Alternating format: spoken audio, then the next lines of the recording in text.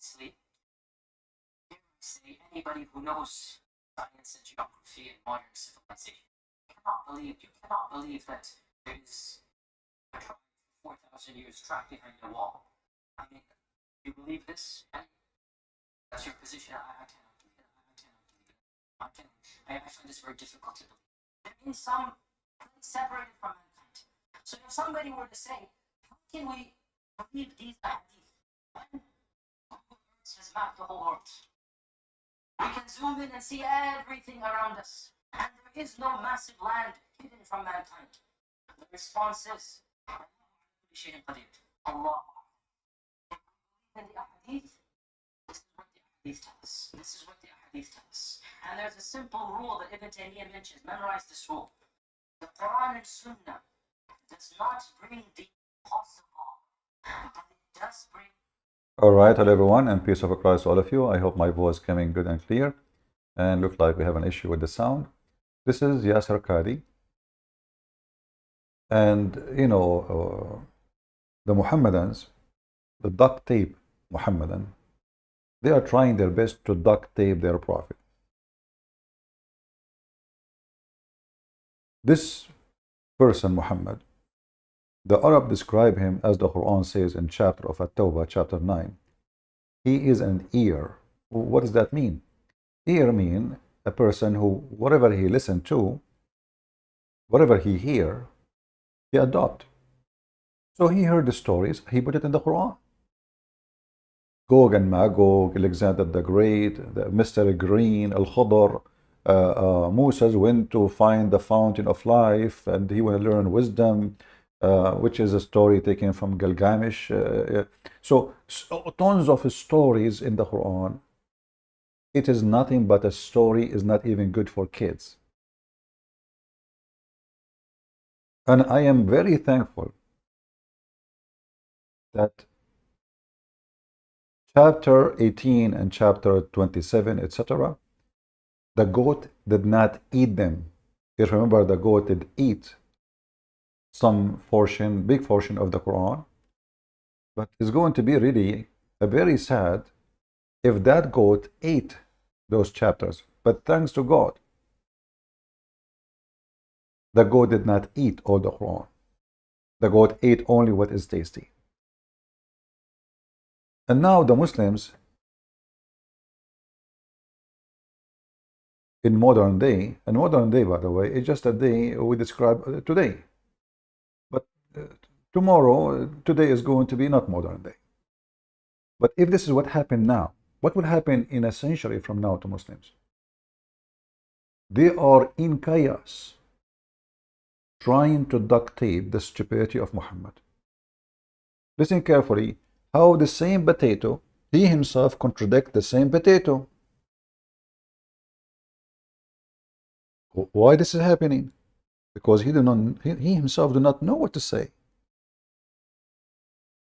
In one place he says we have to accept those hadith and those stories, they are correct. And the other hadith says he said they're totally different.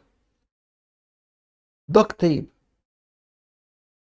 When they notice that a lot of people leave in Islam because of those stories, they change their position and they start denying those stories. So listen what happened here. And this is a video collected together by a Muslim. It's not surprising that our medieval scholars believe this type of stuff.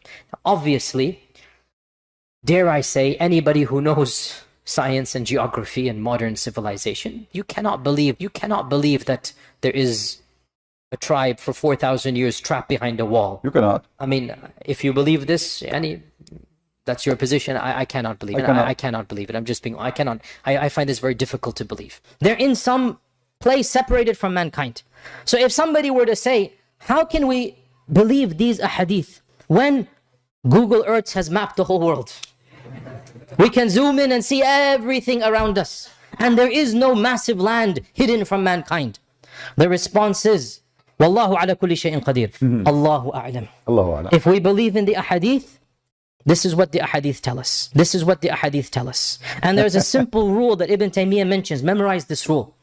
The Quran and Sunnah does not bring the impossible, but it does bring that which astounds the mind. Oof, that's deep.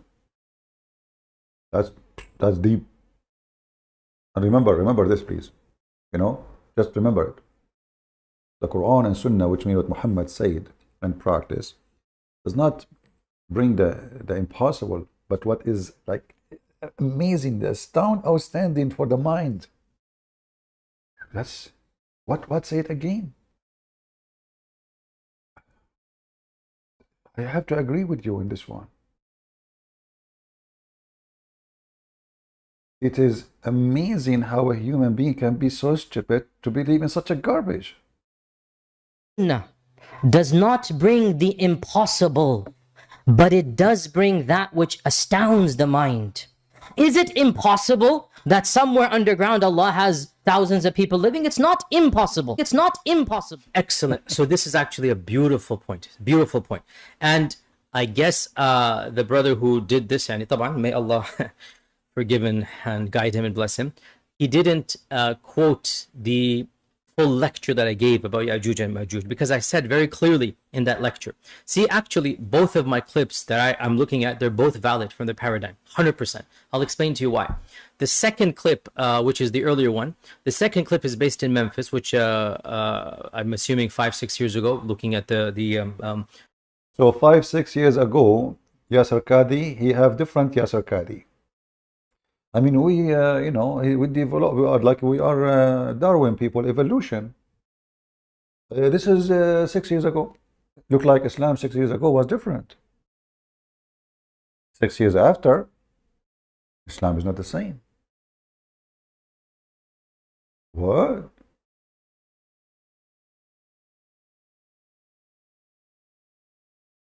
So what if it was 6 years ago? You are a sheikh, supposedly. You speak of knowledge. You are teaching Muslims because you are the one who can teach. So either this was the true stand when you stand there and say what you say, or you were lying. 6 years ago. Ambiance there, and the fact that there's no whitish or a few white hairs in my beard. When I want to see how old I am, I look at the whiteness in my beards. Well, because I'm getting older now, so I have different opinion. In 6 years, everything changed. That's what my mom told me. When I was at the age of 1 day old, I start dating girls. 6 years after, I have children. Just 6 years, I was in the age of Aisha. And in Islam, in the age of Aisha, you're horny. Like, where is my son? Oh, he is in the front of the school of the girls. What are you doing there? I'm looking for 4 wives.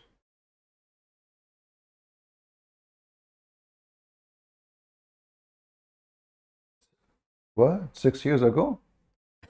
Hairs of my beard. And that's... You have what in your beard? You have white hair in your beard. What about your pure pubic area? What is that to do with what you said?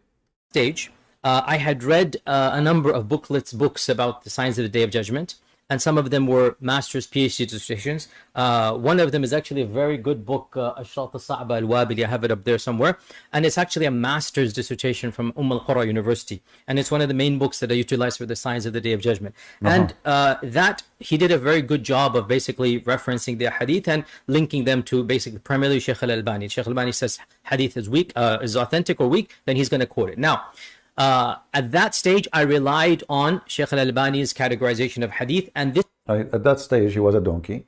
He relied in someone he should not rely on. And now, you relied in someone else, you just mentioned his name. 6 years from now, you will say, oh, I was wrong, I relied on him. I mean, what kind of a stupid religion this religion is? You relied on a guy, and then you are saying he is not... I should not. And now you are relying on a new guy. He just mentioned the name of a new book, and now he is getting his information from not even from Muhammad, not from his God. It is a guy who wrote a book. Those are your sheikhs. They make poo-poo and then they make 1,000 video to explain why the poo-poo smells so good. I mean, you know, the thing. This book and other books said that Shaykh al-Albani mentioned that the hadith about Ya'juj and Ma'juj is authentic, that they are currently in existence. Okay, if the hadith is authentic, sami'na wa ata'na, we hear and we obey. Now, when I did the other series of the Day of Judgment, the Science of Day of Judgment, I really went back to the sources. So every student of knowledge knows there's different levels of going back to the sources. You can go back to primary books written, okay, right? And that's what I did for my previous lectures. For this lecture, you go back to the original ahadith. You go back to the actual data points. What does the hadith itself say? And what is the authenticity of the hadith beyond just one scholar? When I did the first lecture, I blindly followed basically one school. And Shaykh al-Albani said, okay, he said the hadith is good. Okay.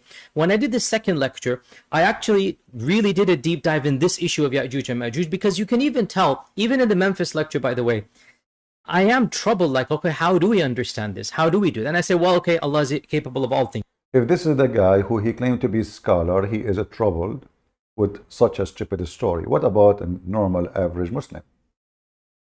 If this is the scholar for you Muslims, he bite his tongue in what he said. And now he will say, well, he traced the original hadith and he found them not to be true. But I will show you in a few minutes from now that this guy is a scumbag. In fact, every hadith about Gog and Magog is absolutely authentic. Continue. And that's true. I do believe that. But here's the point. And again, this is a very good point. From my view, there's no contradiction at all between the first and the second video in terms of paradigms, in terms of usul, what you call it. Why? Because the first video, which is the one in Dallas, for the first time, I went back to what multiple ulama said about the hadith of Ya'juj and Ma'juj that is still alive. So again, to clarify, the concept of Ya'juj and Ma'juj is in the Quran. Nobody can deny that. The fact that they were blocked up, it's in the Quran. The fact that they're going to come towards the end of times, it's in the Quran, and it's in Good. But this is the same guy, he says, are you going to believe this? That there is people blocked behind a wall for thousands of years? He said that in this, look. I mean, what the heck with those people? And this is the newer video. He said, if you want to believe that there is somebody blocked behind the wall for 4,000 or 5,000 years, it's up to you. I don't believe. It's hard for me to be. Now he's saying the opposite. He said it's a fact in the Quran.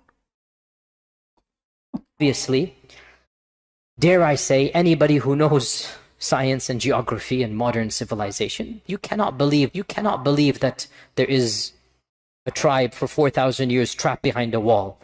I mean, if you believe this, But then he said it's a fact in the Quran.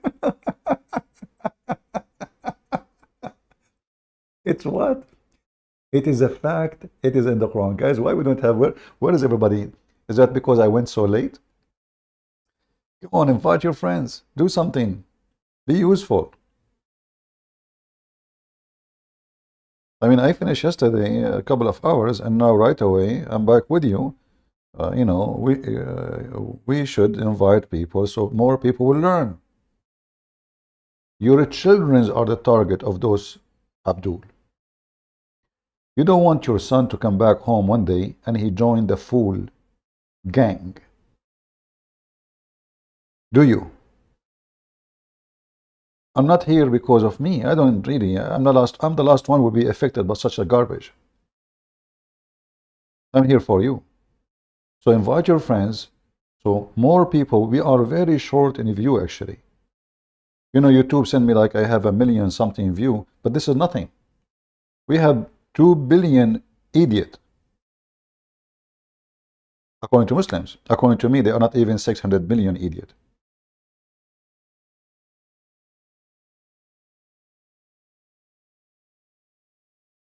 The same guy who said,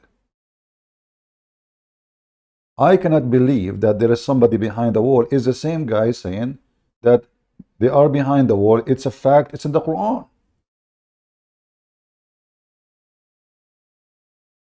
When I say Islam is for people who have a low IQ, I'm not insulting.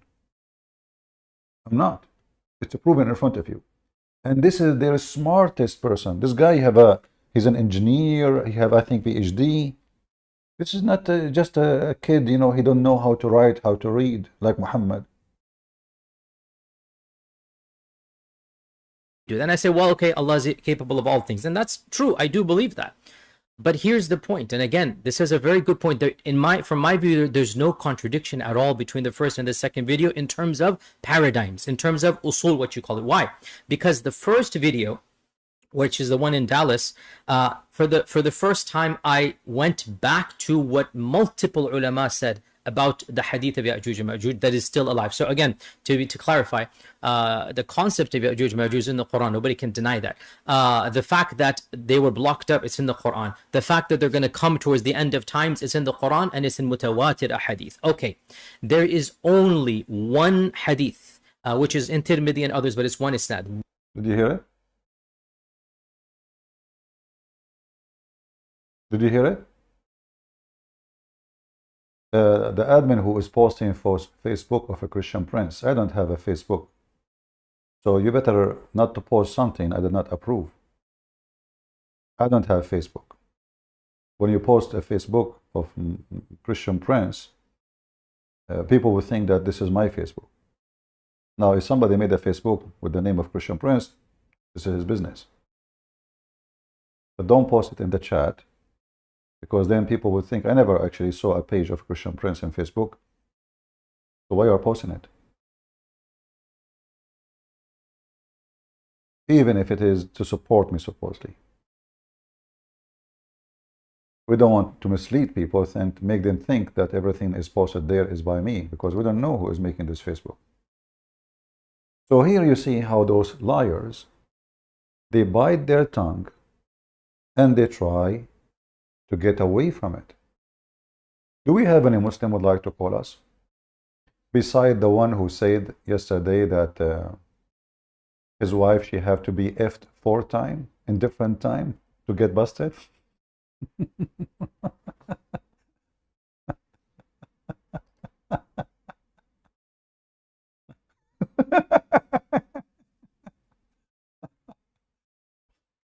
I mean, you know, this is a religion, like, you know, the trash can. I mean, the trash can is a necessity. It's not a luxury. You have to have a trash can in your house. Not a single house can exist unless you are a person who live in a trash can itself. So you have to put it in a corner somewhere. And usually we put it in a place where it's not, we don't want to see it, you know, like it's a trash can. Islam is the trash can. It collects trash.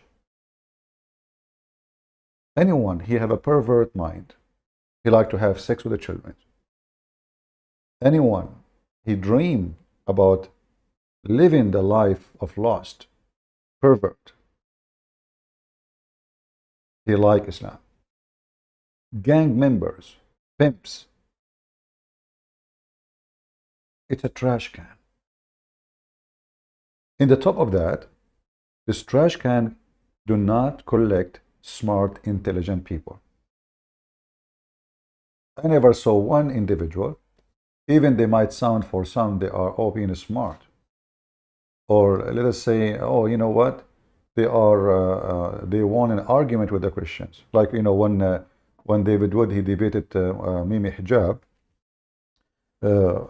Muslims, they felt they have a victory because David Wood he did not do a good job.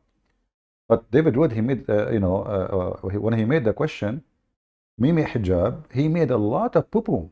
The problem is David Wood do not know how to respond. He's so soft, and he is not knowledgeable, really. So the Muslim, they thought they have victory. But in reality, what happened in that debate, Mimi Hijab destroyed Islam. He do mockery, and Muslims, when they do mockery, they make the Muslims think that we mock the Christians, and look, you know, I know this is coming. You do not know Hebrew, you do not know Arabic. Let me teach you. Elijah means God with us. And Allah, who said so? Allah have a hand, who said so? And the Muslim, they fight over the spit of Allah. You know, so that make me go.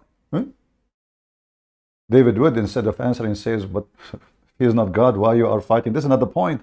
The point is, if he is not God, why you are collecting his spit? Why you are fighting over his underwear water? Why you are fighting over his boogers?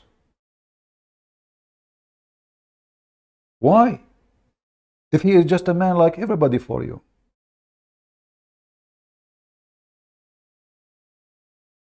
The Muhammadan, who they claim they can refute us, they have a brain of a cat. As an example, this is Lili Dawah. Lili Dawah, he want to refute Yasir Qadhi. But he could not start his video without promoting halal cat food. And that is telling us what Islam is about. Halal cat food. What does that mean? The cat is a Muslim. And the cat believe in Allah. And the cat do not accept any food except the food slaughtered in the name of Allah. So the cat, when she want to eat a mice, she say Alhamdulillah in the name of Allah, and then she slaughter the mice. If those people are smart, intelligent, how in the world they are selling halal cat food? This is and you know, look, you will notice those Abdul, they want to make money from anything. Islam is a money. Okay, this video is about Yasir Qadhi. Why you are saying halal cat? What is that? Are we doing religion? Are we serving God? Or we are doing business? It's a business. If he is like, let's say he have a book to help people, I say, okay, it's a book, education. Halal cat food. You Muslims have halal cat food. Do you have a rag for the prayer for the cat? Do you have a pollution dish for the cat? I saw the cat, she is like, she lick her face and her hand. Is she doing ablution, brother? They take advantage of the, of the poor people. And if you are naive, you are naive. What we can say? So listen carefully. Halal cat food. There are countless health benefits to this new raw diet. Check them out on Instagram at alif.uk. They do monthly support. There are countless health benefits brand on the scene called Alif. They make 100% halal raw cat food. There are countless health benefits to this new raw diet. Check them out on Instagram at alif.uk. They do monthly subscription boxes and you can get 10% discount on their 2-week trial. You will get 10% discount for halal cat food.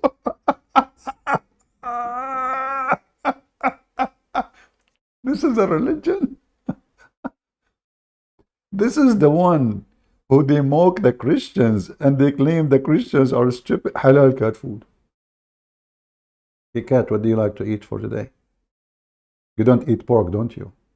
Ah, okay.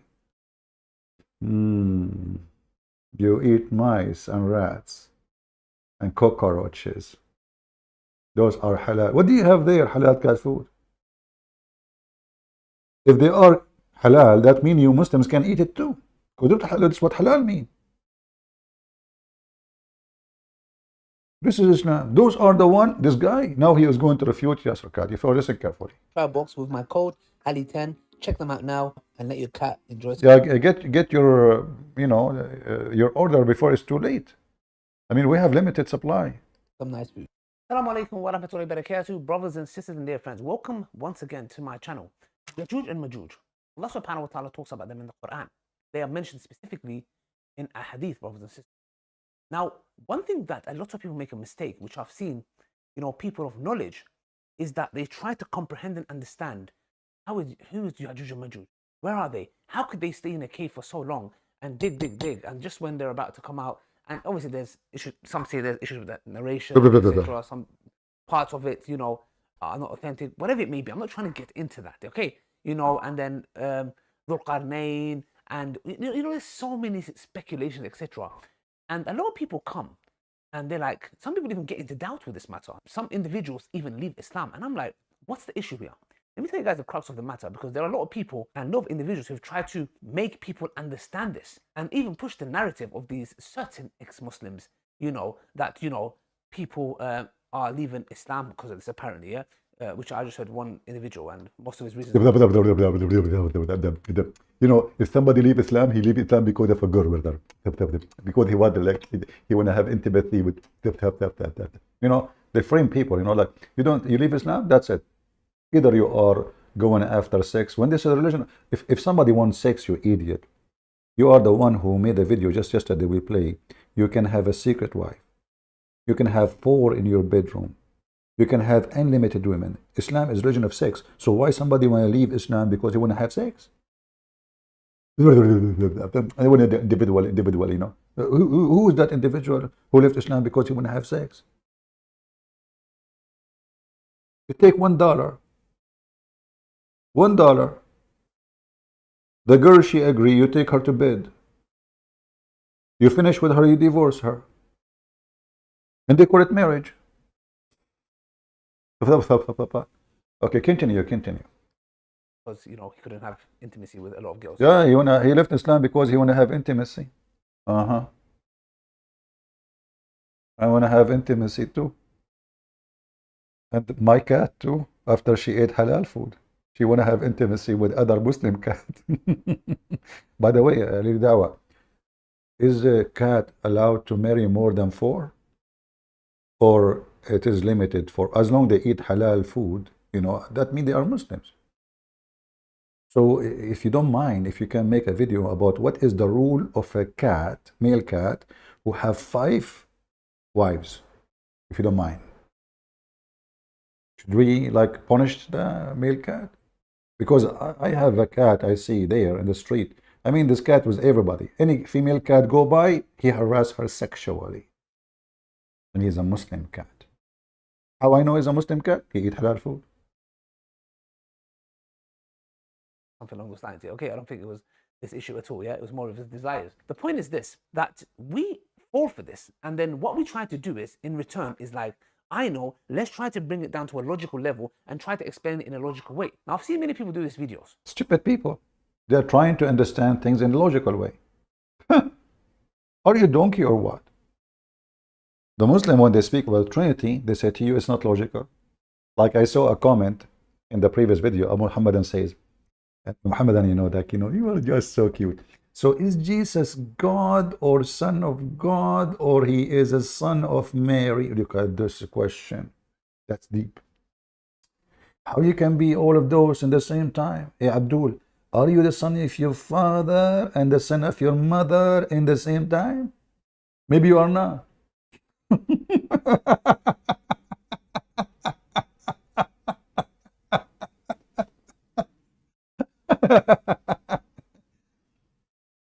And isn't it a human being? He is the likeness of his father. Isn't it your stupid prophet says, "O sons of Adam"? What does that mean, sons of Adam? That means we are in his likeness. So if somebody is a son of somebody, that means he is in the likeness of that body. So if Jesus is son of God, well, obviously he's God, because he's in the likeness of the Father. Potato. And Jesus born of Virgin Mary.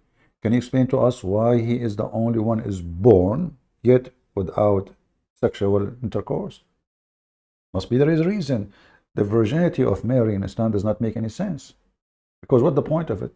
Nobody can see it, nobody can prove it, nobody can disapprove it. In Christianity it makes sense, because Jesus in Christianity is a son of God.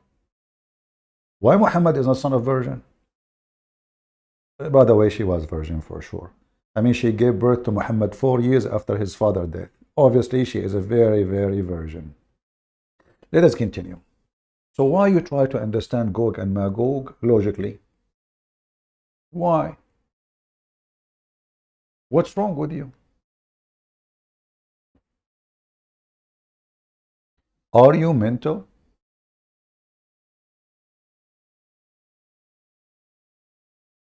Of tales, and we have to be honest and frank and not pretend as if this doesn't exist. Perhaps some of you are not accustomed to hearing people speak.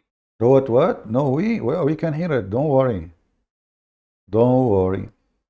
For our modern times, I would say one of the most, if not the most problematic of the signs of Judgment Day.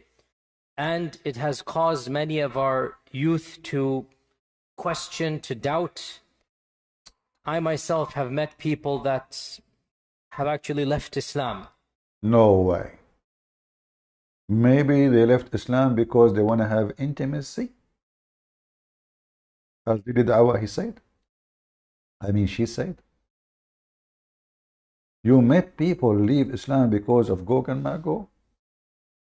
This issue at all, yeah? It was more of his desires. The point is this, that we fall for this, and then what we try to do is, in return, is like, I know, let's try to bring it down to a logical level and try to explain it in a logical way. Now, I've seen many people do these videos, okay? Many people, individuals who've tried to make people understand this and even push the narrative of these certain ex-Muslims, you know, that, you know, people are leaving Islam because of this, apparently, yeah? Which I just heard one individual, and most of his reasons were because, you know, he couldn't have intimacy with a lot of girls or something along those lines. Yeah? Okay, I don't think it was this issue at all, yeah? It was more of his desires. The point is this, that when you see a Muslim speaking so fast like this, right away, think about it. He is trying his best to say something, but he don't want to claim that he said something. Because, you know, then we have to ask him, what are you talking about? Now, the topic is Gog and Magog. And I don't want to show you an individual who left Islam because of intimacy. What?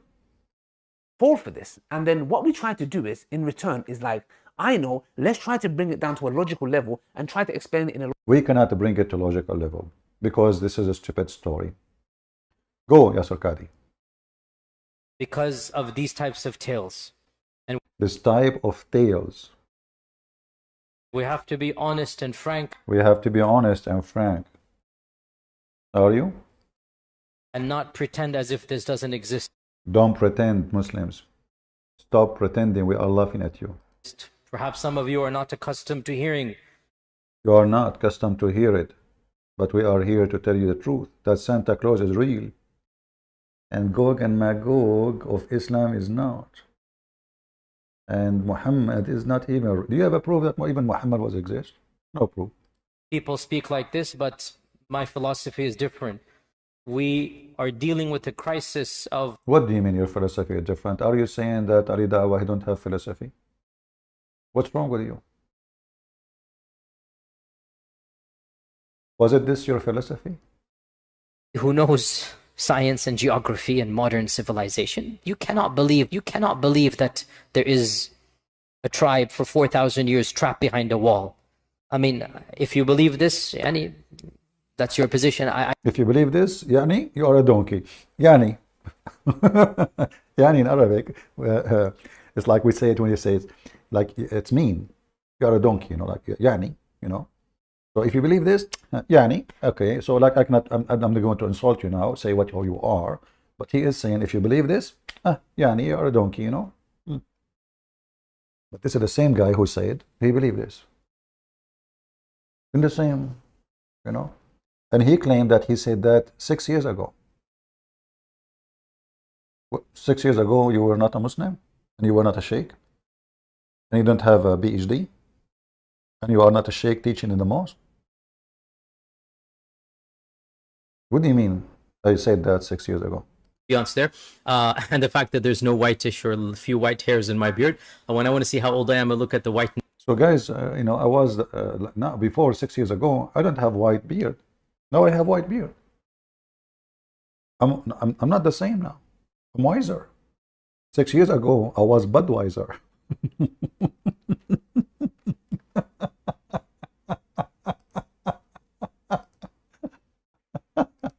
This is what the ahadith tell us. This is what the ahadith tell us. And there's a simple rule that Ibn Taymiyyah mentions. Memorize this rule. The Quran and Sunnah does not bring the impossible, but it does bring that which astounds the mind. It's astounding the mind. Is it impossible that somewhere underground Allah has thousands of people living? It's not impossible. It's not impossible. Excellent. So this is actually a beautiful point. Beautiful point.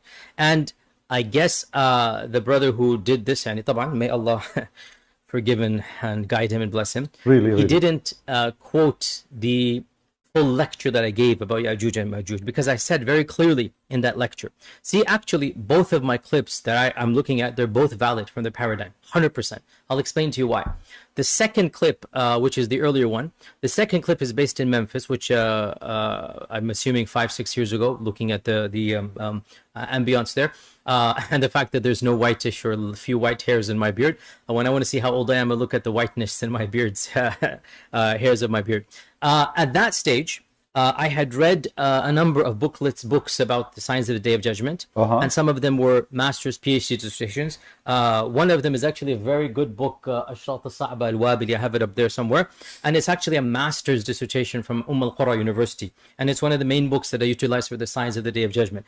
And that he did a very good job of basically referencing the hadith and linking them to basically primarily Sheikh al-Albani. Sheikh al-Albani says hadith is weak, is authentic or weak, then he's going to quote it. Now, at that stage, I relied on Sheikh al-Albani's categorization of hadith, and this book and other books said that Sheikh al-Albani mentioned that the hadith about Ya'juj and Ma'juj is authentic, that they are currently in existence. Okay, if the hadith is authentic, sami'na wa ata'na, we hear and we obey. Now, when I did the other series of the Day of Judgment, the Signs of Day of Judgment, I really went back to the sources. So every student of knowledge knows there's different levels of going back to the sources. You can go back to primary books written, okay, right? And that's what I did for my previous lectures. For this lecture, you go back to the original ahadith. You go back to the actual data points. What does the hadith itself say? And what is the authenticity of the hadith beyond just one scholar? When I did the first lecture, I blindly followed basically one school. And Sheikh Albani said, okay, he said the hadith is good. Okay.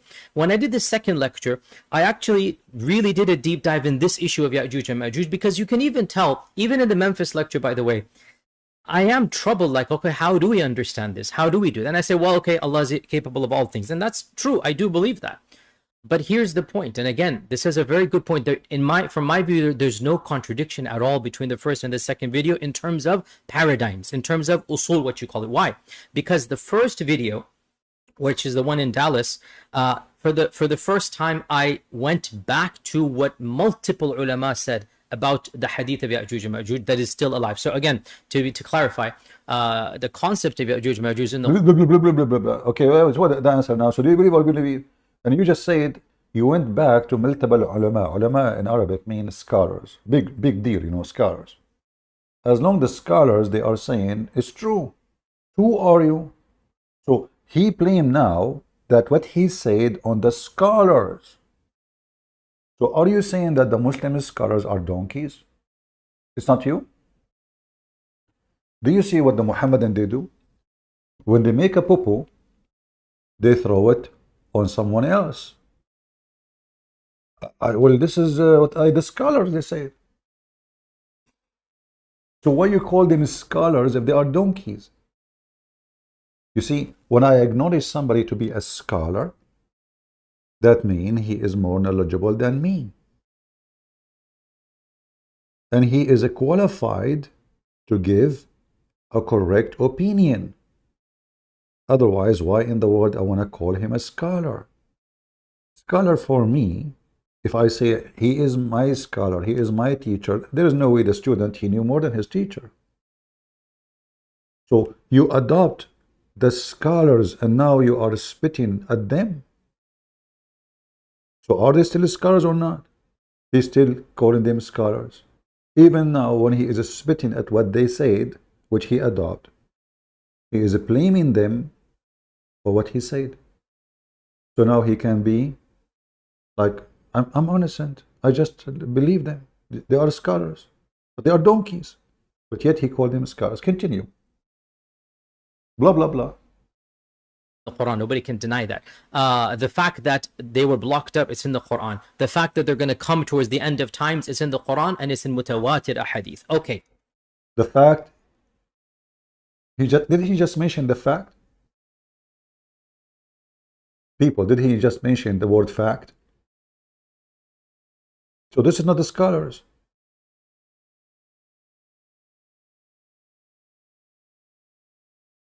Do we have any Muhammadan would like to call us? From those who believe in the fact that there is billions of creatures behind the wall? Anyone? This is my design, guys. Am I getting improved in Photoshop? If Muhammad, he see this picture in his time, what do you think Muhammad will do? He will make a book about it. I saw Gog and Magog. They are scary. Look at this. Gog and Magog, they will have thousands and thousands of baby, each one of them, before he died. Yes, brother. Before they die. Assalamu alaikum wa rahmatullahi. No, not this one. Hold on.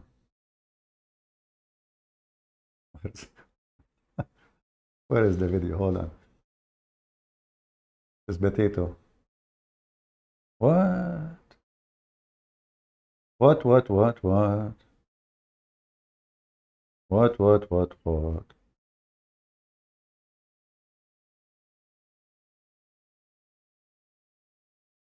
Oh. Let me see, where is the video? Keep him with his tongue now.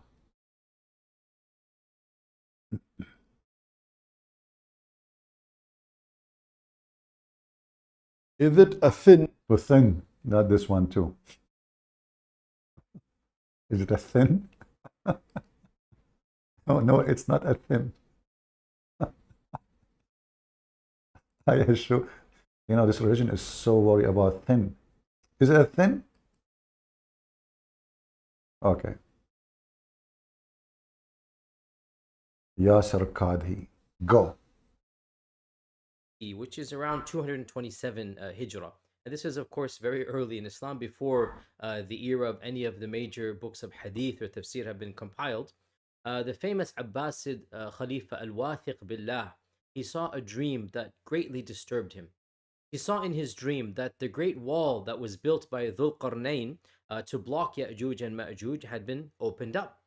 This dream caused him so much distress, and of course he was the Khalifa, and he had the entire army and the entire, teams at his disposal.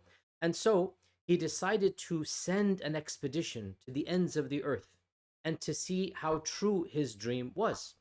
After asking his advisors who to send, they said they had the right man for the job. And they told him about this traveler whom history has recorded as Salam at-Tarjuman. Salam, the polyglot, the one who spoke many languages. Tarjuman means he spoke many languages. Frankly, we don't have much information about Salam other than this particular story. So the Khalifa calls Salam to his palace, and he gives him a mini army of 100 top-notch soldiers and horses and cavalry and equipment, lots of money. He gives him, multiple types of passes and letters to guarantee his safety to the ends of the earth. And he tells him, your job is to go and find the wall of the... The Muslim stories, not only it's not good for kids, it is not even good for donkeys. Why the caliphate, they control all the earth? He just said, he gave him letter to go safe to the end of the earth. What earth? Why you Muslims control the whole earth? The caliphate, he did that. Same time. This is the same guy who denied the story. And now in different video, he is saying a caliphate, he saw a dream about the wall of Gog and Magog, which is same a dream Muhammad he saw before. If you remember, Muhammad, he woke up in the middle of the night, say to Aisha, awi to the Arab, awi to the Arab. He said, what happened? He said, today a little hole open there, little hole. So the question is, why the caliphate, he take it seriously? It's a dream, because it's what Muhammad saw, supposedly. And now the caliphate is trying to find those people, literally. by sending an expedition, 100 soldiers, with a man who speaks many languages, because he need to communicate with, Gog and Magog. Dhul Qarnayn, and to tell me whether it has cracked open or not. So Salam took on this assignment with great gusto, and he spent the next 2 to 3 years traveling province after province, working his way eastwards, until finally, according to his own account, he did reach the fabled gate of Ya'juj and Ma'juj.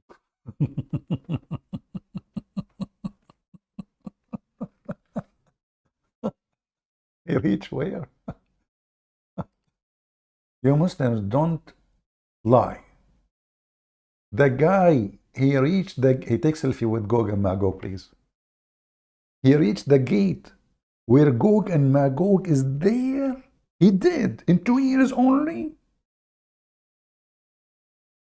But is it you who says, if you believe in this, yani,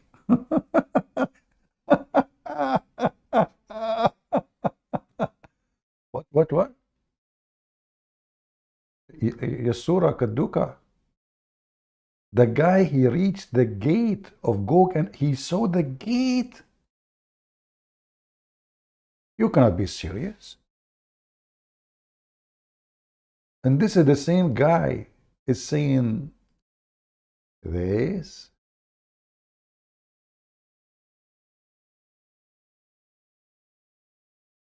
Of Ya'juj and Ma'juj is actually, for our modern times, I would say, one of the most, if not the most problematic of the signs of Judgment Day.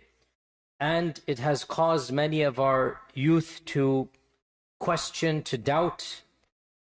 I myself have met people that have actually left Islam because of these types of tales.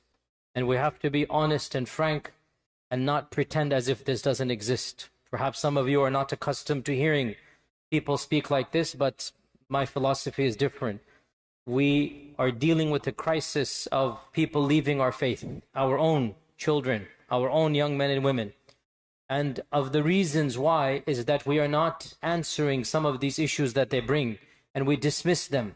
The issue of Ya'juj and Ma'juj is something that doesn't just occur in the hadith. It is explicit in the Quran. Standard medieval interpretation of Ya'juj and Ma'juj is the following. This is what you find in Ibn Kathir. You find it in the tafsir literature of a Samarqandi and of a Tha'labi, and basically this is... You find this shit everywhere, sorry. Continue. So now he found the gate of Gog and Magog. He did. It's true. I found it too. But if you believe there is people living for thousands of years behind the wall, you are stupid. Ya'juj is actually, for our modern times, I would say, one of the most, if not the most problematic of the signs of Judgment Day. The most problematic? What do you mean? I don't believe you. Who's going to believe what you are saying? This cannot be true. The guy, he found the gate. Here, they don't believe there is a gate and there is a wall. Dare I say, anybody who knows science and geography and modern civilization, you cannot believe that there is a tribe for 4,000 years trapped behind a wall. I mean, you cannot believe that. If you believe this, you're a donkey. But now, this guy, he is saying, you don't need to be logical. People are leaving Islam because of this, apparently, which I just heard one individual, and because he couldn't have intimacy with a lot of girls or something along those lines. Okay, I don't think it was this issue at all. It was more of his desires. The point is this: that we fall for this, and then what we try to do is, in return, is like, I know, let's try to bring it down to a logical level and try to explain. We cannot explain it in logical level. We are Muslims. It's even against Islam to do such a thing. Right? What is the other video I was playing? Hold on. Where is the video? Let us go back. Let me find it. Too many pages open in my screen. Too many pages. Ah, here we go. So the guy, brother, the caliphate, he sent this guy and he found the gate of Gog and Magog. Tell us more. Cavalry and equipment, lots of money. He gives him, multiple types of passes and letters to guarantee his safety to the ends of the earth. And he tells him, your job is to go and find the wall. Does this sound good? Your job is to find the wall Of Dhul Qarnayn and to tell me whether it has cracked open or not.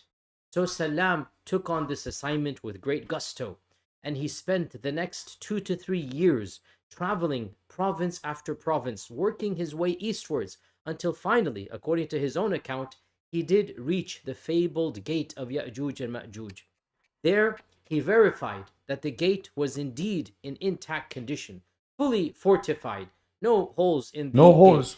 And to prove his point, he carved out a small piece of the wall and he brought it back to the palace in...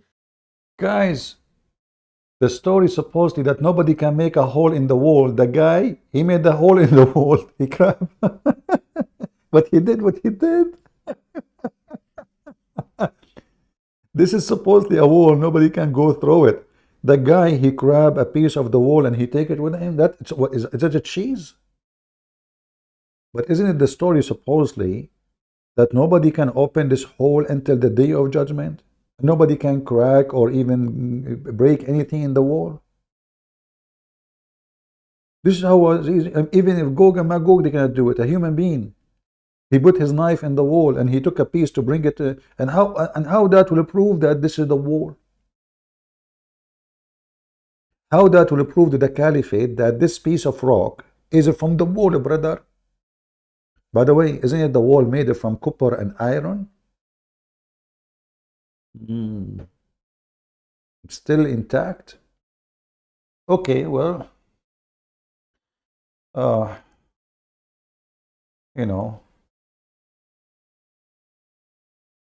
now I can provide any proof about anything in life. Anything. I will tell the people that I saw a wall made of copper and iron, and go and to the scrap yard and get a piece of metal and says, look, I have a piece of it. They will say to me, why it have a logo of Mercedes? Oh, what? The gate. And to prove his point, he carved out a small piece of the wall and he brought it back to the palace in Samurra or Surna Marra'a. He brought it back to the Khalifa and he said to him, I saw the gate with my own eyes and it is fully intact. The Khalifa was so happy and impressed with him that he promptly awarded him and all of the remaining crew massive treasures and ordered Salam to We are witnessing for one of the biggest scam of Islam. The guy, he came back to the caliphate. The caliphate was so happy that the gate is locked, the door is not broken, the wall, there's no hole in it. Oh, we are safe. Alhamdulillah, Alhamdulillah. I thought Gog and Magog. Abdul, are you stupid or what? The caliphate, he rewarded the guy.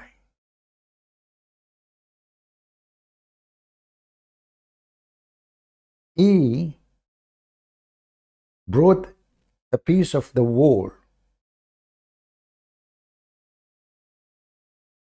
What is that? We have a person, each time he come to the chat, he say, my friend, she told me that she saw Christian Prince for real last year. Brother, did your friend take a piece of me to prove it? Like the guy he did for the wall? I mean, are you stupid or what? Each time you come to the chat, my friend, she told me that she saw Christian Prince for real. Did somebody told you I'm an angel coming with the 600 wings like Jibreel? What's wrong with people? Each time this guy, he come here, my friend, she told me last year that she saw Christian Prince for real. Did your friend took a piece of me, the same as the guy? He took a piece from the wall to prove it. Potatoes. And why you are so excited? You can see me too. Is somebody told you I'm God or something? I'm a human. I walk in the street like people. Truly, truly. I can fart. Stupid people.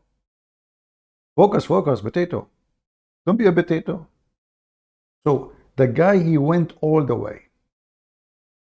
And he brought a piece from the rock, from the wall, and the caliphate rewarded him. Tell us more. Dictate his chronicles to a minor historian at the time, who eventually became a politician and in a later generation became a vizier for the next Khalifa. And this historian is called Ibn Khurdazbeh, or according to another transliteration, Ibn Khurradazbeh. And so Is Ibn Khurra?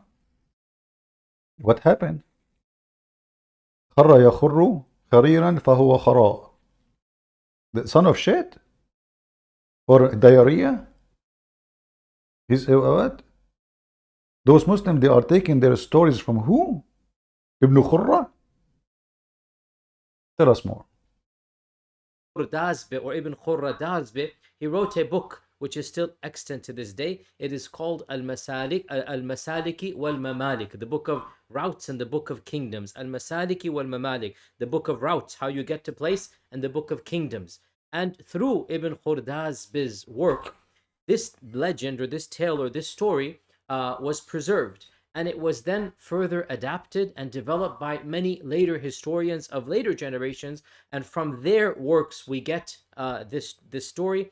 So, for example, Al-Idrisi, who wrote his famous geography under the Norman king Roger, he wrote this his famous work on geography, Kitabu Rojar. He preserved the story. Al-Mas'udi, the famous historian, he preserved the story as well. Al-Bayruni as well, he wrote it. Al-Muqaddisi, Ibn al-Jawzi, and on and on. So many of the famous historians whose books are popular in the libraries, they took it from Ibn Khurdazbeh. Now, this entire chronicle, this entire narration has actually been translated into English, and you will find it in various academic articles and publications. And it is actually of great interest to many modern historians because Salama Tarjuman, in his dictation that he said, he gives a very detailed city-by-city description of his itinerary. And it does seem that where he went, it corresponds to what we know of the world at that time. And so he describes the cities, he describes the cultures, and so people in our times, they're taking great interest because it was very rare for a traveler to travel these long distances. You know, Ibn Battuta is well known, Marco Polo is well known. Why? Because it was very rare to travel. You know, the Muslim, they have travelers who travel nowhere. As an example, he mentioned Ibn Battuta. Ibn Battuta, in one of his tales, he said, he arrived to an island. All the population of the island is women who have 3 boobs. That's my dream. I don't want to have a woman with 2 boobs. Ibn Battuta, they are so proud about those travelers. They never travel anywhere. They are just telling fake stories. But isn't this the same stupid guy, Yasir Qadhi? He said, we do not know where this. Oh, hold on. There's a video. A woman, she asked a sheikh. Not this one. Here. A woman, she asked a sheikh. This is sheikh. And you know, they put them in the stage supposedly because they are sheikhs. She asked him, okay, how come we cannot find those things in Arabic? But he would answer in English. والأجهزة الحديثة لاكتشافه. الإجابة تبغيها بالعربي ولا الإنجليزي؟ بالإنجليزي. بالإنجليزي. She said that in the time of the Prophet sallallahu alaihi wasallam, the wall that is between us and Yajuj wa Majuj, Gog and Magog, you know, there was only a small space that was open, and that is before 1,400 years. She said, why there is no any kind of scientific research where people don't go there and know how it looks like? Because the Prophet ﷺ mentioned this, and this happened in the time of the Prophet ﷺ. We don't know where that place is exactly. Are you stupid or what? Guys, did you see what the question is? Actually, he did not quote the question He's a liar. She said, how come with all discovery we have until now nobody can find what the prophet said? Where's Gog and Magog? The answer is we do not know where it is. But she said to you, we discovered the whole earth. How come we cannot find it? What do you mean we do not know where it is? Does it matter where it is? As a location? The matter is, how come we could not find it? We just heard Yasir Qadhi saying that Google, they scan the whole earth. They have a map for even like the little tiny rocks in the mountains. If you go right now in Google Earth, you will not find one place in this earth, mountain or valley, is not there, with images. And if you have the paid version of Google Earth, you can land anywhere. Even the free one, but the free one, they take you only like in the streets. But if you have the paid one, you can land on a mountain. 3-dimension. The answer is, we do not know where it is. What does this have to do with the question? How come until now we did not find it? The answer is, well, we do not know where it is. But Yasir Qadhi, he just said that long time ago, the Caliphate, he sent a traveler, time traveler, and he found it after 2 years. Took him only 2 years. And he went to the end of the earth. Does Abdul have different opinion? We don't know where that place is exactly. All what we have and available to us in the sound narration, in the sound tradition, is that the Prophet ﷺ says they have been busy and preoccupied with breaking that wall. And they have been working on it ever since Allah subhanahu wa ta'ala has erected there. They have been working on it. And whenever they end up into that small hole, which we have previously mentioned and the sister has referred to, they say we will complete it tomorrow. They become dependent on their strength. Remember, the question is, how come we could not find it? What he is saying to her, what everybody knows. Muhammad said, they are digging a hole. Each time they dig a little bit, they come second day to dig again, they find the hole fixed. Allah sent his maintenance guy, Jibreel, fix it. Until one day, Gog and Magog, and when this is when the hole is going to be open wide and they can go through, they remember to say, Inshallah. Look like the Gog and Magog, who they are very evil, they are believers, they are Muslims. So what's the problem? If Gog and Magog, they believe in Allah and they obey Allah, so why they are evil? And why they look so good looking? Like this. Those are Muslims? And then one day they say, Inshallah? No way. You must be kidding me. Tell us more about Muhammad before.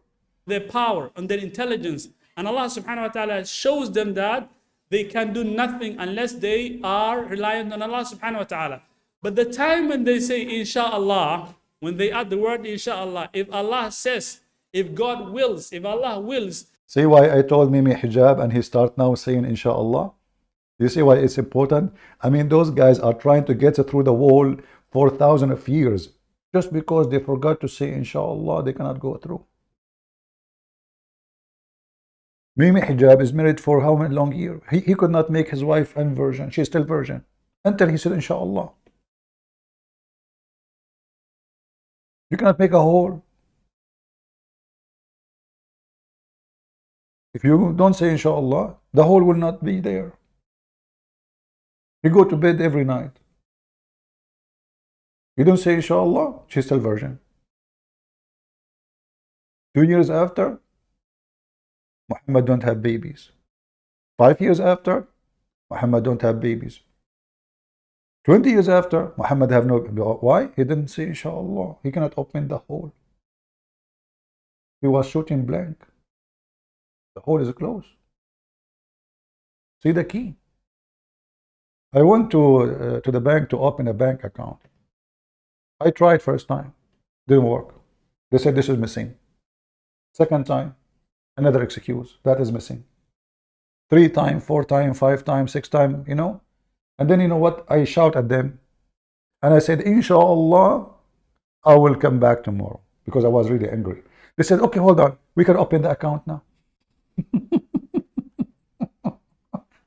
That's it. You say Inshallah and you go through, brother. Why you don't tell that to Putin so he can go through Ukraine so easy? What's wrong with you Muslims? Say Inshallah and take Jerusalem. It's so easy, easy. By the way, the story about the bank is a true story. I have witnesses. Jibreel. You know, I mean, if you don't, do you want more truthful witness more than Jibreel? Let us be honest here, brother. Let's be honest. We will complete it this time. They will manage to break the wall and come out of that place. So, for the scientists to know more about this, or the geologians to know more about this, they should first know where exactly that wall is. See? Bingo. For the Satan test, in order the Satan test, what the heck is that? For the Satan test, brother, in order to know. Why Satan's test is so stupid? How they can, sister, how they can find where it is if the Satan test, they do not know where it is?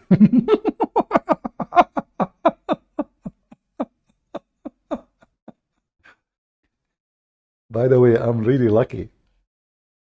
Like, I don't choose topic actually. Like I came, I said, let me, I don't know what we'll talk about. I mean, with just a few hours we were alive, right? So I open YouTube. YouTube show me pictures. Okay, let us go this. And then I type, and those videos come to me. There's a billion videos about Gog and Magog, but you find those are hilarious. I'm telling you, I'm lucky. So I think the Lord is helping me too. So sister, listen to me. Let us be logical here. How does Satan test? They will find Gog and Magog if they don't know the location. You know what? I bet you are the smartest in the family of Islam. Not the family of your family. No, you are the smartest, man. So the Satan test, they cannot find it because you don't know the location. Come out of that place. So, for the scientists to know more about this, or the geologians to know more about this, they should first know where exactly that wall is. So we don't have any. Exactly. Give us the address. The scientists, they will go there and they will find it. Now we go back to Yasir Qadhi. According to Yasir Qadhi, they found the location.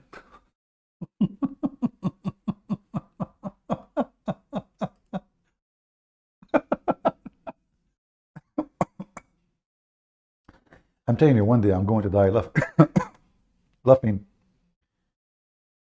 You do not know the location? No way. This guy, he said the caliphate, he sent a turjaman, the translator. His name, this is his last name. They call him translator because he speaks many languages, brother. And he found the war. And this was, in the time of the caliphate. So why you say to the sister, the problem, we do not know where it is? Yasir, spank this guy. He just accused you of a lie. Or according to another transliteration, Ibn Khurradazbeh. And so Ibn Khurdazbeh or Ibn Khurradazbeh, he wrote a book which is still extant to this day. It is called Al-Masaliki wal-Mamalik, the book of routes and the book of kingdoms. Al-Masaliki wal-Mamalik, the book of routes, how you get to place, and the book of kingdoms. And through Ibn Khurdazbeh's work, this legend or this tale or this story was preserved. And it was then further adapted and developed by many later historians of later generations. And from their works, we get this story. So, for example, Al-Idrisi who wrote his famous geography under the Norman King Roger. He wrote this his famous work on geography, Kitabu Rojar. He preserved the story. Al-Mas'udi, the famous historian, he preserved the story as well. Al-Bayruni as well, he wrote it. Al-Muqaddisi, Ibn al-Jawzi, and on All of and them. on. So many of the famous historians whose books are popular in the libraries. You know, guys, did you hear just he said historian? When we say historian, we are talking about a fact. So he's confirming that the guy who found the wall at Turjuman, it's a fact. Historian wrote about it. Historian.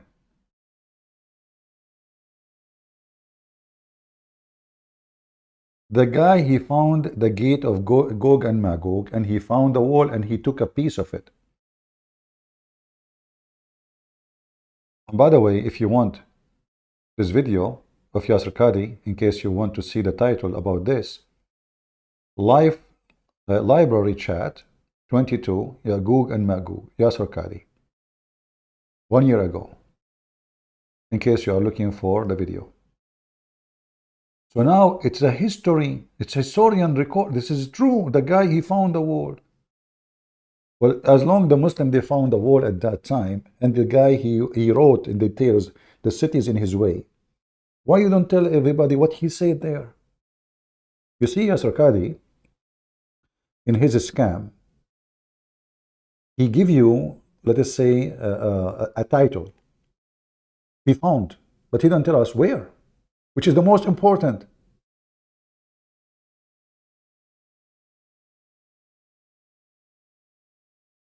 Which is one more important to tell us? That the person, he found the gate and the wall, or where it is. Did he take a selfie with them?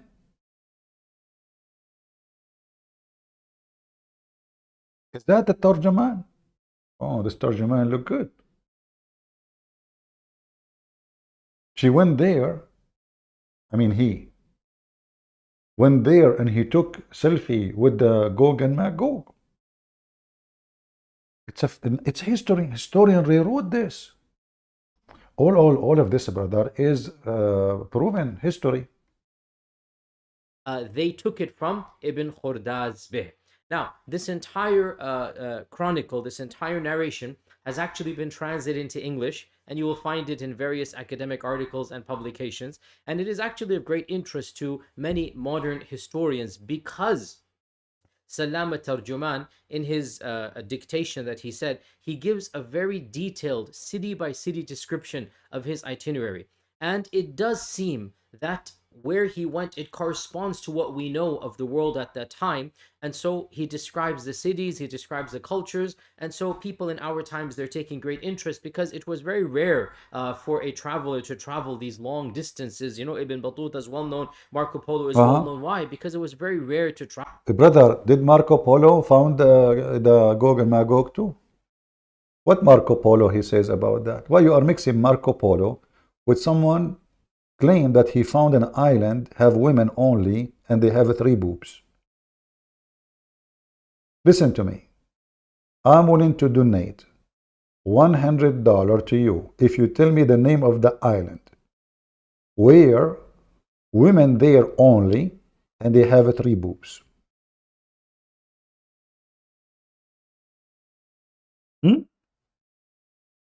Those are the Muslim discovery men who you trust them? Women with 3 boobs? Are you sure they are not 4? Or 7, maybe, like cats? An island have only women. Okay, hold on. If the island have only women, how those people, they can continue? They are lesbian, brother. Okay. So when they sleep together, those lesbian, they can have babies? Yes, brother. How they can do that? I did not tell you that the boob number 3 is a penis.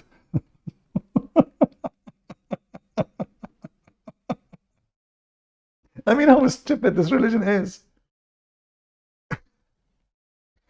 This is the flying carpet of Alibaba. What? Aladdin? Mr. Aladdin? Women with 3 boobs? And this is your historian and the traveler? True story, brother. We have to take what they say for granted. It's true. You know, if you bring 2 women, they have 2 boobs, each one of them. And then they are lesbian, they sleep together. They can't have babies.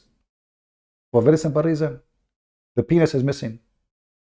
But women who have 3 boobs, the one in the middle, it's a boob, yes, but the nipple is a small penis. And you can imagine, don't imagine, not now at least, after we finish. You can imagine what happened next. So the women who live in the island, how they can have babies if all it's women? Maybe the same as the hadith says that in the day of resurrection, Allah, He ejaculate water from under His throne like semen. And this is how He resurrect all mankind, by ejaculating semen. When Allah have orgasm, that is how life works.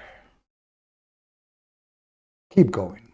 Travel. And so, Salama Tarjuman, in his travel, he was one of the few who actually traveled so many countries and cities and distances, and then he dictated when he came back, and that has been recorded. Now, what's of interest to us, and in this particular library chat, Finally, is the claim of his to have actually come across the wall built by Dhul Qarnayn.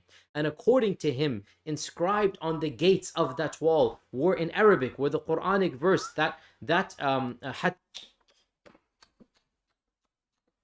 I'm so proud that I am an Arab.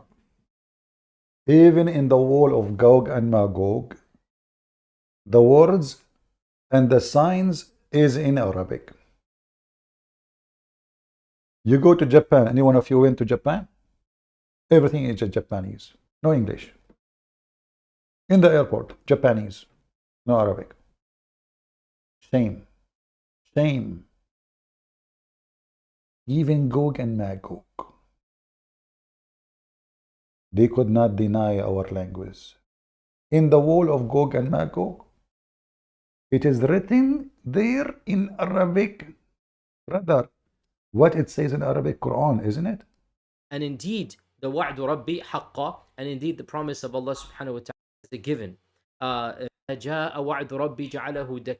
Inscribed on the gates of that wall were in Arabic, were the Quranic verse that حتى إذا جاء وعد ربي جعله دكاء وكان وعد ربي حقا. This is of course in Surah Al-Kahf, that when the command of your Lord is going to come, then the walls are going to break.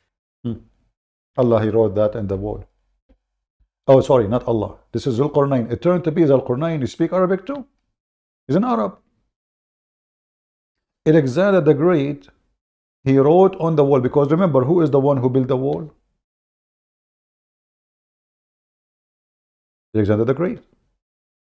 And he was a Muslim, brother. True. Anyone is famous in the time of Muhammad, Muhammad made him Muslim. So Alexander the Great, he wrote on the wall which he built between us and Gog and Magog, Arabic Quran. But at that time, the Quran was not delivered yet. What the heck? Listen, brother. How Alexander the Great, he received the Quran before Muhammad?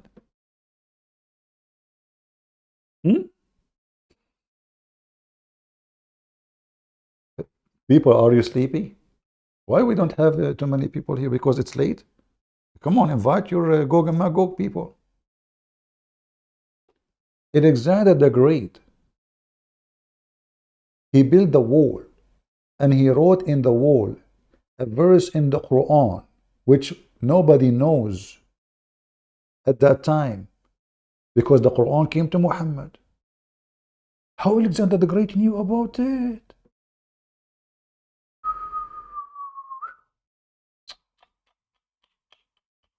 Have you ever witnessed Gog and Magog in real life? Yeah, actually, once I did.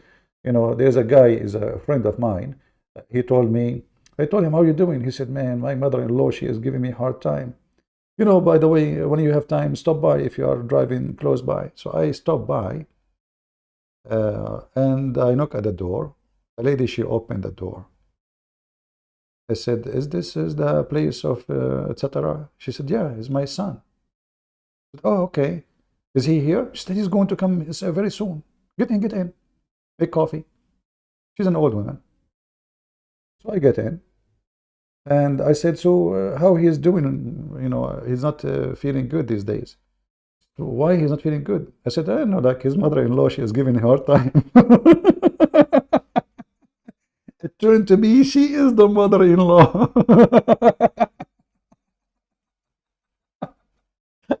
I look at her face, how she changed. What happened? What I did? What just happened? Gog and Magog is there. I saw Gog on Magog live. Her hand started shaking. She said, what he said to you? I said, what's wrong with her? Uh-oh. You know, I need to go.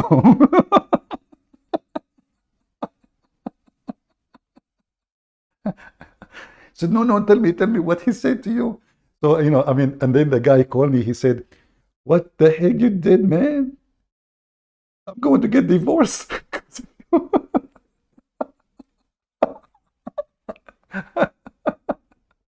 So yes, I saw Gang and Magog.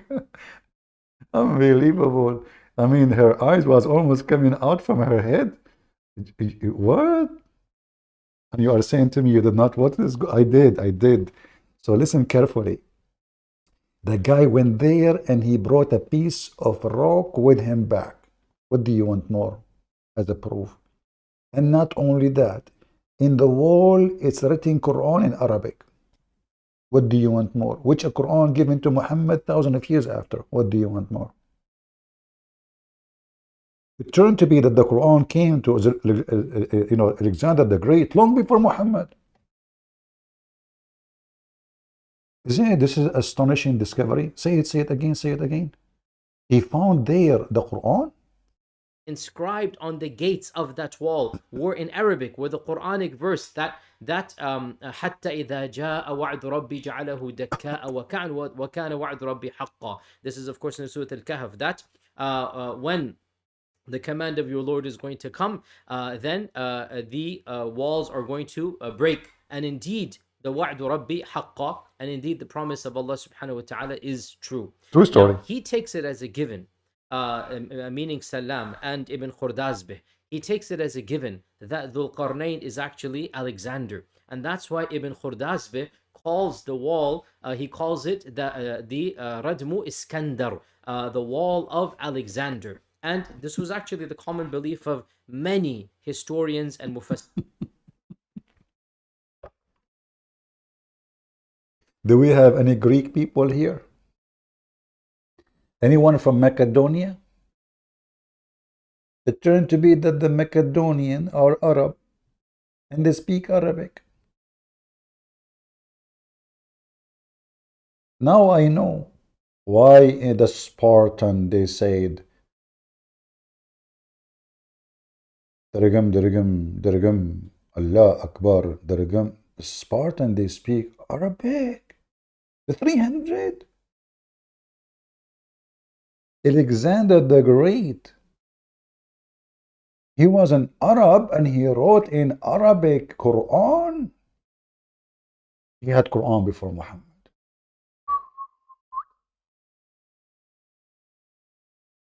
Astonishing story. And those people, they don't want to believe in the truth. Alexander the Great, he built the wall between us and Gog and Magog, and he wrote in Arabic and he wrote Quran. It turned to be that Alexander the Great, the prophet of Allah, he received Quran before Muhammad, the exact same Quran. Don't ask questions, because the second you ask questions, you will notice how stupid the story is. Sirun and scholars of hadith as well, that Dhul Qarnayn was Alexander. And Ibn Khordazbi records in a lot of detail the construction of the wall, the materials of the wall, the gates of the wall, the designs of the wall. In fact, Ibn Khordazbi says, of course, Ibn Khordazbi is the historian who heard it from Salam. Ibn Khordazbi records that Salam says that he met people who were guarding the gate and were well aware that behind the wall were Ya'juj and Ma'juj. Aman Rabbi Aman. Yasir Qadhi, 18 Rumman. What? In fact, it is a fact that he found people, they are guarding the gate. Who hired them? Who? They must be Muslims. And why they are guarding the gate if they cannot go until they say inshallah anyway, and then nobody can stop them? What's the point of guarding the gate? So there was people guarding the gate. It's a fact, bro. In fact, he recorded, he found people guarding the gate. And Ibn Khordazbi records in a lot of detail the construction of the wall, the materials of the wall, the gates of the wall, the designs of the wall. In fact, Ibn Khordazbi says, of course, Ibn Khordazbi is the historian who heard it from Salam. Ibn Khordazbi records that Salam says that he met people who were guarding the gate and were well aware that behind the wall were Ya'juj and Ma'juj, and that they had seen Ya'juj and Ma'juj. And according to Salam, Ya'juj and Ma'juj were small creatures, 3 foot tall. What? They are what? 3 foot tall? I got the picture wrong. What the heck?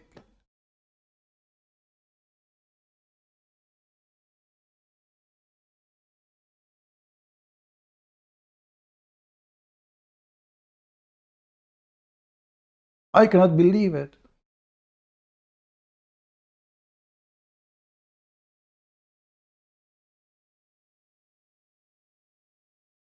Three foot tall?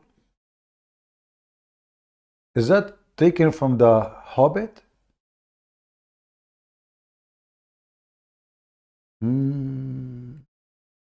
Now I understand why in the movie they have very weird hair in their feet.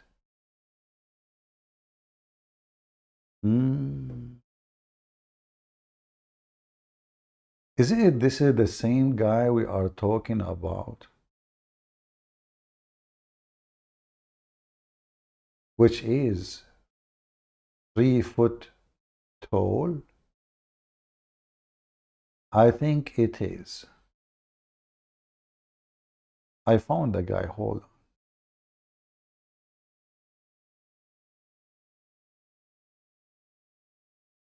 I found the whole team actually. Brother, 3 foot talls. Okay, hold on. Commercial break.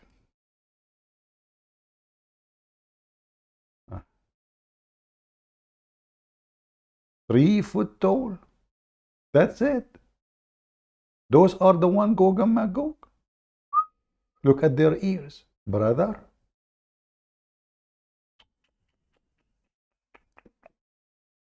They are 3 foot tall and they will conquer the whole earth. What? Muslims, you cannot be serious.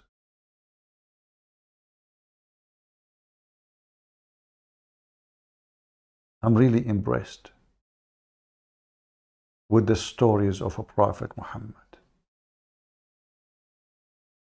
Now we know why this guy with the white beard, the big magician, when he come to them, he was so tall and they were so small.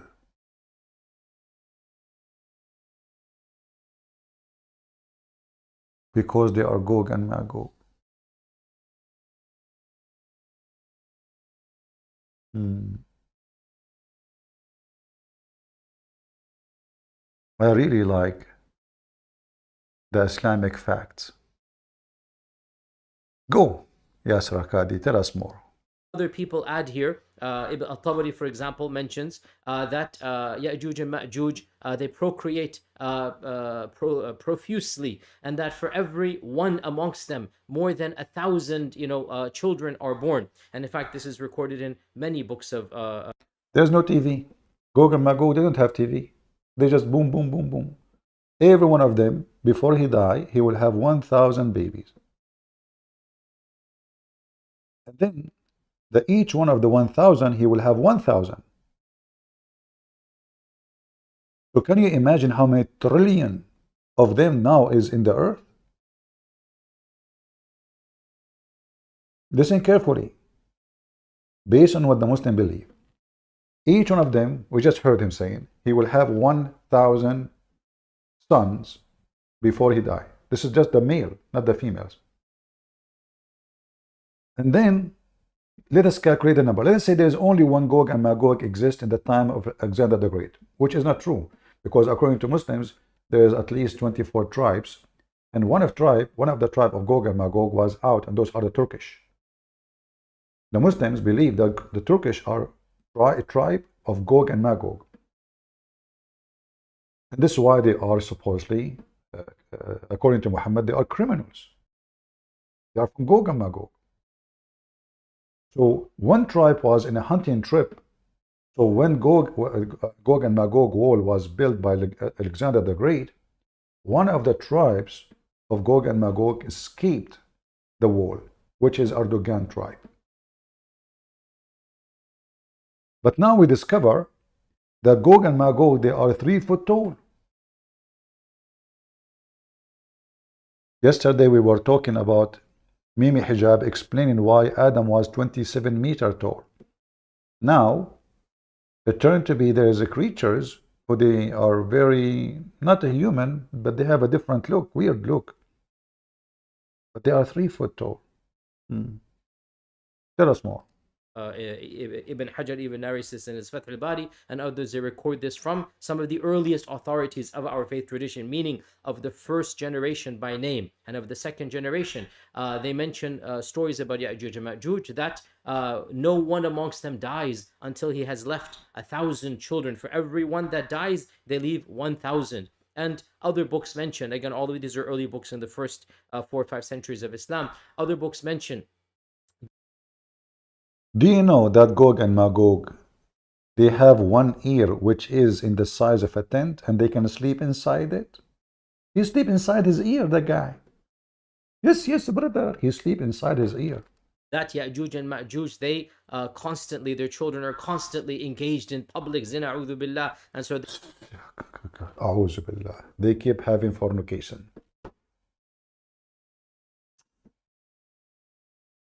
I cannot believe it. Gog and Magog, they keep having fornication? A'udhu billah. Well, don't you have 4 wives? Huh? You are a fornicator too. You keep fornicating non-stop. Beat them. They're just procreating like beasts and creatures, and they are semi-humanoid creatures living in the. You are semi what? Are you talking about my guns? Semi-automatic? What? What, a human? Furthest regions of this world, and on and on. In fact, Ibn Hisham, the author of the Seerah, in his other history book, Ibn Hisham actually, again, quite factually writes that Iskandar, Alexander, was the one who blocked Ya'juj and Ma'juj, and he blocked them in the nether regions of the world. Al-Idrisi writes in his famous work on geography, and again, quite factually, that Ya'juj and Ma'juj live in the furthest regions of the east. Al-Idrisi, in his famous book that he wrote for King Roger of Sicily, the Norman king of Sicily, Al-Idrisi, following Ptolemy and before him Aristotle, following these ancient Greek geographers, Al-Idrisi divided the world into 7 iqlim. Iqlim is the Arabic word for climb, which is the Greek word climbs. Ptolemy divided the world. Guys, it is an Arabic word, but it's a Greek word.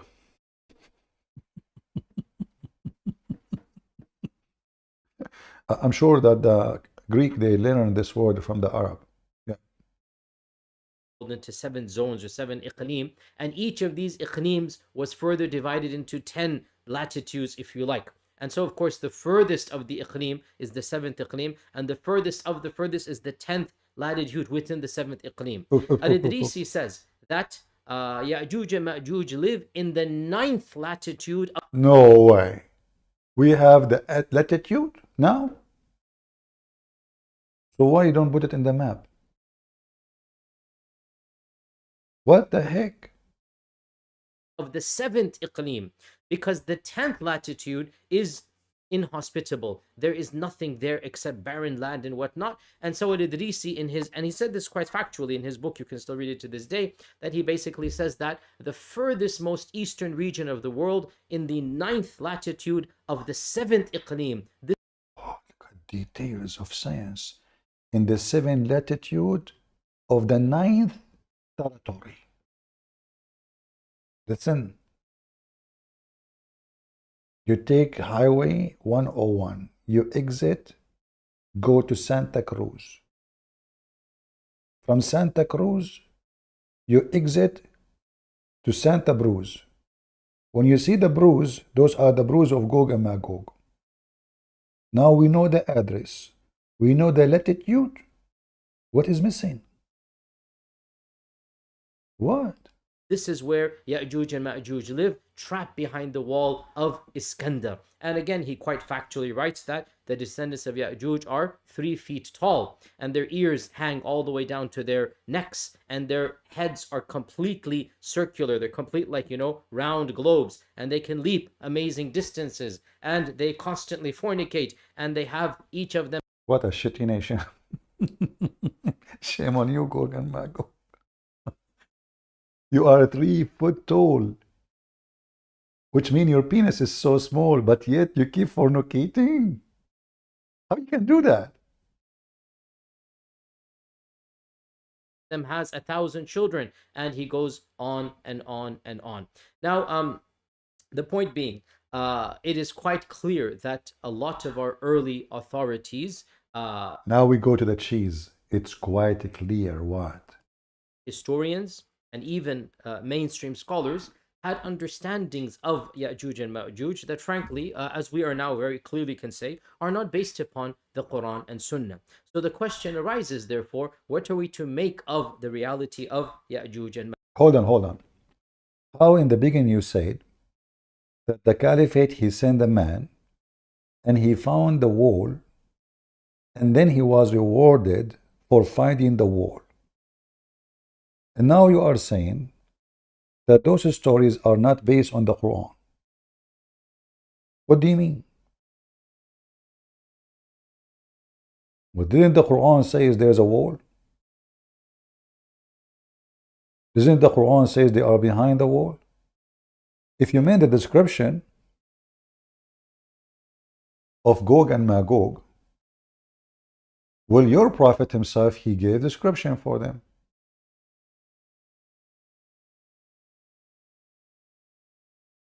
What do you mean?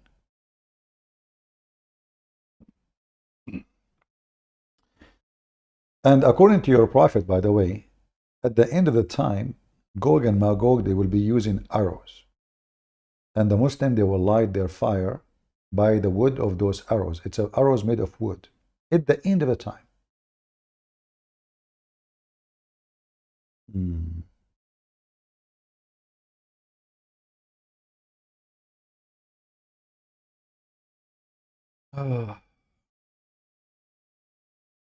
What I can say. Muhammad,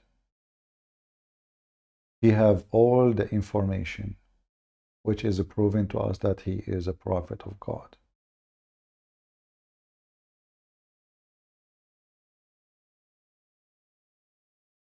But just to show you how we can get Muhammad busted in 2 seconds.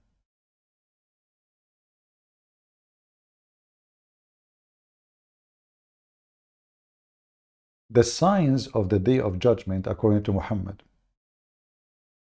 is the same as the following.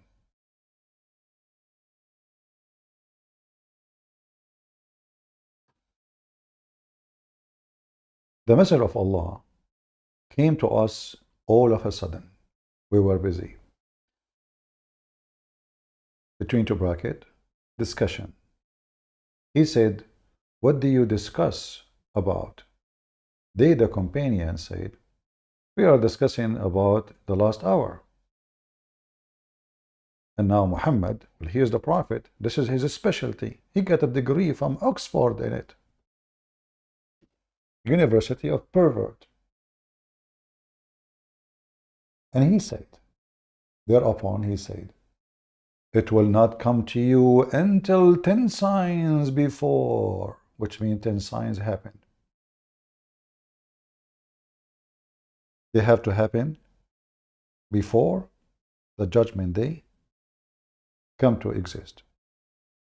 And he mentioned them, starting with smoke.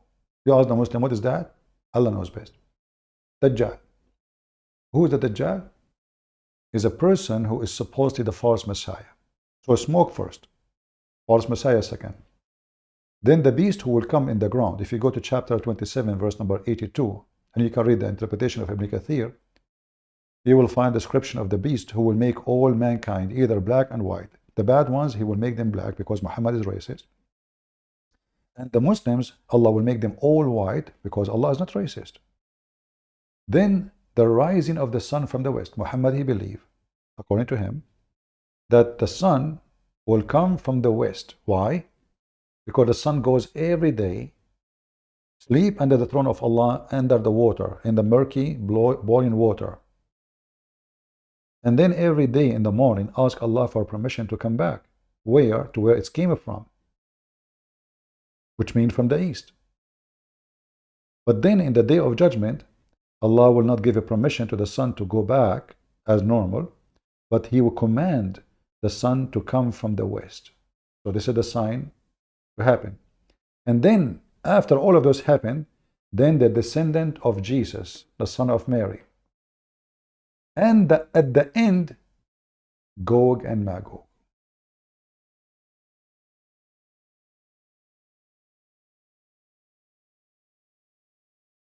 And then he said, and the land slide in 3 places, one in the east, one in the east, one in the west, and one in Saudi Arabia or Arabia. Those are the signs. You can read the rest.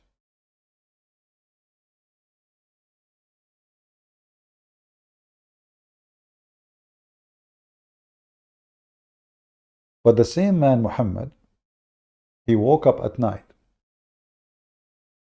and he said, remember this hadith here. This is Sahih Muslim, hadith number 2901a. The same Muhammad, this is how stupid he is. He was so worried because Gog and Magog, they just came or almost coming out. He was terrified. But he just said that this will happen in the day of judgment, even after the coming of Christ. He woke up with red face, which is the Muslim says clearly that obviously he is a very white man. And yet the Muslim, they come to see you, they say to you, you are following your master, the white man, Jesus. But there's tons of reference of Muhammad being so white. And they have videos about him claiming that he is so pretty, white man or girl. So the Messenger of Allah, he woke up and his face was red. And he was saying, La ilaha illallah, La ilaha, which this is a word Muslim they say when something really bad happened. Like in a funeral. No God but Allah. No God but Allah. We to the Arab. The Arab. From an evil that has drawn nigh. What the evil is coming, what? Is very soon, is here. He's speaking to his people, the Arab. Today. Not next year. Not next century. Not 1,000 years from now. Today, a hole has been opened in the barrier of Gog and Magog. Here you need to remember, as long Gog and Magog, they will come after all the sign he mentioned, which means the sun come from the west, the Messiah he come, the Dajjal he come, the false Messiah he come. All those signs. Muhammad now, he skipped them all. Suddenly they are here. And he is terrified. Today they open the hole. When he said they open the hole, we just heard the Sheikh speaking of that Gog and Magog, they keep saying, they keep trying to open the hole, but they cannot open it. Until one day they say, Inshallah. When they say Inshallah, where is the video? When they say Inshallah, they will be able to open the wall. But it's open in the time of Muhammad. Because that hole will not open until they say Inshallah, and then this is the day when they come out. That's it. That's why Muhammad is terrified, saying, "Oh, we to the Arab, oh, we to the Arab." Today. You see, if a Muslim tries to fix it, says, "Oh, he don't mean that they are coming." No, he's saying, "Oh, we to the Arab." So if it's not going to be now, why now? Why he's saying today? So if it's going to be happen 10,000 years after, why he's saying today? Why his face is red? Why he is terrified? Them that they can do nothing unless they are reliant on Allah subhanahu wa ta'ala. But the time when they say Inshallah, when they add the word Inshallah, if Allah says, if God wills, if Allah wills, we will complete this time, they will manage to break the wall and come out of that place. See? The hole will never open. Each time they dig, they go to sleep. They come in the second day. They find that the wall is fixed. So Muhammad is worried about what? He's worried because they are coming out. They were able to open the hole. Before, they keep digging and digging and digging, and they could not open it. And whenever they end up into that small hole, which we have previously mentioned and the sister has referred to, they say we will complete it tomorrow. They become dependent on their strength, on their power, on their intelligence. And Allah subhanahu wa ta'ala shows them that they can do nothing unless they are reliant on Allah subhanahu wa ta'ala. But the time when they say Inshallah, when they add the word Inshallah, if Allah says, if God wills, if Allah wills, we will complete this time, they will manage to break the wall and come out of that place. It's just the power of Inshallah. And as you see, if this is what really will happen, and Muhammad did not mean that they are able to open and go through, then why Muhammad is worried? There's no reason to be worried. Either he is worried because they were able to go through, as we showed you in the hadith, or his worry is stupid. Today, Gog and Magog, they are people exist supposedly before Alexander the Great. And they could not open the hole today. So Muhammad is reporting something just happened now. Something unique. Never happened before. What happened? Gog and Magog, they open a hole in the wall. We to the Arab. Scary things happen today. Take selfie with Gog and Magog, they are coming to you. And this is a clear proof that Muhammad is a false prophet. Do we have any Muhammadan there to call me? Skype is silence. Muslims in coma. It's a topic they hate to mention, they hate to speak about.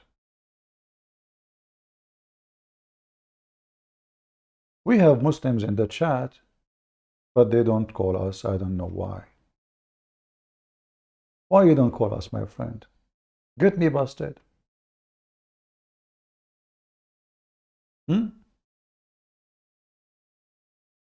What is the problem?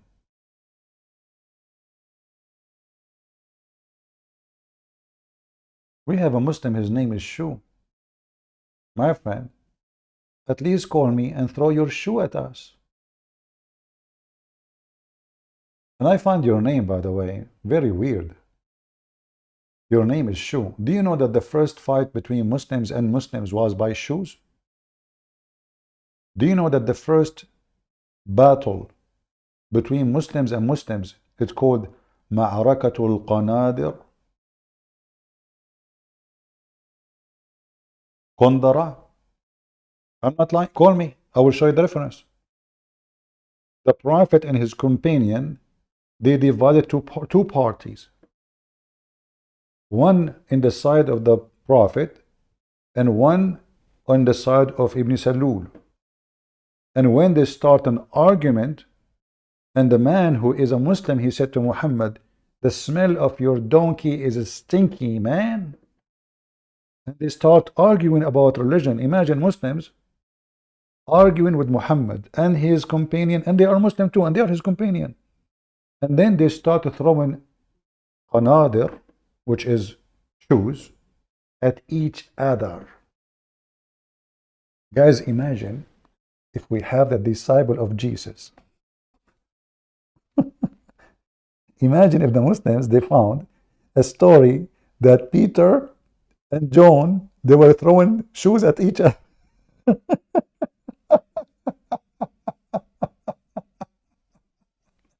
Hey, John, chip in. What are you doing, Peter? Those are the disciple of your prophet, the companion, and Muhammad with them. And they are throwing shoes at you. So call me shoes. Your name is so interesting. I mean, Muslim names, they remind me of tons. You see, you refresh my memory. I have all the laundry of Muhammad in my head. All his panties. The shoe fight between the Muslims. The Prophet and his companion fighting, throwing shoes at each other. All right. I will expose CP and get him busted with his own Bible. Call me,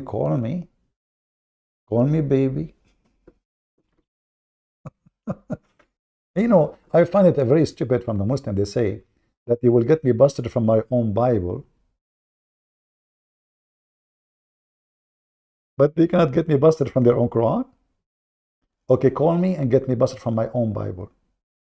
The one condition, you have to use the Quran too. I don't mind. I want you to use two weapons. The Quran, the ultimate weapon of Islam, and use the Bible to get me busted. Call me. Do you dare? Or are you afraid I will make you in the corner, even if you are living inside a circle or a square?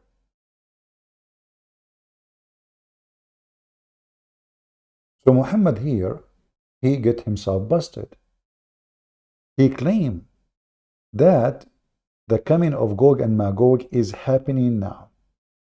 And that was 1400 years ago.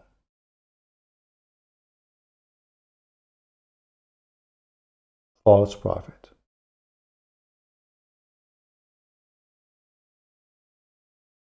Who can deny?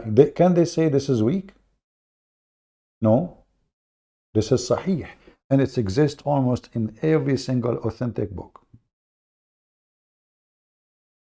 Authentic.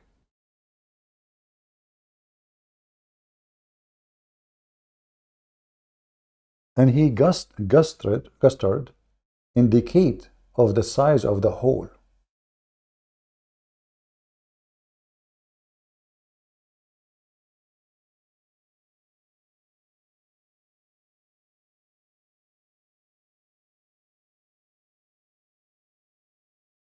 Any Muhammadan? Let us go back to Yasir Qadhi, who is telling us that how the Muslim, they found the location and latitude and attitude of Gog and Magog. Ma'juj.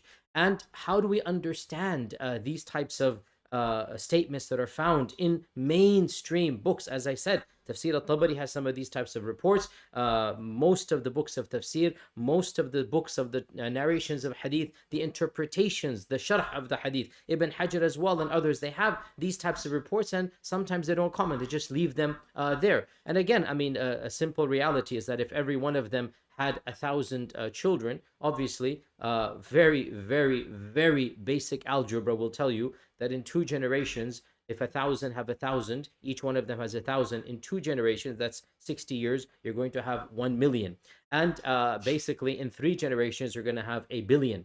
And just in 4 generations, if we were to follow this math, which is 4 generations is 120 years, less than 120 years. In 4 generations, if this is true, you will have more members of Ya'juj and Ma'juj than the entire cumulative number of mankind. Just in 3 generations.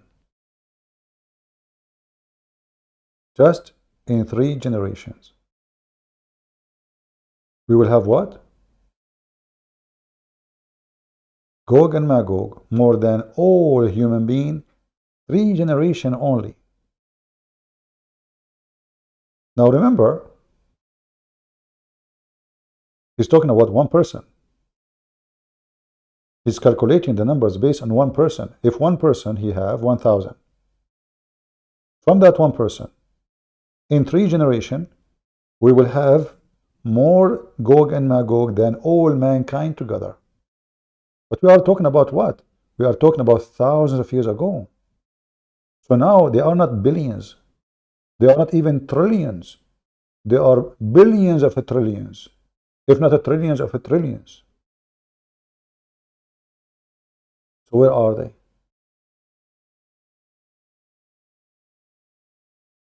Any Muhammadan? This is a topic they don't dare to answer. They avoid talking about it because it is an embarrassment. Is those stories to take into account? Yasir Qadhi, he answered Yasir Qadhi. Not surprising that our medieval scholars believe this type of stuff. Obviously, dare I say, anybody who knows science and geography and modern civilization, you cannot believe that there is a tribe for 4,000 years trapped behind a wall. I mean, if you believe in that, you are stupid. If you believe this, that's your position. That's your position. But this is exactly what the Quran is saying. This is exactly what the Quran is saying.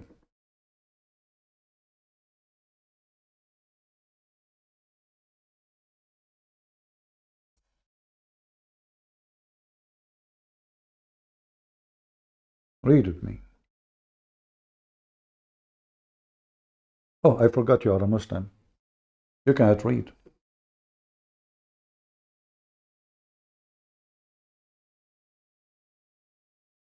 I apologize for insulting you.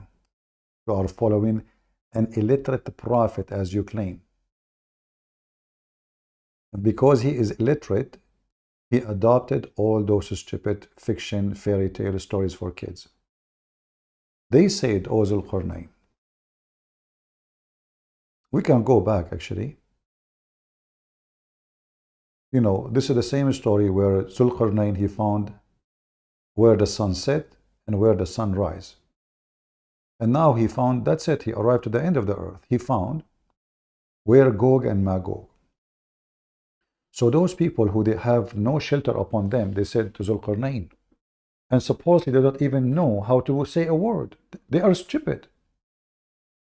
Even the verse here, it says, look, he found people, those people who they cannot understand a word. Suddenly those people who don't understand the word, they became wise, and they are speaking fluently a language, and they are wise and with the solution. And they said to him in Arabic, Zulqarnain, Gog and Magog, they do great mischievement in the earth, brother. Shall we then render the tribute in order that you missed react barrier. What kind of translation is? Let us see. Translation of who? This translation. Ah, Yusuf Ali. He was using Google even though there's no Google at that time. Hold on. Imagine Gog and Magog is there. And now Alexander the Great, he occupied them and they want to pay him. They are saying to him, we will pay you. I mean, the guy, he just conquered your land. You pay him what? Which means all their money, even their life, is belong to him now. Guys, imagine a king, he occupied the land. He occupy. He's not invited. And then you say to him, we will pay you. A man who controlled the whole earth according to Muslims. People, they say to him, we will pay you if you build for us a dam. Alexander the Great, he's getting paid. Alexander the Great, when he heard this, he said, how much you will pay me? How much? I mean, this guy, he conquered Babylon, he conquered Persia, he conquered Africa, and now you will pay him. How much you will pay him? Bitcoins? Who is the stupid in the world when they believe such a thing?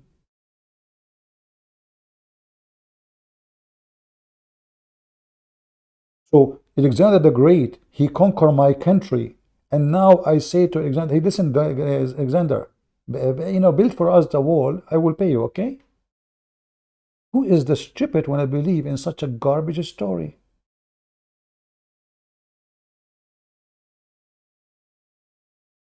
And then Alexander the Great, he told them, okay, bring me blocks of iron. The wall is made from iron. A wall will stand the test of time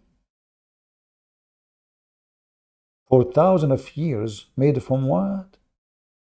Iron. It's not even steel. It's not even stainless steel. It's just iron. All of us, we knew, if you leave iron for a few years out in the rain, the iron will rust. 10, 20 years, 30 years, 50 years, the iron will start having holes in it, will collapse, will become dust. So the wall is made of iron, and he used the copper as a cement between the blocks of the iron. And then, brother, since then, Gog and Magog, they cannot get out. And this is because of what? Because Islam teaches that the earth is flat. Think about it. If I build a wall between two mountains, how that can prevent such a huge population by trillions not to go through? It's just a wall between two mountains. This is what the Quran is saying. They can go around them, they can climb the mountain, they can climb the wall.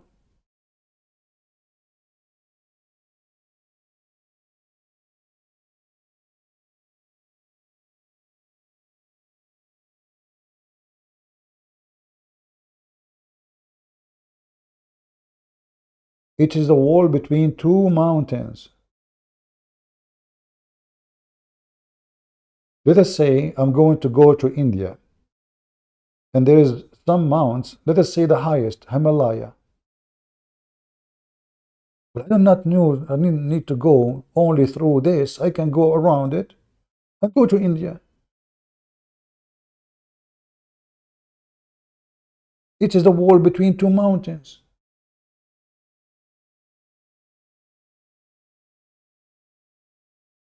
Do we have any Muhammadan who would like to join us? Live on air. Nobody is interested to defend Allah and His Messenger in his fairy tale stories.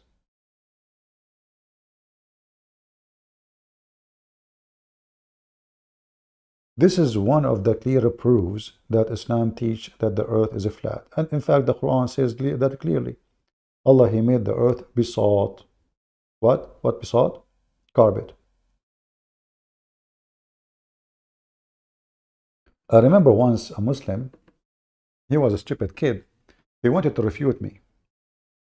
So he made a video saying that the Quran says that the earth is the same as the shape of an egg.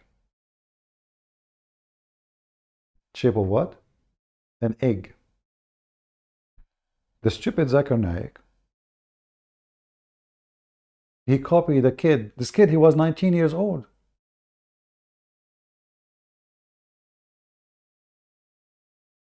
Refuting Christian Prince. He said the word dahaha is coming from the word duhya. But this is not what it is. Anyone can open the dictionary and you will see in 2 seconds, even the video of Mimi Hijab, which is speaking is the earth is a flat in the Quran, he say that somebody says that the earth is a shape of an egg. This is false. Doesn't say that. Even Mimi Hijab.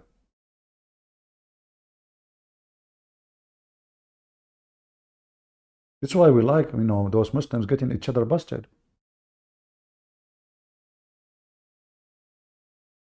What is the shape of the earth according to Zakur and Ayuka, peace be upon him? Watch and love. He copied that from 19 years old kid. He was trying to refute me. And then all the Muslims copy the same. Quran mentioned the earth shape. What is the earth shape, as you see? Previously, the human beings, we thought that the earth on which we live, it is flat. It was in 1577, Sir Francis Drake, when he sailed around the earth, he proved that the earth was spherical.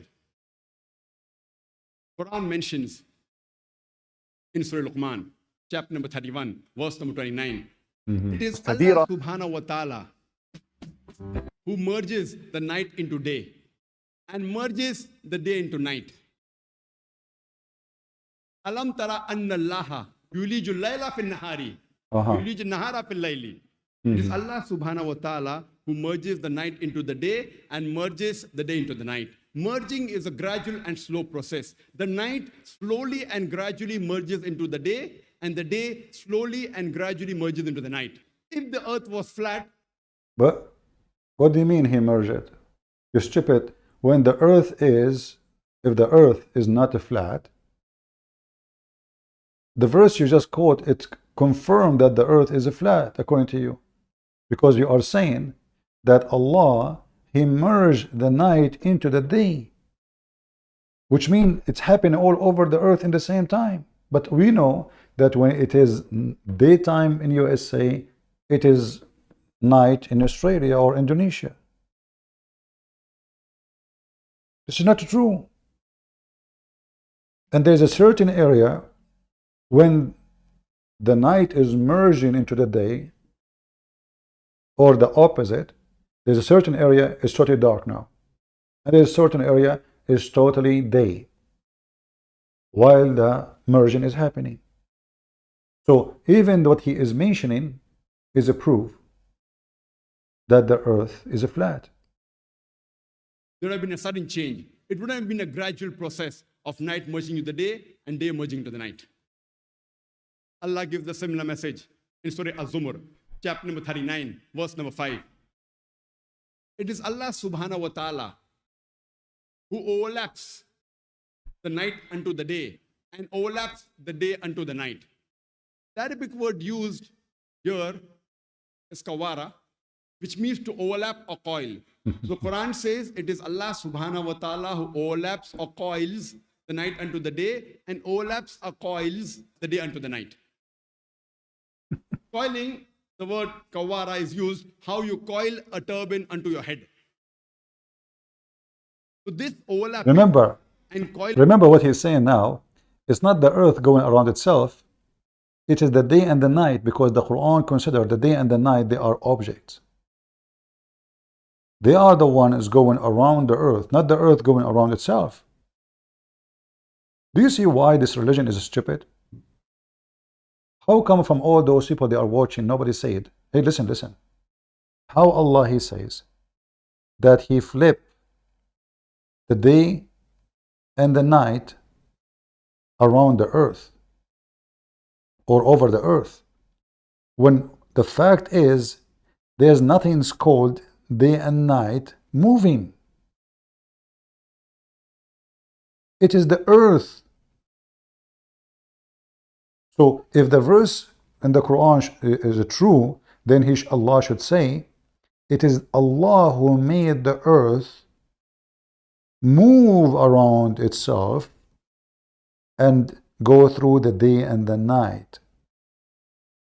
But what he said, Zakir Naik now, that the day and the night is the one is moving around the earth. I don't know if you will mention here the egg thing, but we will see. Listen carefully. Everything he say actually proving that the earth is flat until now. Dawah is used how you coil a turban onto your head. So this overlapping and coiling of the night unto the day and the day unto the night is only possible if the shape of the earth was spherical. If it was flat, it was not possible. False. And Allah further says in Surah Naziyat. Now he will go to the egg. Now the egg is coming. Are you ready, Muslims? Chapter number 79, verse number 30. We have made the earth as an expanse, and we have made the earth egg-shaped. Wal arda ba'da zalika dahaha. You don't know Arabic, by the way. This guy do not know Arabic. He don't know a single Arabic word. But now he is quoting the Quran in Arabic. He claimed that he know Arabic. Because now he want to tell you what the word dahaha mean. Tell us. Wal arda ba'da zalika dahaha means, and then we made the earth egg-shaped. One of the meanings. We made what? The earth egg shape. Did you hear it? Did you hear it?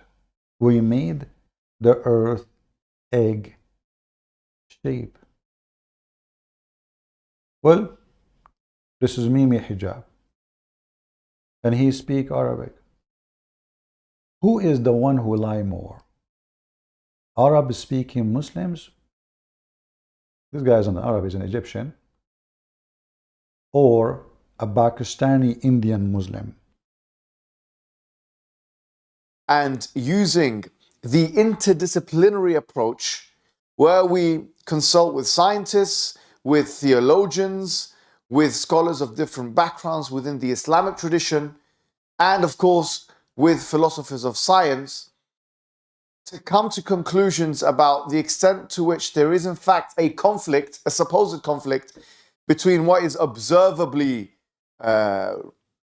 observable to us, empirically, let's say, and the Quranic text.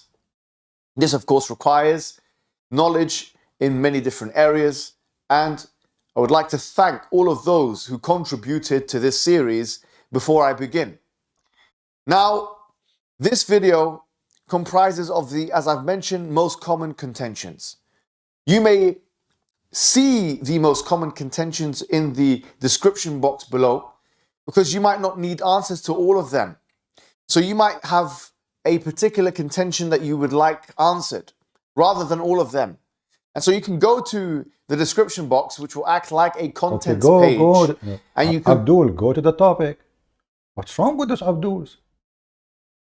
We click at what you made to watch the answer. Where is the answer?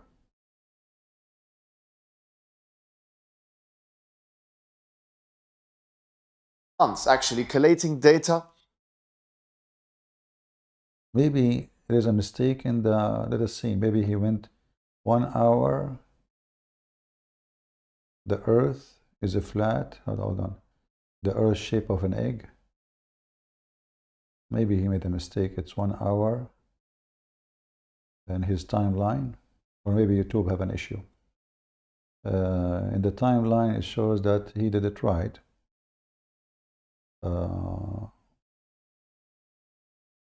Right.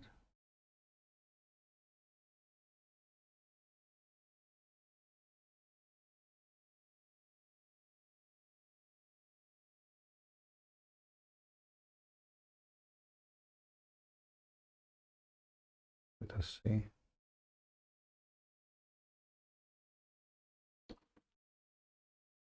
Did the Prophet says that, okay, roundness is an ostrich egg? Yeah, it's 1:18. So maybe it's 1 hour and 18, and YouTube is not getting it right. Let us go to 1 hour and 18. Let us see. And it should be left in the dustbin of history. And I hope this answers the question. Wassalamu alaikum wa rahmatullahi wa barakatuh. Assalamu alaikum wa rahmatullah.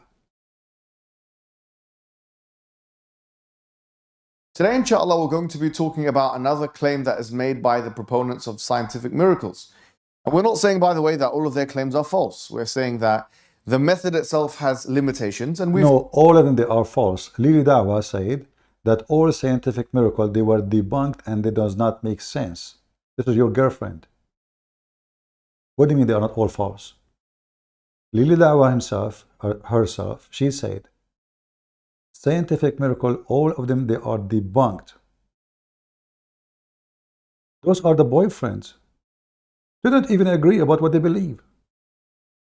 We've discussed this, the limitations of the methods in the video about Big Bang, and there will be a discussion, another video about the multi-layered approach, which is, we believe, a more sophisticated approach to dealing with naturalistic verses in the Quran. But in terms of this now, the claim that is usually made when trying to prove Islam is scientific is a claim in chapter number 79, verse number 30, where Allah subhanahu wa ta'ala says, وَالْأَرْضَ بَعْدَ ذَلِكَ دَحَاهَا. And they said, or they translate this to mean, and the earth, we have made it into an ostrich egg. Now, this is a false translation, with all due respect to all of those who are making this or saying this. It's a false translation, which is why, to my knowledge, I don't think anybody has ever translated that into the English language in this way. And not only this, but we would see that all of the exegetes of all time in the medieval period, practically all of them, or none of them, had said anything like this. So this is probably one of the worst examples, with all due respect, once again, of distortion and superimposition and contriving meanings into the verse which are not actually there in any way, shape or form. Who want to make a short video about those things? Muslim getting Muslim busted. How many times I said to Muslims, how many years I say to them, it's a lie. It doesn't say an egg shape, and the Muslim, they say to me, it doesn't say that, CP, you are a liar.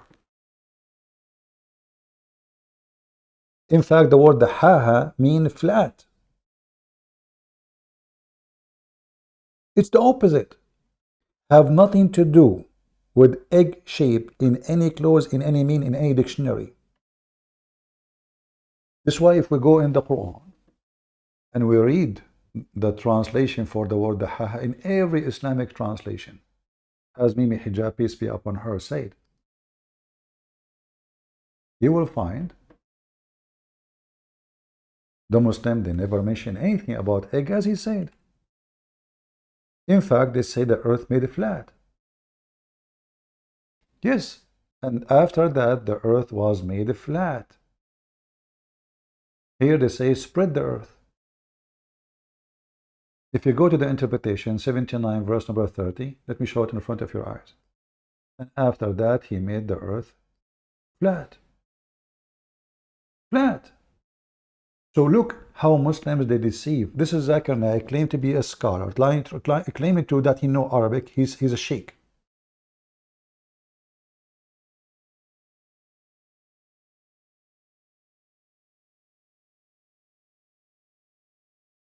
Claiming that the earth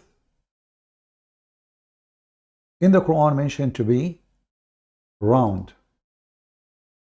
But this is totally false. You know, when Muslim, they bring Zakir Naik, you will notice they bring like 10,000 people to listen to him. Do you think in the 10,000 people, Muslims, nobody went and read what the Muslims themselves, the scholars of Islam, Muhammad himself said about this? So look at the deception. The word tahaha mean he made it flat. The Muslim make it an egg. Do you see it? Is that me saying the earth is flat?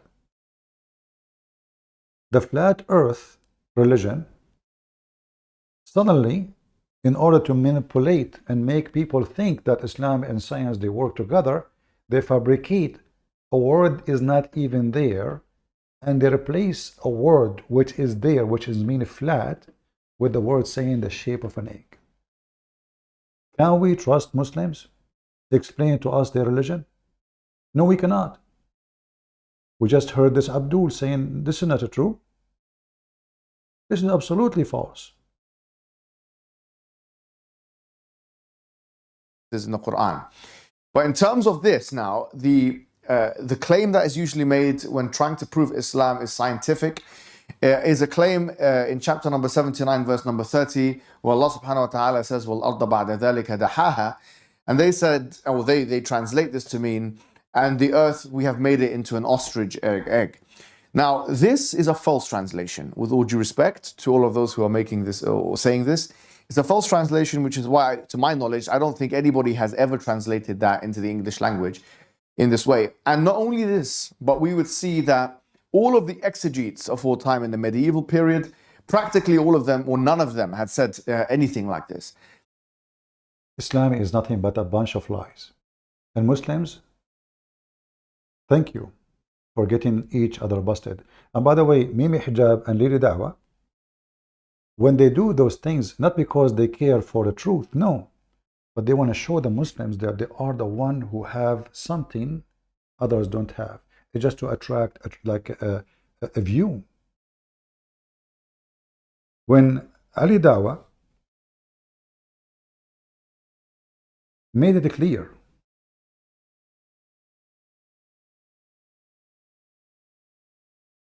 that scientific miracles is debunked, why he would say that? Give me a reason. Why people who they are trying to convert people to Islam, are they getting honest now? No. This is not about honesty.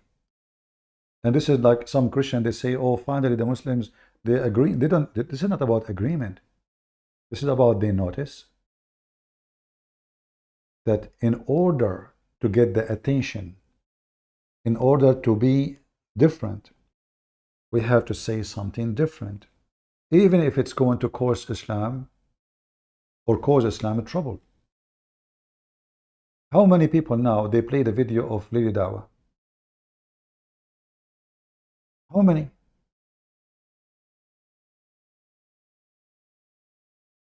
It was a very smart move.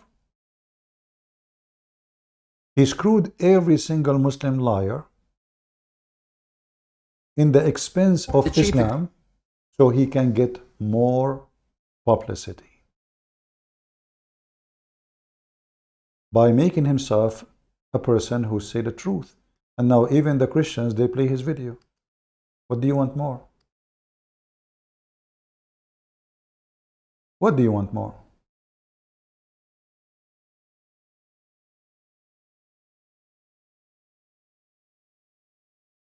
This is Lili Dawah refuting Mimi Hijab. Go.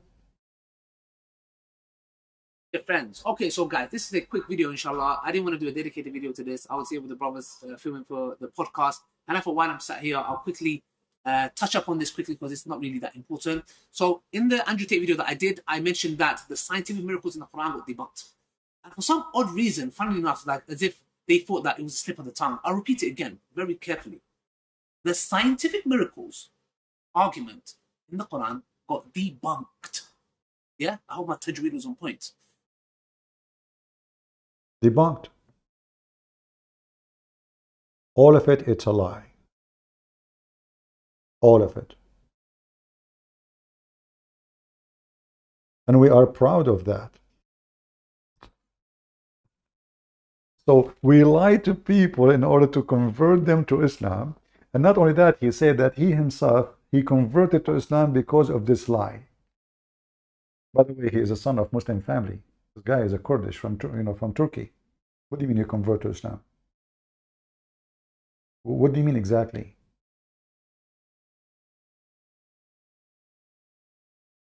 In order to get publicity, he claimed that he is a convert when he is a son of a Muslim family. Then how you converted to Islam? Like if the guy, his family, they were Christians or maybe atheist, or no, he convert. That will make him a convert, and that will give him more publicity. Right now, if I say I'm an ex-Muslim, and by the way, according to Muhammad, I am an ex-Muslim. Actually, all of you are ex-Muslims because Muhammad said everyone is born as a Muslim, and then his parents, they make him a Christian or a Jew, etc.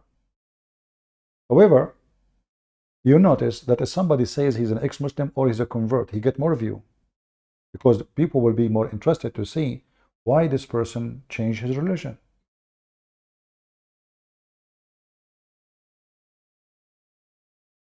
So it is a bite to click. He's an ex-Muslim. You will see many Christian channels, they invite someone who's an ex-Muslim to their program. Why? Because that will bring more people to see why this guy he left. But if you ask yourself, what is a big deal if he became a Christian or not? That will not approve or disapprove. If somebody become a Christian and he was a sheikh, the wife of Muhammad herself, she left Islam and she joined in marriage a Christian man. His wife. She ran away from Muhammad.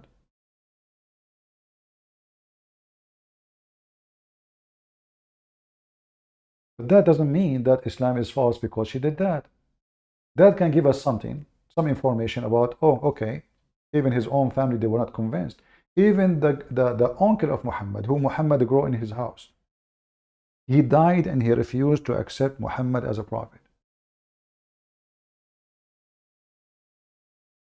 Then we need to ask ourselves, why even the uncle of Muhammad died and he refused to accept Islam? Why the uncles of Muhammad refused Islam? Because they knew their unknown nephew, who is he? They rejected him. But somebody converting to a religion does not disapprove the religion. If all the Muslims convert to Christianity, all of them, does not mean Christianity is true. Because Muslims convert to, no, that's not, that's a false, let us say, way to discuss things. Or vice versa. If all the Christians became Muslims, that does not mean that Islam is right. What makes Islam right or Christianity to be right is being right. It's not about how many people believe in it. Otherwise, if this is the case, then we have to say atheism is the true religion. A lot of people from all religion convert to atheism.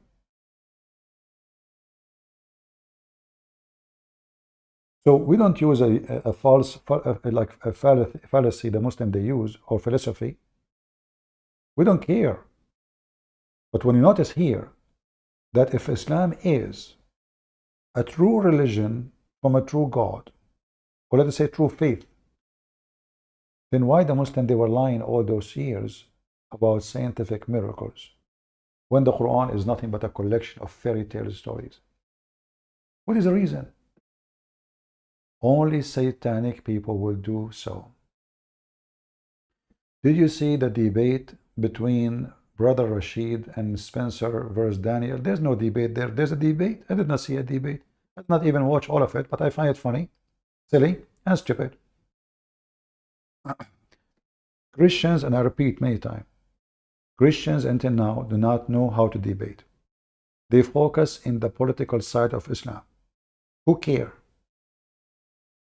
You can use that as a part, let us say as a rock, to build your argument. Little tiny rock.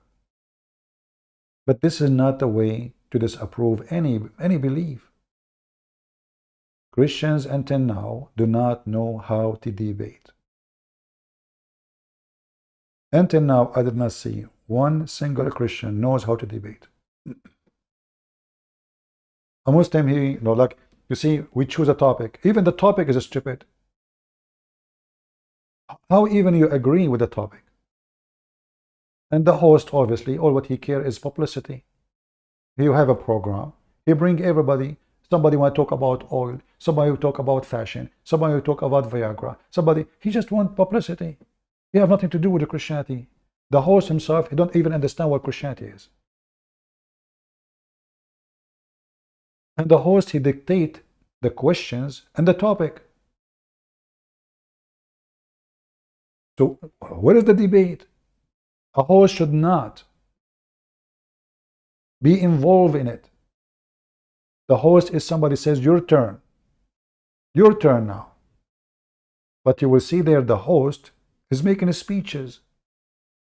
So it's very funny of you Christians when you say, what do you think about this debate? What is the debate? They stuck with the guy. Oh, in Islam, Spencer, he said in Islam, the Muslim, they can kill Rashid. So what? Is that now how you prove that Muhammad is a false prophet? That's it. What about Muhammad the flying carpet? What about Muhammad false prophecies? What about the sperm coming from the backbone? What about hail coming from mountains in heaven? What about the flat earth? What about Gog and Magog? What about Mary, the sister of Aaron? What about Mary is the daughter of Amran, which is the father of Moses? I mean, we have endless serious stuff. Hey, this story now, they want to kill Rashid. They want to kill me, they want to kill everyone. Like, the people now, until now, did not see ISIS in TV. Nobody noticed that Muslims are violence. And now the debate is going to prove it. Do you see why I say those debates are funny and silly? When you want to debate Islam, hit the head of the snake, not the tail. What many Christians they do, they go after the tail of Muhammad. And then the Muslim, they find the luxury time. Oh, okay. Well, in your Bible it says, if somebody leaves Judaism, kill him.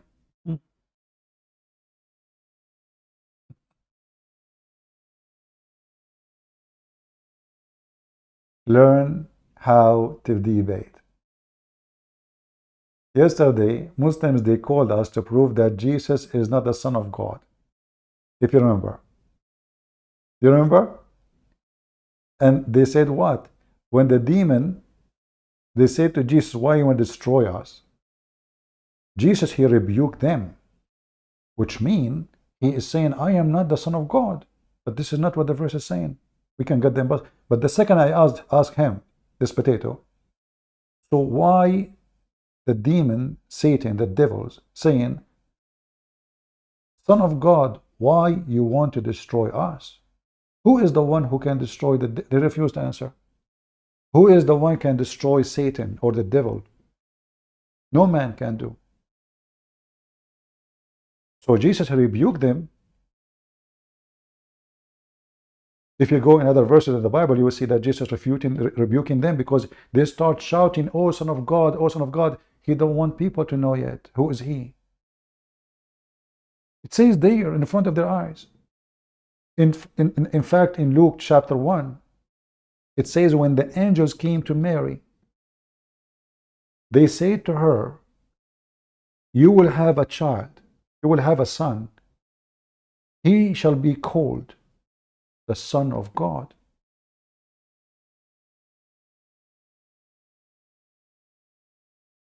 Muslims, they have a logic. Use their logic.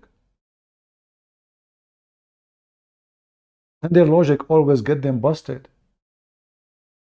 When they make a comment about our book, claiming our book says something, well then we have to find it all over the book. They take a phrase, Jesus, he rebuked them, but in fact, Jesus was rebuking them for two reasons. Number one, you cannot question God. When Satan came to Jesus and said to him, if you are the Son of God, what Satan he said to Jesus? If you are the Son of God. Did Jesus say I'm not? When the Pilate when the priest, when the Roman ruler, they brought Jesus to court. And then the high priest says to Jesus, did you claim, did you say that you are the Son of God? What Jesus said? You just said so. Yet the Abdul, he says, who, the Bible says he is not the Son of God. Liars. Fraud. They lie about their book. They lie about miracles. They try to duct tape the stupidity of Muhammad, Gog and Magog, all the fairy tales, flying carpet. They cannot answer a single verse about their book. Is Ibn Kathir is a Muslim? I don't know. Is Al-Qurtubi a Muslim? I don't know. Who's a Muslim? Only him. They think by saying I do not know, they can escape. Then another donkey, he called me. Actually, I should make maybe a video about it. The title. Ultimate Fart, he called me yesterday, and he claimed. It's recorded. I hope some of you made a video about it already. He claimed, when I showed him the verse of the Quran, that Muslim women, in order to be proven to be fornicating, she need to find, or the husband, he have to find 4 witnesses. Potato Ultimate Fart called me yesterday, it's recorded. He said, not in the same time. So he is saying that a Muslim woman, she have to be effed at least 4 times in 4 different days and bring 4 different witnesses in order to prove that she is fornicating.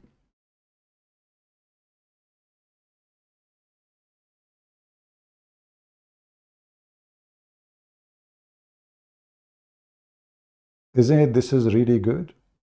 Open your Skype. My Skype is open. Potato.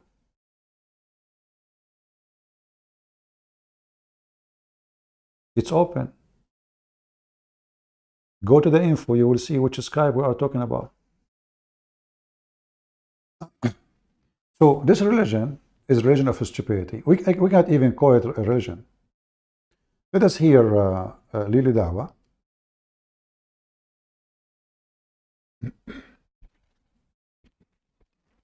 Allah. Argument in the Quran got debunked. Reason, funnily enough, like in the Andrew Tate video that I did, I mentioned that the scientific miracles in the Quran got debunked. And for some odd reason, funnily enough, like as if they thought that it was a slip of the tongue. I'll repeat it again, very carefully. The scientific miracles argument in the Quran got debunked. Yeah, I hope my tajweed was on point. So when I said this, a lot of Islamophobes were celebrating as if I was like, oh my gosh, like this video is going to be me apologizing. And no, listen, it got debunked. Now, let's give some context for some Muslims so they can understand. For example, and I'll tell you where this comes from. And you know why many people in the Dawah, YouTubers, my colleagues, like brothers that I work with, didn't do a video. Why did you say that?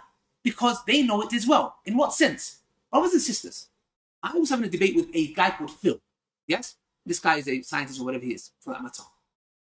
I was debating with him, and I can remember this very clearly a couple of years ago.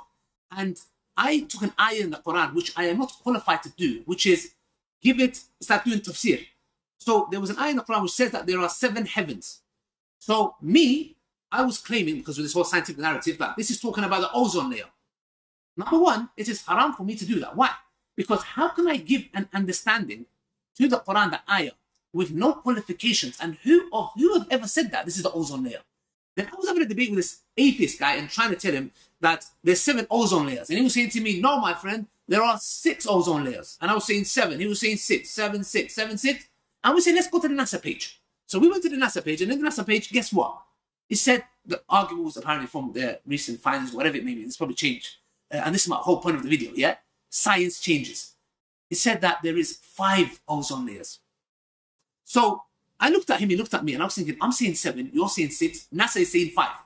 That is where the penny dropped for me. You know why? Because we are making claims about the Quran and specific verses, and because we was, not myself, I would say, but a lot of people were very insecure because of this scientific, discoveries or whatever it may be, and we was trying to fit the scientific narrative into the Quran, which was a big mistake, because it's as if as good as we were making science the guideline for the Quran to be accepted. This is nonsense. Yeah, we take the Quran, not science. To hell with science. Science changes tomorrow, today. They talk about the Big Bang. Now there's new studies or whatever, the new findings that there was no Big Bang. So my point is what? You cannot come and say this verse here is a scientific miracle, it's a scientific fact. Why? Not because the Quran is wrong, because science changes, number one. Number two, who told you that verse in the Quran is talking about what you're ascribing to it? Simple as that. So that's why I repeat it one more time for my fans, those Islamophobes. The scientific argument, scientific miracles of the Quran is debunked.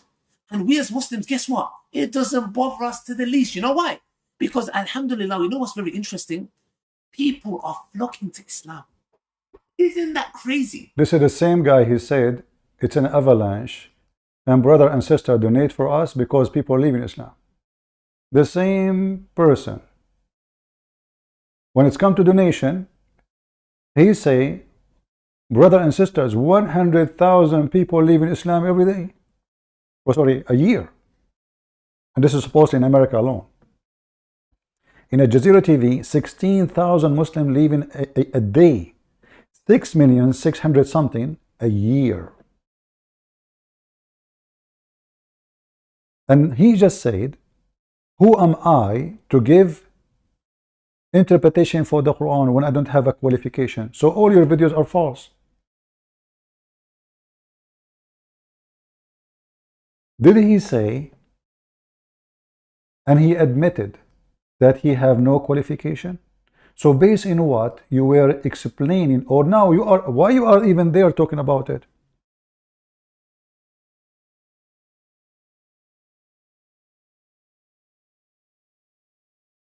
If you are a person who have no qualification,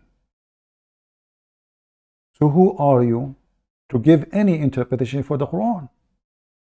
Who is Mimi Hijab?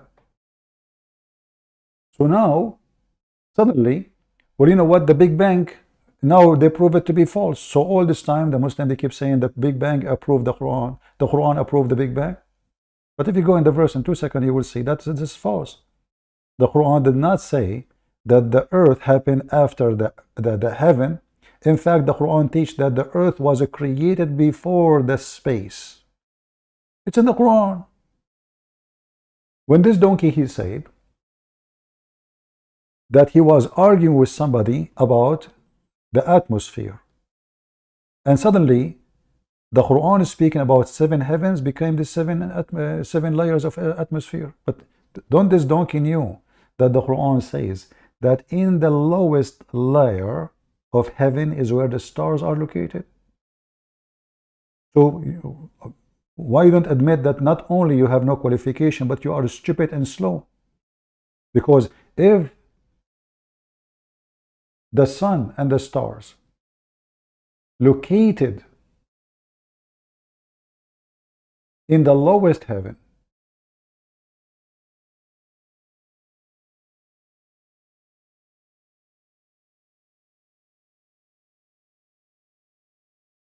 how the lowest heaven for you become the lowest layer of atmosphere? You are fooling who? Stupid. Chapter 65, sorry, 67, verse number 5. And we indeed adorned, let us zoom out,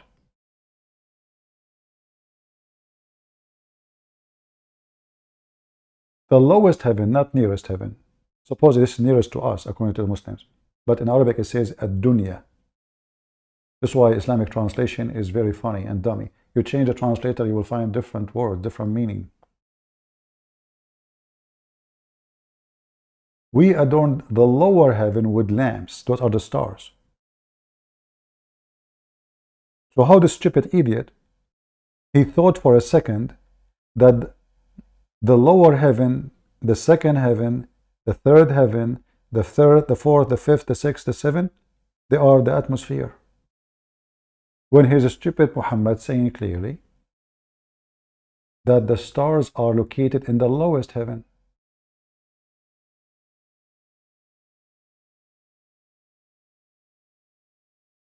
When I made my books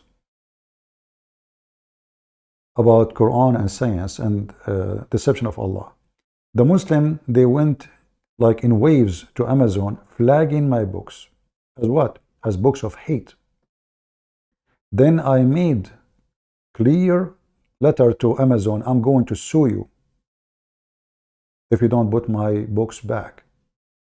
And they put it. Because where in my books I'm teaching hate. Just because I am getting them busted with every single false claim they said.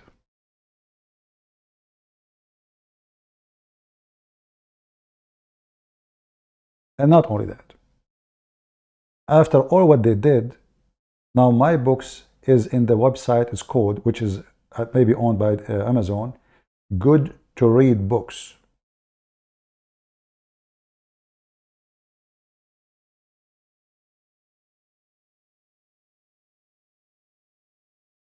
They do anything to stop you from seeing the truth.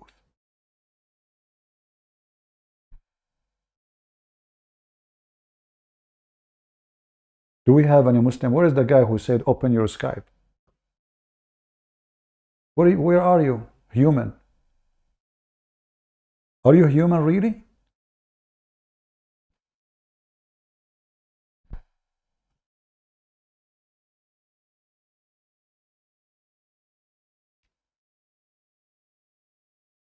All what they say about their cult is a fraud. Prove me wrong. My Skype is open. Listen, Muslims, I'm tired. You know how many hours today I was live? Many hours. So now it's very easy for you to call me and get me busted. By the way, we discovered that you Muslims, you have to find according to ultimate fault, and maybe tomorrow when I go live, I will make a video. The title is A Muslim Sheikh. Guys, ultimate fault from which country? He's from Ghana, I think. So the title will be A Muslim Sheikh, the biggest sheikh in the world, the one who have wall behind him covered by poop. Remember when he opened his camera to me, mostly by mistake? I could not believe how dirty the wall behind him. I said, oh, look, the camera. He shut it down right away.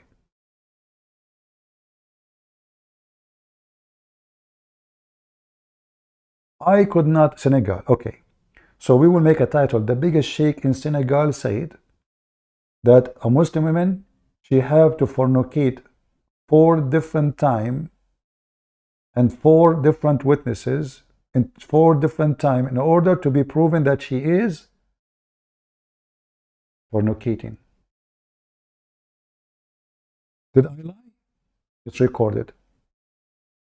I said, the Quran says, you have to bring 4 witnesses to prove your wife is fornicating. You have to call 4 witnesses to come and see your wife being effed. He said, not in the same time. Watch the video. This is religion.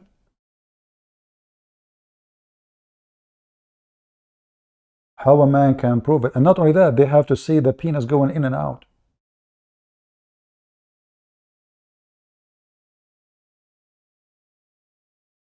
So if a woman have sex with a man, even in the bus, in front of everybody, if they could not have a clear image of his penis, excuse my language, going in and out, Muhammad, he said, like the pen going in the inkwell. Like what? The same as the pen going in the inkwell. Like, you know, on the old days, you dip the sharp edge, which is called pen, in the ink so you can write. This is how you should see the women fornicating with the man. If you don't see that, there's no fornication. So, excuse my language again. Let us say a woman, she jumped in the middle of the stadium Where? In the middle of a stadium. How many is how many? It is the word cup. And Prophet Macy's, he was there.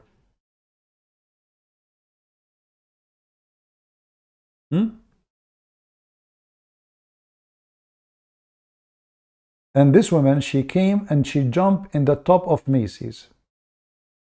She grabbed his private part. She sat in the top of him and she is wearing a skirt, long skirt. I'm not going to say more.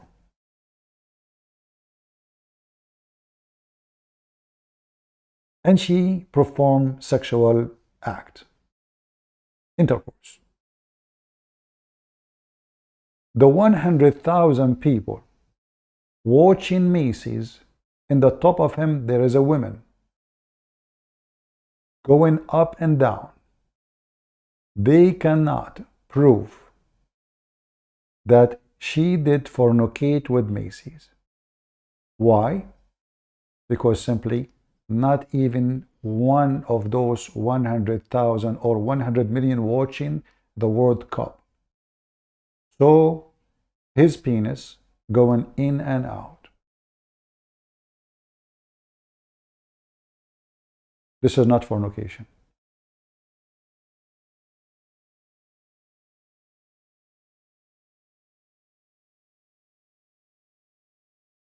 What kind of religion this religion is? All of this, Muhammad don't care, by the way, about women. All of this because Muhammad, his wife herself, Aisha, she was accused to be a whore, sleeping around. 3 men, they came and they said, Aisha, she slept with the man, his name is Safwan. Muhammad, he changed the rules from 2 witnesses. 2 witnesses can hang you, just 2. He made it 4. And not only that, to make it more hard to prove that his wife is a whore, they have to see the penis of the man going in and out.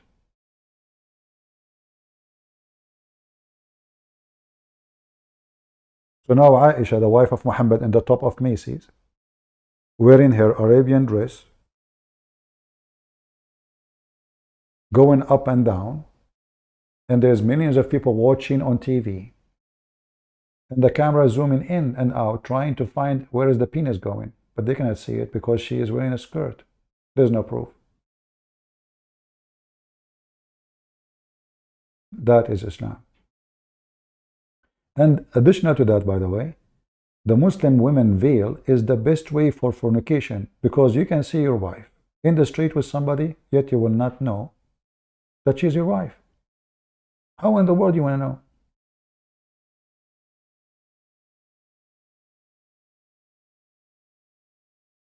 How in the world a Muslim man can find out if this is his wife or not? She's not allowed to talk to him.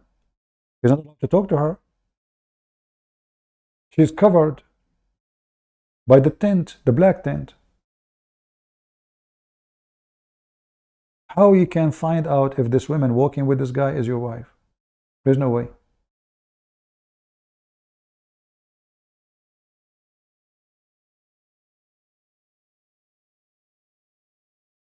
Which one of them is your wife?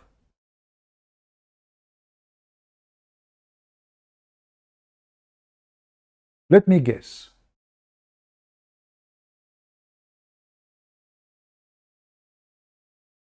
The one in the right, or the one in the left, or the one in the middle?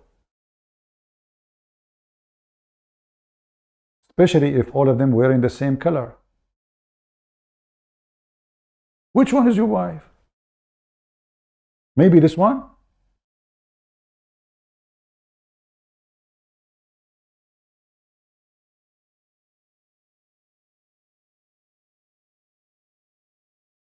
It is the best way for fornication. Nobody will know who you are. Nobody will know you are with who. Nobody will know anything about you.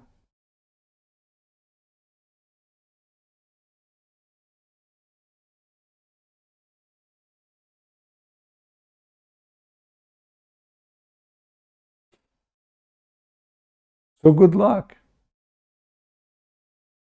I remember when I was in high school, a Muslim boy in our age,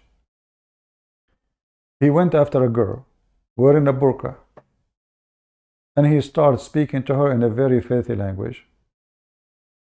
He liked her ass, he liked whatever, you know, all the filthy language. He kept walking behind her. He's going home. And the girl, she is going in the same direction. She even go in his street. And he is walking behind her, flirting about how beautiful her ass. And then suddenly, she went to his own father's house, his house. He said, uh-oh, she know who I am, and she will report me to my dad. But then, she opened the door with the key. It is his sister.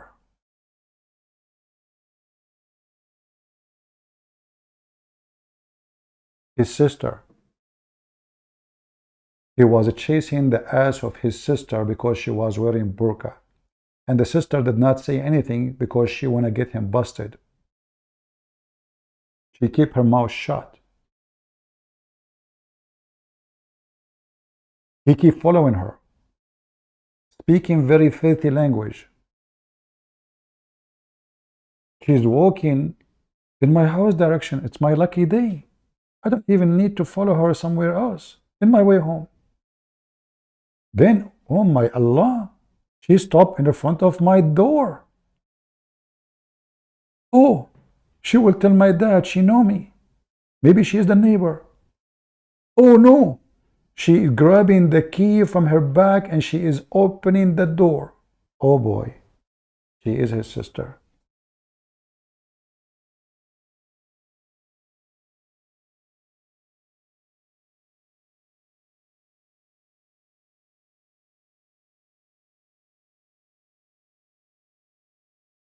What is the guy? His name is a human when I call me.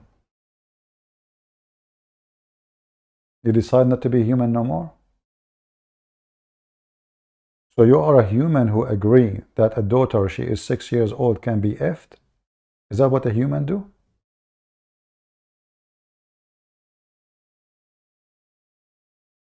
You want even animals, they don't go after babies, animals. They sniff them. From their smell, they will know if they are, or this female is a female ready for sex. Even dogs don't do that.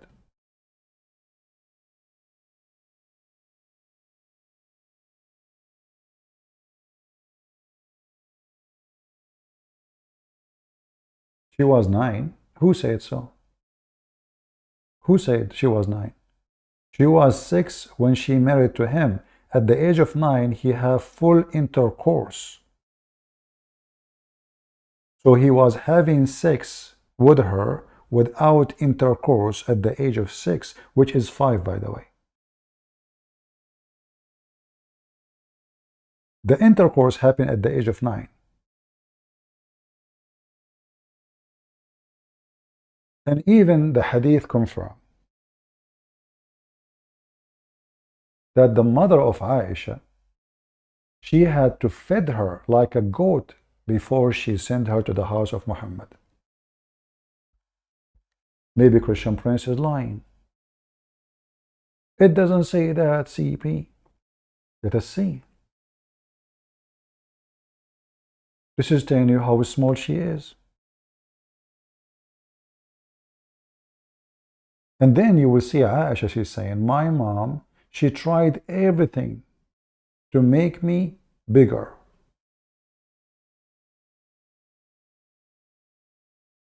Nothing worked until she gave me cucumber and date.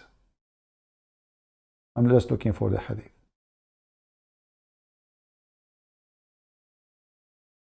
Here we go. And this is Sahih.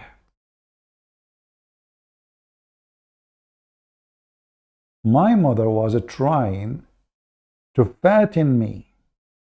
What? To fatten me. She's a goat. Fatten me up. When she wanted to send me to the Messenger of Allah. So this is the time Aisha, she's going to Muhammad's bedroom.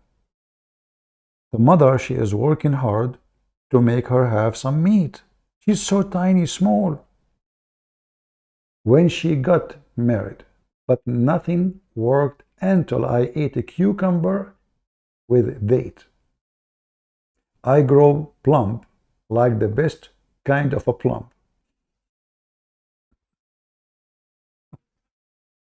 It turned to be if you eat a cucumber and date, you get fat. Now all women, they will never eat a cucumber again, and no women will eat date. Is that my false story? Sahih. It says Sahih. A Muslim is asking me a question. Look, the Muslim, he tried to change the topic. Did Jesus eat? Well, my God can eat. Can your God eat? My God too, he can fast, as the Bible says, 40 days. Can a human being fast for 40 days without food at all, without water? You Muslim, you claim in Ramadan, you fast for 5-6 hours and you are so tired. In fact, you're not fasting because you eat all night like a donkey. And then you sleep the rest of the day. And then you wake up afternoon and now you sit I was fasting. In fact, what you did, nothing. You just switched day and night and day. Jesus was fasting for 40 days. 40. Not 4 hours. Not 4 days. 40 days. So Abdul, in order to avoid the disaster we see in front of us, that the mother of the believer, she was just a baby, and her mother, she is pushing food in her mouth, he come to the question, did Jesus used to eat?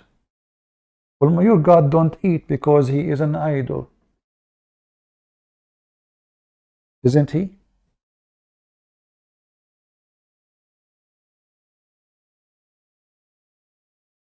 Can you feed the statues? You cannot. My God, he can do whatever he wants. Your God cannot. Can your God, Allah, have a son? No, he cannot. Why? Because he is not married. He didn't say anything except, well, how I can have a son if I don't have a girlfriend? Okay, if Allah is God, do God required to have a female to have a son? I thought he is God. It's required for me or for any creatures who they are male and female to have children or babies. But God is different. He's a miracle. He is the one who do miracle, and he is a miracle himself. So why the God of Islam saying, how can I have a son if I don't have a girlfriend? Is that because he is not eating?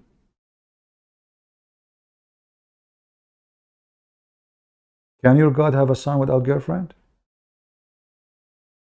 My God, he can. Are you going to say to me this is false translation? Or false interpretation? My God can do lie. Well, if he want, he can. Why not? But if he is holy, the holy God don't lie. But your God can. Why you don't call me? You said to me, what is your Skype? And let us see if your God lie or not. When your God, he said, there's mountains in heaven where hail is, and he break it in from there. Is that a lie or true? When he said, the story of Gog and Magog, which the Muslims are so confused about and they are leaving Islam, is it a lie or true? When your God spoke of the flying carpet of Suleiman, is that a true flying carpet or it's a false story? So your God can't lie, and he is a liar. In fact, I cannot say Allah is a liar. It's Muhammad, because Allah does not exist. Who's Allah? We don't even know what Allah means. The Muhammadan, they call their God Almighty. The second we ask them what Almighty mean, they say he is capable of anything. Okay, is he capable of having a son?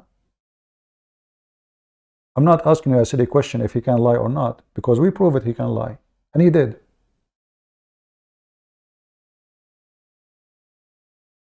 Can your God be three and one in the same time? The Muslims, they say no. Well, my God, he can. Can your God be spirit, yet in the flesh in the same time? My God, he can. Can your God? The Muslims, they say no. So what make your God God? Can your God resurrect the dead? The Muslim will say yes. How come he could not resurrect anything in the time of Muhammad? When people just keep begging him, even Muhammad, he begged him when his babies died, according to Muslims. What about Muhammad dying by poison? Mufti Menk in his video, he said, in the story of Jesus, when Jesus see a crowd of thousands of people, he just wave his hands and all of them will be healed. How many? How many? Thousands of people. Not one, not two, not three. What Jesus do? Do he give them medicine? Did he say, eat this 3 times a day? Did he say to them, open your mouth, say, ah? No. He waved his hand. Go watch the video of Mufti Menk. He waved his hands to the, he just waved his hands. And every single person in the crowd will be healed immediately. Did your God heal Muhammad, who was fainting every 2 seconds? The fainty Muhammad? Isn't it your prophet he died because of poison? You know what poison is? Poison destroy organs. So all what Muhammad need is to meet Jesus. Jesus wave his hand and Muhammad will be fine.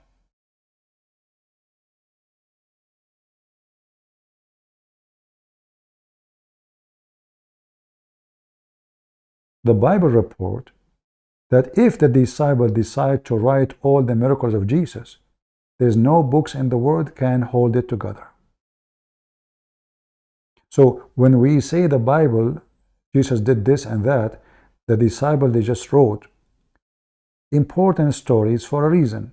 Otherwise, if they want to write every single miracle, no books can hold it.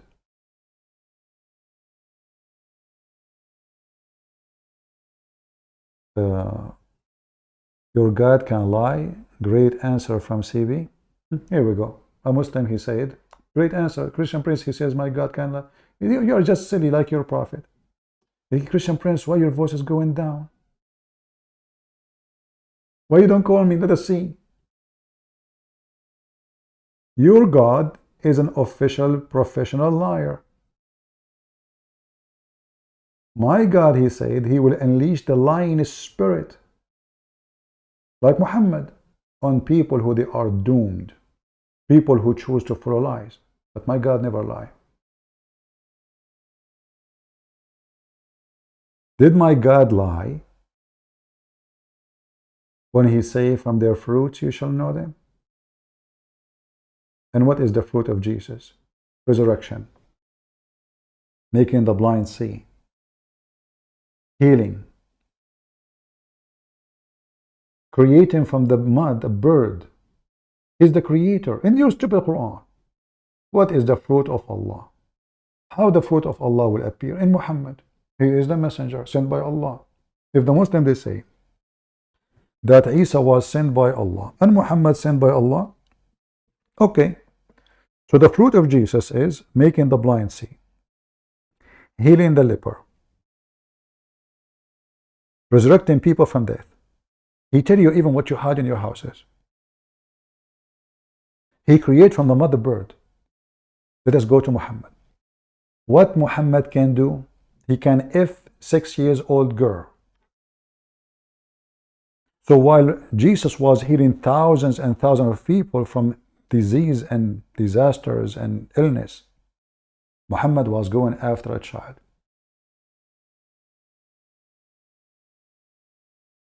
When a blind man came to Muhammad, what Muhammad did? He kicked him away. Why? Because he was speaking to rich people. When a blind man came to Jesus, Jesus made him see. You will notice that the blind man, when he spoke to Jesus, he did not say to him, give me a sandwich, Jesus. I'm poor. I'm a blind man. I cannot work. What do you want? He said, I want to see, Lord. You ask.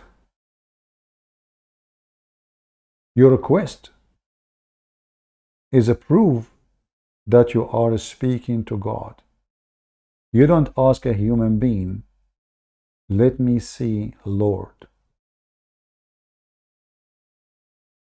When the blind man came to Muhammad, عبس وتولى إن جاءه الأعمى. What Muhammad did? He kicked him out. When the people start talking about what kind of a man, what kind of manner he had, he kicked a blind man from his house. And he claimed to be a prophet. As Aisha, she said to Muhammad, she said, you who claim to be the messenger of Allah, which means you are obviously not. Aisha said that to him. And then Muhammad, he said to Abu Bakr, that heaven is made from as-sufaha, which means the stupid, the silly, and she is one of them. Abu Bakr, when Muhammad came to the house with Abu Bakr to Aisha, Abu Bakr said to Aisha, and Muhammad said to Aisha, feed us, give us food. She did not cook. She's a kid. She said, we don't have food. I don't have food. Muhammad, he insists. He said, give us food. And then she says, I don't have food. Abu Bakr, and she swear by Allah. Abu Bakr, he says, a decent woman, she will not swear by Allah if she have food. She did swear. Muhammad, he said to him, who said that she is a decent woman, believe in women? Who said that? Don't you know that the heaven is made from as-sufaha, which means the stupid and the silly, and those are the women? Call me and I will show you the reference.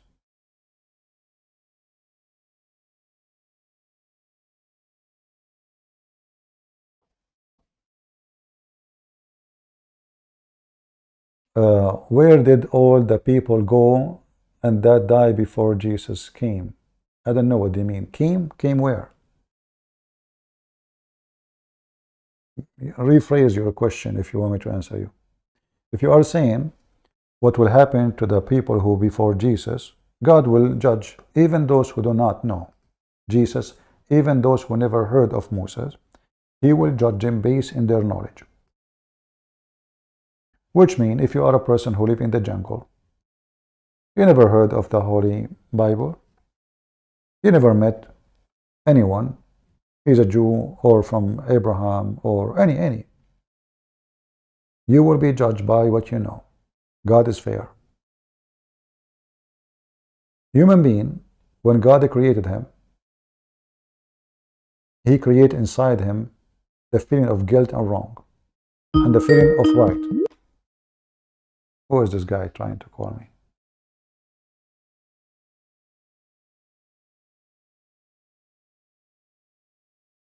Let us see.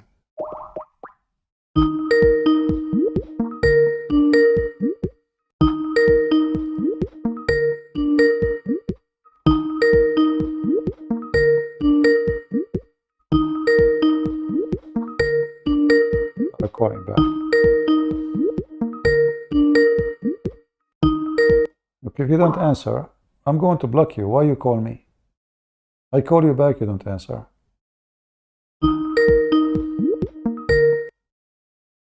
Hello? Hello, CB. Hello, my friend. You are a Muslim? No, I just leave in Islam few days ago after I call you last time, CB. Sorry, I don't remember. Yeah, okay, all right. So do you want to say anything?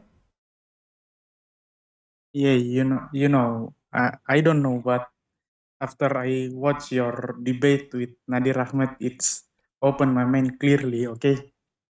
You have debunked the Quran. But Nadir Ahmed is a big sheikh, my friend. What are you talking about? Nadir Ahmed destroyed me in the debate. No. Yeah, just you know, I really don't know why Allah say the wine is haram, but when a Muslim died and enter the paradise, why the drink in paradise is wine? I really don't know why. Not only that, I mean, in the Quran it says that alcohol is good. It's a miracle from Allah. In the same book it says alcohol is from shaitan. So when I asked the stupid, you see the stupid monkey box or Nader Ahmad, he went to David Wood, he went to many Christians, and he said the same thing. Later I noticed that he said the same thing to them. I saw the videos. But Hey, always hold Muslim on. apologize like Always when Muhammad they Hijab. speak to those Christians, sadly those Christians do not know how to refute them. They don't. So he said exactly the same thing he said to me. He said to David Wood. He said to other Christians. I don't remember how many names. With me, in 2 minutes, I made him shish kebab from his own. I have to repeat the question more than 100 times. Is alcohol is bad or good? And he was scared because he knew this is a Christian prince. When he asked a question, you better not to say yes or no, because whatever you say, he will get you busted. So he debated David Wood. You can watch the debate. David Wood did not really, just normal answers. But the Christians, why I say Christians need to learn how to get the Abdul busted from their own logic. They are stupid. Their God is stupid. Their religion is stupid. Their prophet is stupid. And then they come to us claiming to be smart. How true is that? Yes. Yeah, I know. Many contradiction, even in hadith it's like there is a contradiction in Quran too.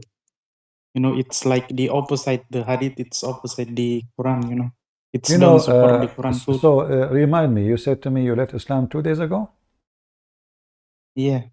When you called me? After I watch your debate, after I watch so your debate, not live on air, but you called me before, right? Yeah. Yeah, because I see that you called me before here. I see in the chat here in Skype. You called me. Let us see. Missed call. You called me. Last time I call you, I really confused. It's Okay. really hard to live in Islam, Yeah. I rise in a family of Muslim. My family is full of Muslim.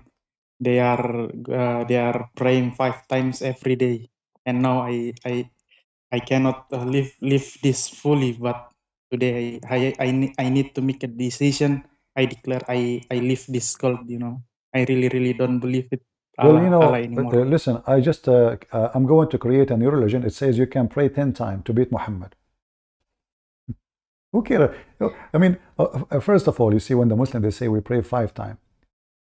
Why even you are praying 5 times or even 6 times? Or if you are a person of a prayer, you pray to God in every act you do. Prayer, before you say words, is an act.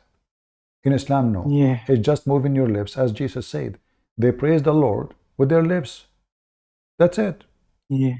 Same time, Muslims, when they pray, let us move to trash some icons, because Abdul, he said to me here in the chat, Mr. Human Man, he said, the verse does not, a Christian prince, the verse does it say alcohol is good? Lie. Call me in front of everybody. If I could not show you the Quran saying alcohol is good, I will apologize from you, and I will give you the password of my YouTube so you can take over my channel. I have 100 something 30,000 subscribers right now. I promise in front of everybody. In Indonesia, some area in Indonesia, it's forbidden to sell wine, but they really don't know. A Muslim area here in Indonesia, it's forbidden to sell wine, but they really don't read their own book. What do you mean? What do you mean forbidden? I saw in Indonesia there's nightclubs. What are you talking about? There's some area in Indonesia, you just look at in Jakarta maybe, or you don't go. Well, this is the capital. This is the capital. If in the capital people they drink wine, so where it's forbidden then? This is the most important place. Yeah, just in capital, but you don't look the small the outer area, But this is where the population of Indonesia is, in the capital. The capital alone is in the size of a country. So if in the capital people they go naked, drinking, nightclub, fornication, and it is not forbidden, so how it is forbidden? Same time, my friend. If you forbid something, doesn't mean people are not doing it. Yeah. In fact, Islam is religion of fornication. So I forbid fornication, but don't Muslims do? Yeah, like you say, I really interested to the teaching of Shia Muslim, but after No. I Forget look about the Shia Muslim. some video, Focus on the Sunni. The Sunni, they do fornication, but they call it marriage.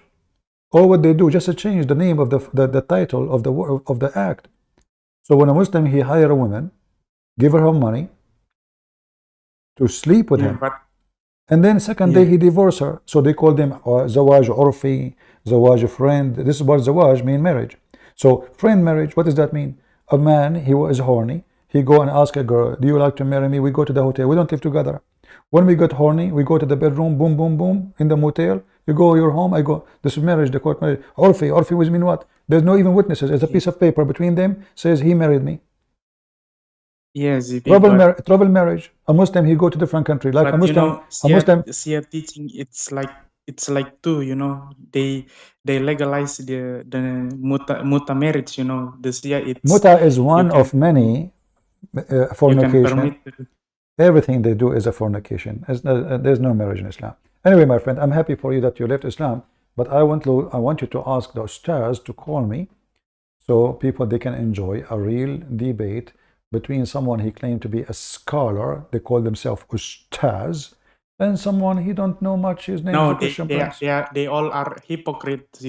When I go to mosque and ask them, they are angry. You know, some of them is angry when I ask them about how can the prophet it's not really it's there is not proof the prophet Muhammad go to heaven. They really angry about that. You know, Yeah. they say to me, just believe it. Don't ask many things. You know, it's really hard my heart. You know, Mm. it's All right. really making Well, my mind I'm happy confused. for you. And did you decide to accept Christianity or not yet? No, I just learned Why not? Why you don't the accept? other Why you the don't other. accept Christianity? I just learned about the other religions, you know. All right. It's Well, I will give you some time to I read. I can believe the the God can be human, you know. I cannot believe that. Why God? He can do anything if he is God. What God mean? Tell me what God mean. When you say the word God, what does that mean? It's mean he can do anything, right? Yeah. Okay. So why he cannot be a man in the same time God? If God cannot be anything he want, that means he cannot be God. As an example, me, I want to fly. I cannot fly. Okay. But why? Because I'm just limited. I cannot. As simple as that. So, but when we say God, we call him Almighty, correct? Yeah. What Yeah. Almighty mean? All might, which mean all power belong to him. So nothing can stop him from being whatever he wants. So why God cannot Yeah. be a human and God in the same time? If you are But using the word God and you believe that God is true, then God mean he is capable of what we are not. yeah, but you know, I don't believe any Muslim apologize, you know. Like Muhammad Hijab, he's hypocrite, you know. When he debate with Shia Muslim, he just clip the debate. It looks like he win, but if you see the full video, he's totally defeated by the Shia Muslim. He cannot prove his teachings of CB. You know, I it's know. hypocrite. I say. Well, both of them, they are hypocrites. Shia and Muslim, they clip the videos too, and Muslim, they clip the videos because Islam is a video clip anyway. All right, my friend. Yeah, Thank you very much for your call. And yeah. But I want to ask you, CB, why the heaven in Christians it's very different with the heaven that I know for all my life for the because last time. because the heaven is the place Yeah. which is created by God, the holy God. So why the heaven will be a pimp house? It's called heaven for what reason? Because it's a pimp house? No way. A pimp is a pimp. So if God, He created me, you know, when God, He created male and female, there's a reason. A male and female, they complete each other, but one man, one woman. Even in the stupid Muhammad story, he copied from the Christian and the Jews. God created one Eve and one man, not many. So if we are going back to heaven and using the Muslim logic, then we have to go to the state of Adam and Eve. One man, one woman. Why all those women are made just for sex? Was Adam short of desire? Was Adam short of happiness with his wife? Was she enough for him? Obviously she was. Otherwise, did Allah made a mistake by creating one woman to Adam? No. So why are going to go back now? And there's millions of women waiting for us, made by Allah. Took him 1,000 years to make their skin smooth because Allah is so slow. So we Yeah, don't have I the really, same really heaven. don't know. We don't have the same heaven because we don't have the same God, and because our God is holy and their God is Satan. Satan, Yeah, but Satan, he make you, yeah, he tempt you by tools, and the tools always sex, money, power, and they are connected. They are all connected. Even men, you see some men, they are so much interested in buying what they call it sexy car, a car. But the whole point of a car, expensive, extremely expensive car, is what? Is power and sex. Because yeah, if I buy the most expensive car in the state, and if I buy, let us say, a cheap car, Toyota, for $2,000, both of them, they are not allowed to drive more than 65 miles an hour in USA. So what the point? Why I'm spending $3 million to buy a car? Simply because I want to show off. In front of who? Men and women. And those are attracting women who they are whore. Women who worship yeah, money and love money. If I have an expensive cars, all those beautiful women, they will jump in my car because they are whore. They love money. So even when a man he do that is for his sexual and pervert and show off and greed, not because really this car would do any different. Still you cannot fly with it. Still it's a car. but I want to ask you, what make you believe it's if the Bible is not corruption? I think the Well, Bible, if you some people say Bible it's corrupted, you know. first of all, the word of God is not only a book, it is God's words, which mean nobody can corrupt something is not written. This is number one. So the Bible was not written yet. So how you can corrupt something is not written? Same time, when the Bible is written and the Bible is published around the world, how come we have the same Bible? It's impossible to corrupt. And why the Christian will agree? So if I say to a Muslim now, I will use the Muslim logic. If I say, do you have bad Muslims? He will say yes. Do you think some Muslims, they deserve hell? He will say yes. Okay. Yeah. Do you think a Muslim, he can corrupt the Quran? He say no. Huh? You just told me he's bad. You just told me he's evil. So why he cannot? Oh, God protected. Do you see, they are fake. Yeah. So either this book is corrupted and anyone can corrupt, or nobody can corrupt. Then if we ask the Muslims, is the Bible according to the Quran sent by Allah? They will say yes. Okay, how we can corrupt what is sent by Allah? I thought nobody can corrupt the word of Allah. The Quran says, لا مبدل لكلمات الله. There's no one can exchange and change the word of Allah. Is the Bible is the word of Allah? The Yeah, answer, but I want to ask, I really ask to Ustad too, Zibi, why Allah cannot unite the Muslims here and Sunni, but the Ustad say this is you ask who? Oh, wait, Ustad, you know, ah, Ustad, and they say this is the exam for Allah. but what You you know? know from Allah? You know, when Allah he says nobody can change his word. Look how many chapters: 634, 6115, etc. No one can change the word of Allah. Was Allah considering only the Quran his words and the rest are not? If the answer is yes, then the rest is not his words. And Muslims are liars, and Allah is liar when he say he sent Isa the Injil, and he lied when he said he sent Moses the Torah. Yeah, So but either it is all the why word of Allah Allah. cannot unite the Muslim? You know, the Shia Muslim and Sunni Muslim is fight each other until this day to ECB. Why Allah cannot unite them? This is not really an argument, because there is a Christian are not united too. What does this have to do? You see, actually the Quran says that Allah, he made people different. But the Catholics and the Protestant, maybe they don't unite, but they don't kill each other. Don't like just No, like in certain not time, like in certain time, people commit crimes in the name of God in Christianity too. But this is not an argument.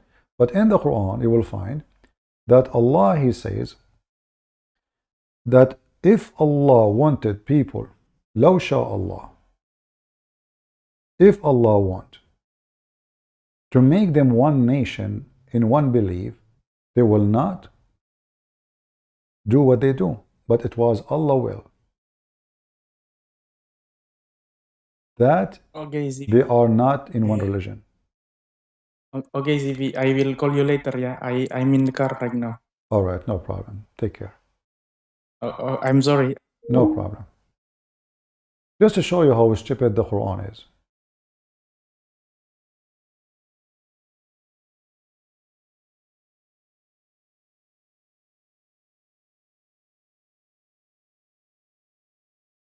The verse in front of you, chapter 6, verse 148.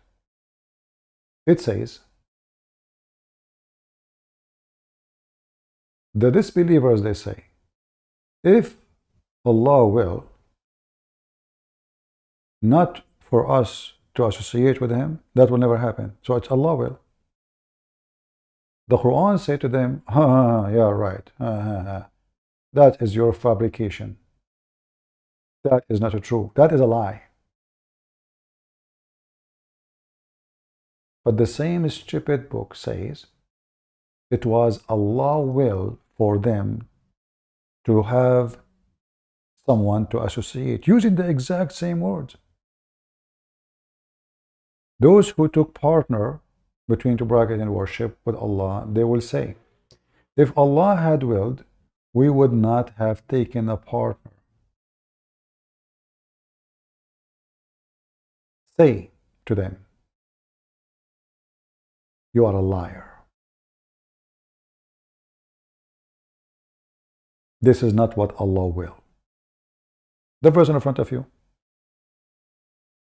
If you don't like the translation, we can change it for you. What translation you like? We have a good customer service here. Whatever translation you want, we can show you.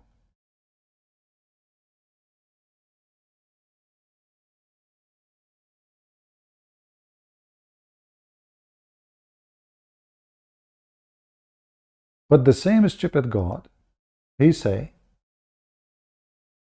had Allah will, they will not become mushrikeen. How does religion work?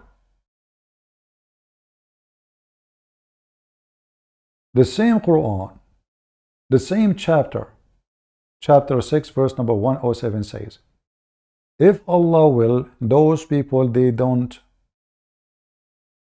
commit shirk.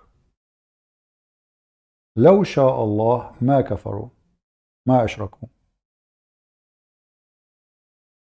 The same stupid Quran say the mushrikeen, the kuffar who associate with Allah, someone, they say it is Allah will. Say to them, you are a liar. It's not Allah will. And the funny is, the Quran says, if this is a book made by other than Allah, you will find in it a lot of contradiction. Well, this is a huge one. The same chapter, verse 635. لو شاء الله لجمعهم على الهدى. If Allah wanted, it was His will, Allah will make them all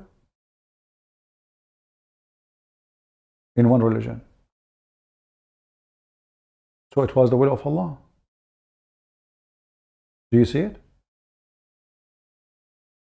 But it's Allah will not to be following one religion. The same chapter. So the same stupid Quran says, those people, they say, if it was Allah will, we are not or did not become people who associate with Allah. Allah said to them, oh, you are lying. This is not my will. But in verse 107 says, no, it's my will.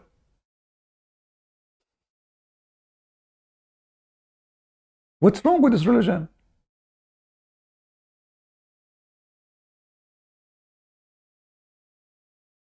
If you send to them, look, the same chapter, how many stupid verses about this. Verse number 111. Allah saying to Muhammad, even if we send down angels to them, to whom? To the human. And the angels, they spoke to them face to face, yet those people will not believe unless it is Allah will. It's in front of you.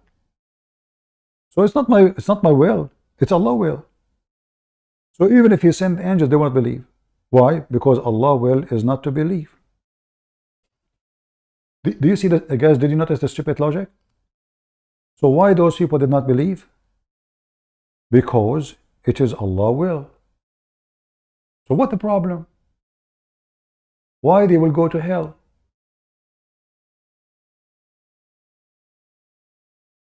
If it is at the end of the day, it was the will of Allah. Verse 137, the same.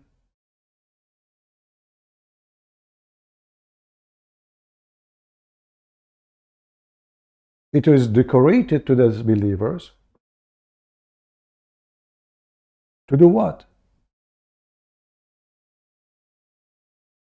To kill their children. How is that? Allah knows best. To destroy them and to confuse their religion for them. Had Allah willed, they would not have done so. It's in front of you.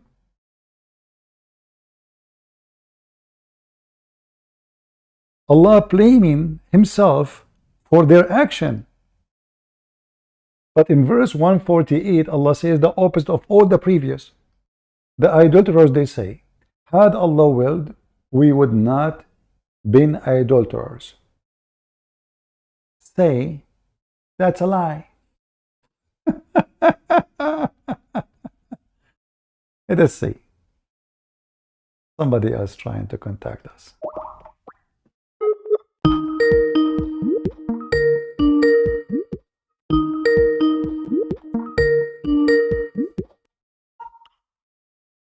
Hello? Hello, Chris. Please get ready to give me your password. How are you doing, my friend? I'm doing fine. Do you remember where we finished yesterday? Yes. Okay. You know, I always I find it fascinating about you and your friend Ultimate Fort. Yesterday he called me and he said, and I want your opinion because you are very knowledgeable, not like him. He said that a Muslim women, according to the Quran, have to be caught fornicating in 4 different times. Do you agree with him? You run away from the answers yesterday, right? No, we will go to anything you want. We have time, don't worry. So what do you think about what Ultimate Fort, Sheikh Ultimate Fort from Senegal? You're from Senegal too, right? I cannot reveal to you my. So now, what do you How did think? you know? He said, I showed him the verse in the Quran, and he is a Quran only like you.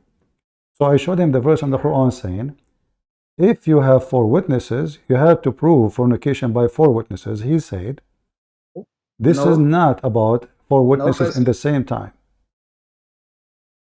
Firstly, the verse is not about to prove fornication.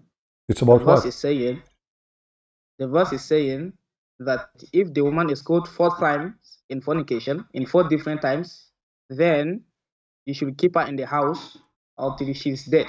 There. It That's says what the it verse says says. that. It says that. Yes. Oh, okay, guys. It says that if you cut the woman 4 different times doing fornication, you keep her in her house. Yes, that is what the verse says. All right. Let us go to the verse, can we? Okay, we can go. All right. Read for me the verse. Okay, give me the chapter. So you are answering me about what the verse says, but you do not know what chapter? I know what the verse is. So why are you asking me to give you the chapter? Because I know the verse, but it's like I forgot the verse. You are a scholar who don't remember. Okay. So you were watching yesterday, and I put the chapter in front of you, and now from yesterday to now, you don't understand, you don't remember, right? Give me the chapter. All right. Let us see. Okay, let us see. Which one you want? Which what do you mean? Which one I want? Because there is many verses. Which one? I said, give me the chapter that you're talking about. Okay. Remember, you said if those are 4 different times, not 4 witnesses, correct? Yes, and you have 4 witnesses at 4 different times. Okay, guys, it's 4 witnesses at 4 different times. Okay, chapter 24, verse number 6. Okay, 24, verse number 6. 24, 6. As for those who accuse their own spouses without any witnesses, then the testimony may be accepted if you swear by God 4 times that he is true. So You just made a poo-poo. You said to me that you need to have 4 witnesses in 4 different times. But this verse saying you don't even need witnesses. You take an oath 4 times. This is another verse. It's not the verse. Doesn't matter which one. So which one we follow? Do we need 4 witnesses as a must in 4 different times, as Ultimate Fard said, or we just take 4 oaths 4 times, and that will replace the 4 witnesses? Which one? This verse is telling you that if there is no few witnesses, you have to swear 4 times. Okay, but how? If Allah He said you need and you are the one who confirmed that we need 4 witnesses in 4 different times. Everybody heard you. But now it turned to be we do not need any. It turned to be we do not even need 1 witness. It's just we take an oath 4 times. And why 4 times? This verse is saying that if there is no witness, if conditional statement, you don't know English. So okay, hold on. If there is no witnesses, but this way anyone do not need witnesses. He's just taken an oath 4 times. Yes, if there is no witness. Okay. If there is no witness. All right. Let us go to different verse so we can laugh, because maybe you do not know that when the Muslims they start laughing at this, the Muslim themselves they start questioning what kind of how we can get 4 witnesses. Muhammad he came with that one to replace the other one. This is abrogated, you stupid Abdul. So look what happened. Chapter 24, verse number 4. Shut up. Huh? Chapter 24, verse number 4. This one it says, those who defame chaste women and do not bring 4 witnesses should be punished with 80 lashes. You said to me, and everybody heard you, they have to be 4 witnesses in 4 different times. Show me the 4 witnesses in 4 different times. Go ahead. This is another different verse. This is the verse I'm talking about. No, this is the verse I'm talking about. No? Yeah, this is the only verse. There's no other verse. What verse? Okay, we'll go there. Those who No, hold on. No, we will not go there. Hold on. You said this is not the same verse. Give me the other verse. Go ahead. Okay, let me give you the other verse. Let me produce it. Chapter Okay,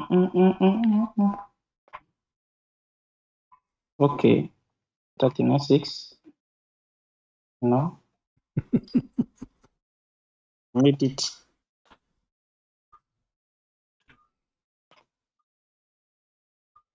Okay, 4 verse chapter 4 verse 15. Verse 15. Chapter what? Chapter 4 verse 15. Chapter 4, verse 15. This is about wives. She's doing fornication. And for witnesses? Yes, And for that witnesses. is what the verse. Okay. That is what the verse. All right. Okay. I will go to 4. Chapter 4, verse number 15. Read it for us. Go ahead. Okay, those who commit adultery among your women, Uh-huh. you must have 4 witnesses against them from you. If they do not bear witness, then you shall keep. If they do bear witness, Uh-huh. then you shall keep such in their homes until they die, or God create an exit for them. Okay. This is the verse that we were talking about yesterday. This is about what? It's about the woman quote who commit adultery. What kind of adultery we're talking about? How many type of adultery do you have? Like the one that you used to do? Is it about this? Is this verse about lesbian or about women and men having sex? It says those who are commit adultery, they have committed the adultery. Where is the word? Where is the word adultery? You are facing it. You are facing it. Where? You are facing it. No, tell me in Arabic which word is the word adultery. No adultery there. But you are facing the verse, right? No, adultery is a fornication, correct? Adultery, the fornication. Yeah. You don't know the difference between adultery and fornication? I'm asking you, is adultery is a fornication or not? When you say adultery, do you mean fornication? No, I mean adultery. I don't mean fornication. I mean So, adultery. okay, so explain to us what is the difference between adultery and fornication in Islam. Okay, go to your own dictionary. No, you tell me in Islam. You are a Quran only, and you can go to any dictionary, no problem. Give me the answer. What is the difference between fornication and adultery according to you? Just help yourself and open a dictionary. No problem. Give me the answer. Hey, I type it. I have it. No. So now tell me what the difference between fornication and adultery. You said it's different. So you're running away from the verse right now? No, we are not. We are talking about it. Oh, so okay. I said to you, where is the word adultery in the verse?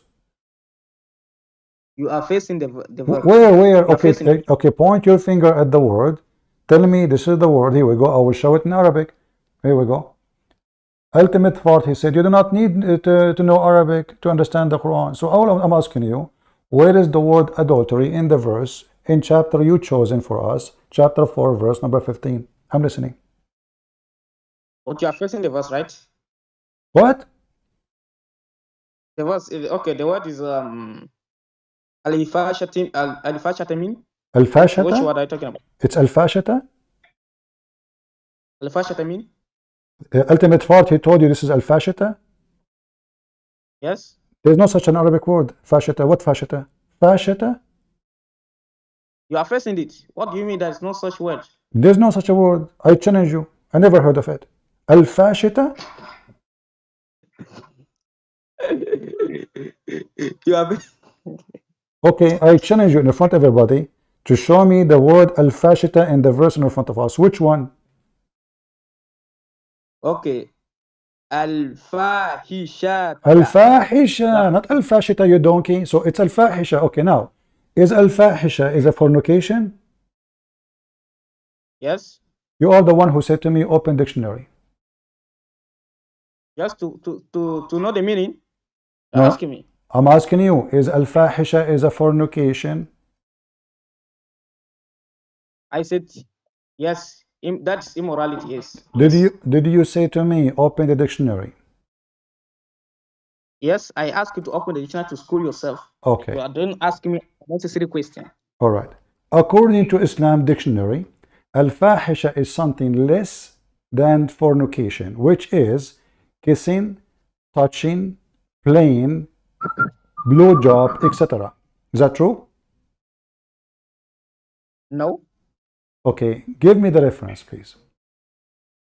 Open your own dictionary, any Arabic dictionary. I just did. No, you did not. Okay. You know what? Every Muslim is listening to you now, and this is recorded, right? I can show tons of reference saying that al-fahisha, if we go to the chapter speaking about al-lamam, what is al-lamam? A man, hold on. If I ask you right now, if a man, he kissed a woman in Islam, she is not his wife, or she is married, is that a fahisha or fornication? Why should you do that? I'm asking you. I'm not asking you why she did that. She is horny. Let us go to the verse. I'm asking you, verse if a go. woman, she kissed a man in Islam, is that considered adultery or fahisha? We have to go to the verse. You don't stop. Give me the answer. I mean, why? Okay, you go to any verse you want. I want the answer. How you give me the answer? I don't care. Is al-fahisha is adultery, or it is? I said I don't know the answer till we go to the Quran. So what? So you are Mr. I don't know. Till we go to the verse. I thought you wanna get me busted. It turned to be you are. So each time I ask you a question, you put me in the corner. You say I don't know. Is that how you escape? I've get you busted already from the verse. No, I'm asking you now in the front of everybody. What is al-fahisha? If a man, he kissed a woman, she is not his wife, regardless if she is married or single. Is that a fornication in Islam, or this is fahisha? Give me the chapter itself. I don't care about the chapter. The verse in the front of us, you are the one who told me the word fashiha, it's fahisha. So now we know the word. So is that word? Don't tell me, give me the verse. Give me the answer, you donkey. That is why I said that I don't know the answer. What? Why you do not know the answer? Because I deal with the Quran. What do you mean? I thought the Quran is clear. You said to me you are Quran only. Yes, it is clear, very sure. Okay, as long as it's clear, give me the answer. Is al-fahisha is the same as somebody kissing a woman, or it is somebody effing a woman? I said, give me the verse, or you go to the dictionary. You said you do not know, and you said you are a Quran only, and you said you understand the Quran, and you said you will get me busted. Get me busted. So what do you mean I do not know when you are a Quran only? Are you saying to me Quran is not enough to explain to you what the verse meant? The Quran has explained very clear in details. Then give me the answer. Don't tell me go here and there. Give me the answer. I don't know how you get the answer. Give me the answer. Quran only person do not need anything else. What is al-fahisha mean to you? Is it a person kissing a woman, or a man effing a woman? It just means immorality. It just like the immorality. Immorality can be anything. Lying is immorality. You're a stupid donkey now. No. Yeah. Is it moral to? Is it the good manner to lie? Is it an honest thing to cheat in the weight, in the meat, in the beef, in things you sell? So what are you talking about? I'm asking you about al-fahisha. Al-fahisha speak about certain things. It is you who chosen, verses, saying to me this verse that this one will prove about a woman fornicating. Yes. So why you don't say al-fahisha is not kissing? Isn't it you donkey? Just to show how stupid you are. Isn't it you who said that this is the verse we need for witnesses if a woman fornicating? The verse, okay. Let us go back to the verse right now. Okay, now we will go by the verse. So according to you, al-fahisha is fornication, not kissing, correct? Adultery. Yes. Adultery. It's okay. Is it okay? Is adultery fornication or not? Yes, it's still the same thing. So why you are correcting me? Why I say fornication? You say adultery? Because I want you to go by the word. Adultery. What the heck? Listen, isn't it the Arabic word is one Arabic word, and English is just a translation? Yeah. So is it fornication or it is adultery? Isn't it the same? Isn't fornication is adultery? He hang up the potato. Potato. The donkey, he do not know that this verse is about lesbian. This is about lesbian. No if in there. This is why it says, your women. It's more than one woman involved. Those women who commit such a thing. What is the man in the verse? Donkey. You hang up because you're a potato. If two women or multiple women, they have sexual relationship, fahisha, those women, we jail them in their houses. So the donkey you choosing,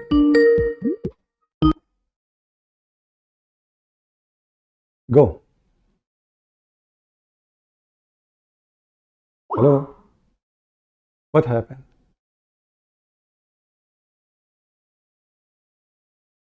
Let me call him.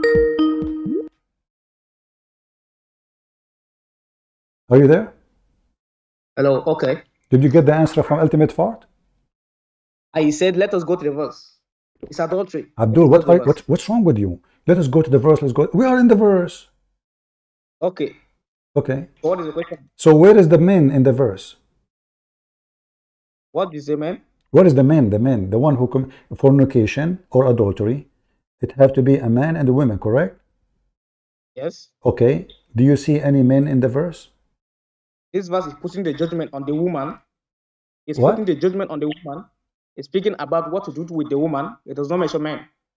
But it says your women, they did something, then you jail them. Okay, what we do to the man? The verse does not indicate here. Listen, you are a Quran only, and you believe the Quran explains itself. You say this is about women and men having sex, fornicating, committing adultery. What is the men? What we do to the men? Okay, let me answer. This verse is saying that if your wife is caught in adultery with 4 different men, then you should provide there will be 4 witnesses. The reason is because the other verse says that the other will be given 100 lashes, each of them. Okay, you just said, everybody heard you. 4 different men, correct? Yes. But you quoted this verse for me to prove that it is 4 different time and 4 different men. Yes. But you just said, you need only 4 witnesses. Yes. So why you are adding 4 different time to the verse? Look, you are facing the verse. The verse says, you must have 4 witnesses against them from among you. If they do bear witness, 4 witnesses against what? It has to be 4 different occasions. Has to be 4 where is a different occasion? I want to, you see, you are calling me to get me busted, and now you are saying to me, you see, you are a Muslim fabricating Quran now. Are you adding the words 4 different occasion? Does it say that? You are Quran only, remember, which means only what the Quran say, you say. But look what you are doing. You are adding now a long sentence saying 4 different occasion. Can you read for me where in the verse it says in 4 different occasion? You are facing it. Where? You are gonna Where? Let me explain how it says that. Let me explain. Not explain. Read the verse. It should be in the verse. You see, your Quran only. The Quran is Abdul. Listen. If the Quran is saying 4 different occasion, then show me where it says that. Otherwise, explanation is false because it's not up to you to add things. It's not said in the Quran. Remember, you are a Quran only, and whatever the Quran only say, you have to follow without even explanation. The Quran say. So does the Quran say the words, the sentence, 4 different occasion? Yes. Where? Show me. I will take you to another verse, then we're going to explain. Whenever I'm speaking, don't interrupt me. Finish this one and we will go to the other verse. Where? You are the one who quoted this verse for me, you donkey, and now you want to go to a different verse? I asked you where it says 4 different occasion. You said this verse. Don't interrupt me. So what interrupt you? So what a big deal? We are having a conversation. You want to take the mic and speak forever? So I'm asking you now, it's you who chosen this verse here to prove to me it is 4 different occasions. You chosen this verse for that purpose. I'm asking you, where in the verse it says 4 different occasions? That is what I'm trying to explain. You're gonna let me So talk? are you saying to me that is in your explanation, not in the Quran? It is from the Quran, and I prove that. No, where it says, where is the sentence says in 4 different occasions? Okay, because the Quran says that if it is time, they should give 100 lashes. But this verse is saying that they should be kept in the homes till death. Because this is about, because you're stupid, because this is about women having sex only together. Women. It says no, it says those who commit adultery. No. Those who commit fornication in the form of women with women. What translation you are reading? No. What translation you are reading? Your translation. No, your translation. What translation you want? I said your translation. Okay, my translation says 2 women. It says women. There is no men. Oh God. What? So you mean according to you? Okay, let us take example in the Bible. Don't listen, Abdul. Give me the translation you accept. Okay, Jesus says that when don't change topic, Abdul. Don't run. Don't put your tail between your legs and say Jesus said. Jesus says that you are a whore. Jesus says your father is the devil. Jesus says that you will know them from their fruit. He said that the father of all lies is the devil. If you are a follower of Abraham, you do the work of Abraham, Jesus said, but you don't. You Muslims are fabricating answers against your Quran. I can show right now the interpretation saying this is about women having sex together. And the verse after it, you donkey, it says al-ladhani, which means 2 men. So the verse before it, verse number 15 says, if 2 women having sex together, and the verse after is about men only. So it's about gays and lesbian. You are a certified donkey. You are the certified donkey. Okay, here it says in verse number 16, let's see who is the donkey. And by the way, your prophet says, aren't you afraid from raising your head before the imam? Allah will make your head a donkey. Already you are a donkey. He cannot make you a donkey. Don't worry. So now, verse number 16, does it say about 2 men? If they do this act, we beat them with sandals. We just hurt them? No, it says the couples. What couples? Okay, hold on. Just to show you how stupid you are. So the verse before it, if 2 men and women, a man and women, they have sex, according to you, we jail them in their houses. Wonderful. Then how you explain to me the verse after says, if 2 of you men have sex, we just insult you, hurt them. Why we have different rule? Why we have different rule? Okay, it says, and as for the 2 of you, who are guilty, punish them both. What? They are guilty of what? And if they are guilty, what from the context? What are they guilty of? Fahisha. Yes. Certified donkey. Fahisha, the same word you quote for me. You could not quote it in the beginning, I help you. Fahisha. So the Quran continues, says, if 2 of you, wallati yatina al-fahisha, if 2 of them, those women, they commit fahisha, we do this to them. We jail them in their house until they die. The verse after says, if 2 men do what? Do fahisha. No, it doesn't say men. It says that in Arabic it says walladhani. 2 of you. 2 of you, not 2 Abdul, men. muta boy. No, this is the English one. The first translation. It says walladhani. Yes, 2 men. Okay, two of you. Is alladhani for men or for women? It says 2 of you. Do you like to call ultimate fart? What do you mean? I like to. Okay, hold on. You said to me you believe in dictionary, right? Can you find for me right now and get me busted in front? I will give you the password. Is it for men, alladhani, or for men and female? Ladhani. Ladhani. I think is let me check. Squeeze it. It's coming. So what? Two of you. It does not refer to men or female. It is both for both. It does not. Are you sure, Abdul? Yes. That's amazing. It's so beautiful, so beautiful. Okay, if it is the same, then why they have different punishment? If the one number 15 is about a man and women having sex, and the punishment is to jail them until they die, then how the second one have different punishment? Just hurt their feeling. Yes, if there are two of them. We know it's two. We know. Dude, That's listen, focus, potato. Everybody is dying laughing at you. It's recorded.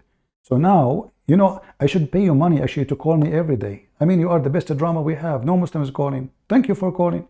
So listen, I'm asking you, if it is the first one is a man and women fornicating, what we do, you said, we bring 4 witnesses in 4 different time, which doesn't say that, and you are a liar as usual. But if it is the shut up, if it's the same, why in the verse number 16 it says, if 2 of you commit it, then just hurt them. Hurt them. What the difference between the verse 15 and the verse 16? Okay, the difference is that the verse in 16 is talking about 2. Even if there are 2, they should be punished. So are you saying to me that the verse number 15 is about group sex? The verse, it's for whatever. Whatever. What are you trying to buy time? We called ultimate fault. And what do you mean call ultimate truth? What do you mean that? You are facing the I'm verse. asking you, if this is if the first one is a fornication, man and a woman, you claim that, and then we bring 4 witnesses, and then the punishment is we jail them until they die. Okay, wonderful. So now verse number 16 talking about what? It says the 2 of you who commit the adultery shall be punished. Okay, what adultery we are talking about? Why, if Okay. if both of them are adultery, why here we just hurt them and there we jail them? That is why I'm trying to explain, but you don't let me talk. Really? All Right. this time you are talking, I do not let you talk? When I'm trying to clear everything, you stop me along the way. Right? Go, I will What you take are afraid. go, I will take a nap. Okay. The verse says, and 2 of you. What does that mean? I It don't know. means that It's mean 3. no. It's mean 2 I'll then. explain why. It's mean 2. You're smart. Okay, if 2 of you, okay. The 2 of you, the 2 of you who committed the adultery shall be Okay. punished. Okay. The other man, the first punishment is mentioned for the woman is mentioned in verse 15. The punishment for the other person is to 100 lashes. What, are you stupid or what? So how Abdul, if they commit fornication in verse number 15, we jail them until they die. Is that correct? Yes, that's for the woman. Okay. 4 times. Oh, this is for the women. Finally, he got himself busted. So I was telling you from the beginning, those are only women. Women. Those are lesbian, you donkey. Now you get yourself busted. So the verse after it is for 2 men. This is the difference between them. So 2 men having sex, if we go to the interpretation, as an example at Jalalain, it says, those who they are homosexual. Homosexual. This is why in Arabic it says, 2 men committed adultery. Alladhani. Homosexual. Read it. They are doing the act of loot. The act of loot. What we do? We beat them with sandals. Shall I beat you with sandal? Are you a gay? So you are not quoting the Quran. You are quoting another book. What are you quoting? This is even your scholar interpretation. So you are not giving me Guys, what the Quran says. Shall I hang up on him and give him mercy for tonight, or leave him talk? I hang up on you for, honestly, listen, I hang up on you because I feel bad for you, but I will not hang up.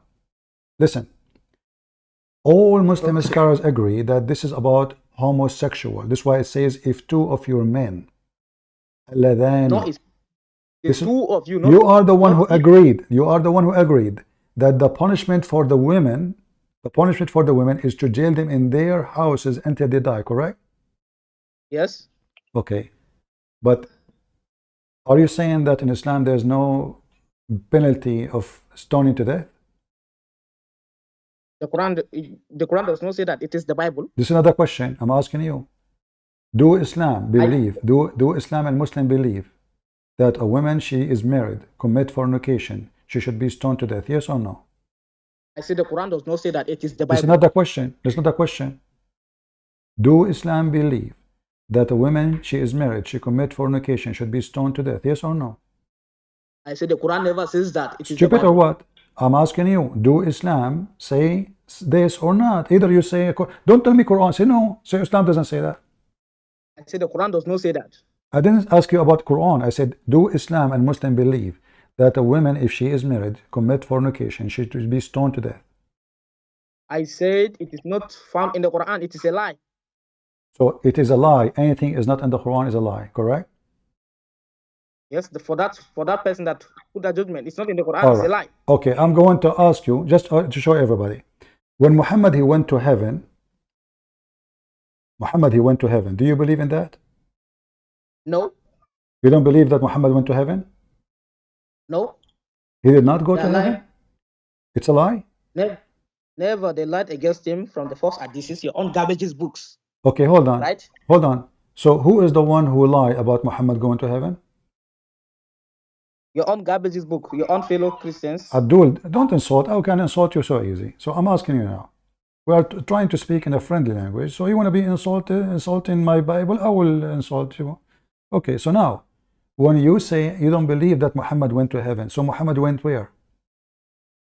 The Quran says it was taken to the mosque. To where? To mosque, Masjid al-Aqsa. Where is that location? That's what the Quran says. No, I'm asking you. Allah took him where? What is that? Allah says it took him at night. Where? I got it. Where? Allah took him where?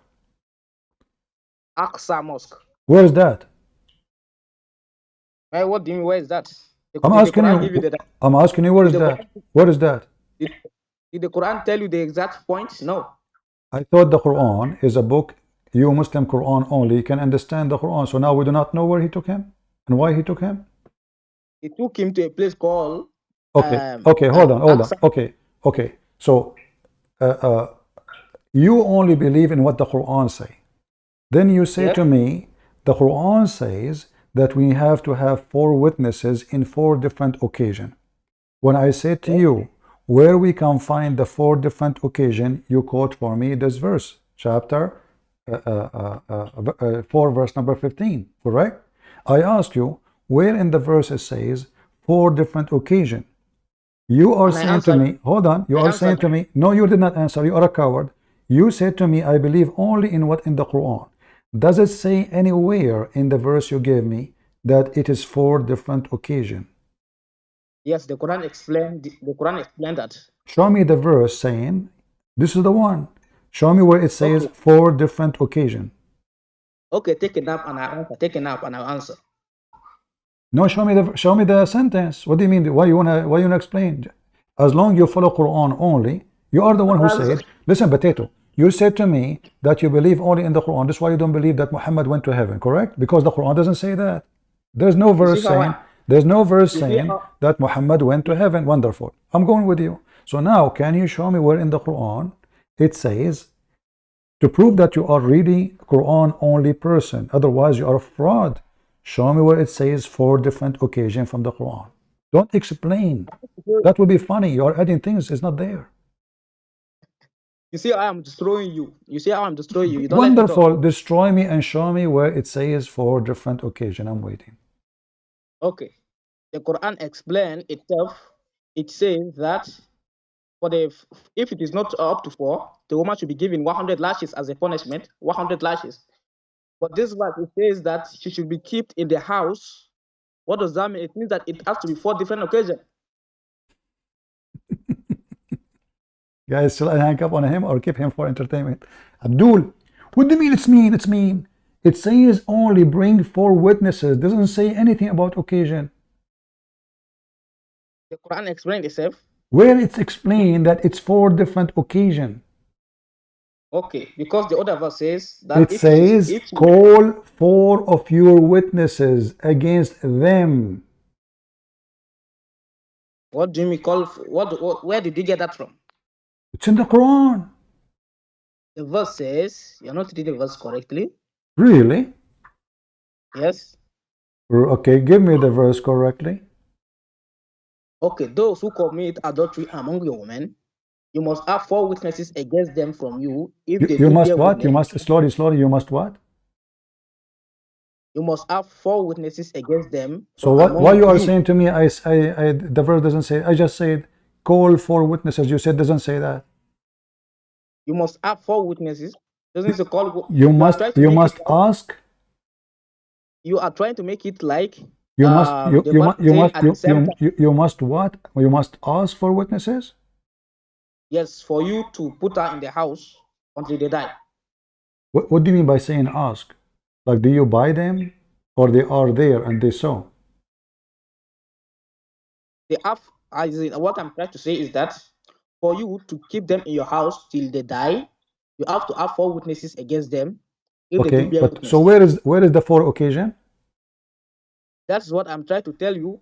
The other verse says that if she is caught in adultery and it is not up to 4 times, the woman should be beaten 100 lashes. 100 lashes. Abdul Potato, you keep repeating the same thing. We got it, 100 lashes. Who care? I'm asking you now. Where it says the 4 occasion. That's what I'm just tell you. Where? 1 occasion is 100 lashes. Where the 4 occasion is 100 lashes?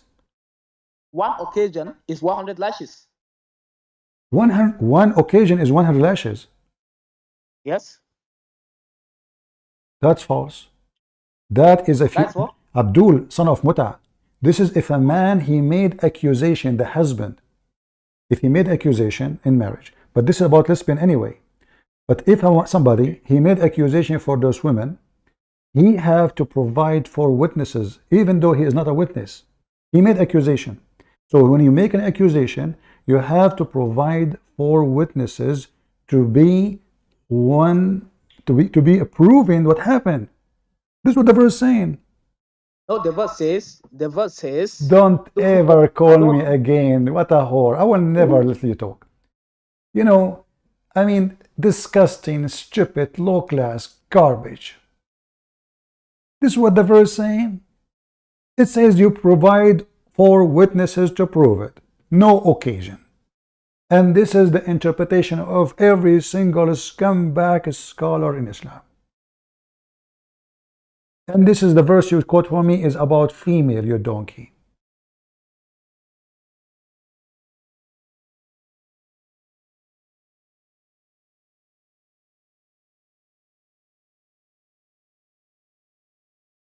What a coward.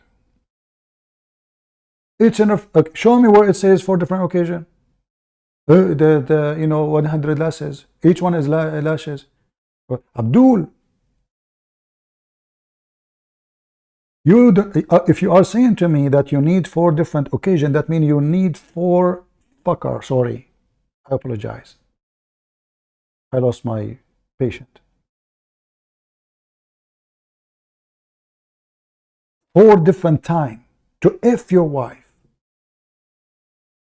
I'm trying to help you. It's a shame for you Muslims to say what you are saying. So 4 times she will be F'd to prove it, 4 different occasions. Thank you very much.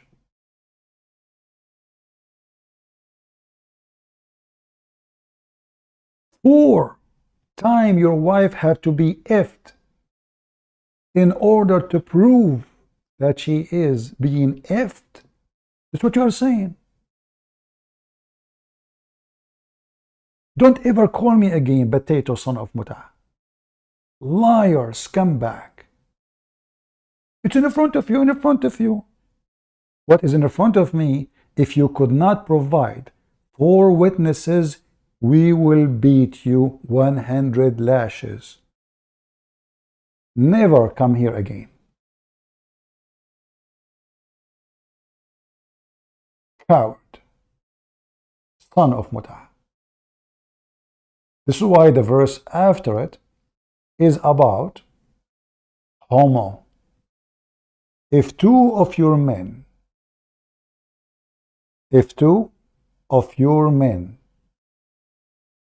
did fahisha. You see why the Quran called it fahisha? Fahisha is not a fornication. You're a donkey, potato. Zina is fornication. Fahisha is the same as al-lamam. If we go in the Quran, I apologize for saying that word, but you need the patience of angels when you speak to those coward liars, followers of Satan.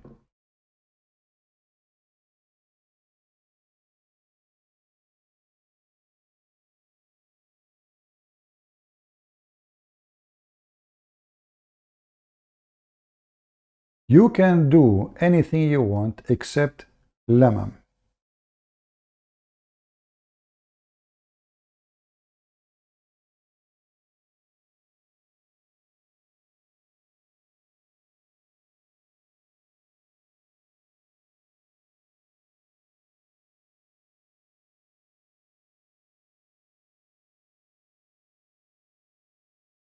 What is a lamam? A lamam is a fahisha.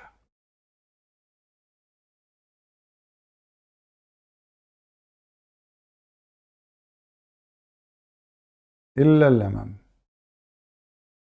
What a stupid website. You can't even find a thing. Let us see.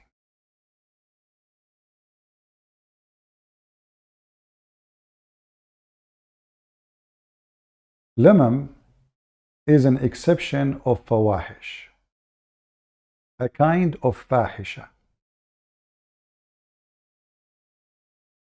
There's a big sin in Islam and there's a small sin.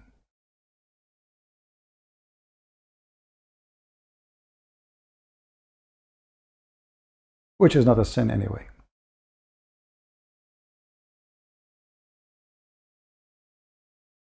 As you see all those verses saying, those who avoid big sin and fawahish. So there's big sin and there's fawahish. So what is fawahish? Let us go to Al-Lamam. Chapter 32, verse number, 53, verse number 32. Those who do great sin and shameful acts, that is a fahish, a potato. Potato. Except the lamam. What is the lamam? The lamam is part of fahisha, which is what? Playing with the vagina of a woman. A woman, she put her hand in your penis, play with it. A man, he came to your prophet, his name is Nabhanut Tammar, and he said to him, I did with this woman what every man do with the women except fornication. So what he did fahisha. Muhammad, he said to him, don't worry, this is nothing. The man, he said, I think her husband is doing jihad for you.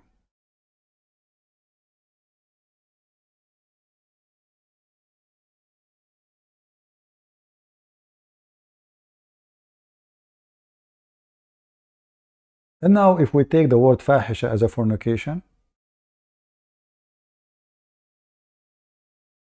that will be more funny.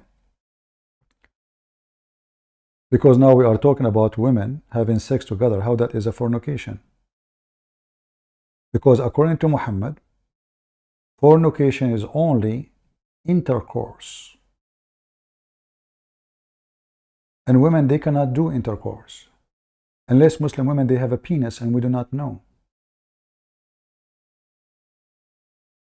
Do they? This is why the verse after it, verse number 16, says, something different. If two of you, here it says women. It doesn't say if two. Women in general, any women. They do what? They do fahisha. What the fahisha? Lesbian. Having sexual relationship together. What is the punishment? We jail them in their houses until they die. Same time,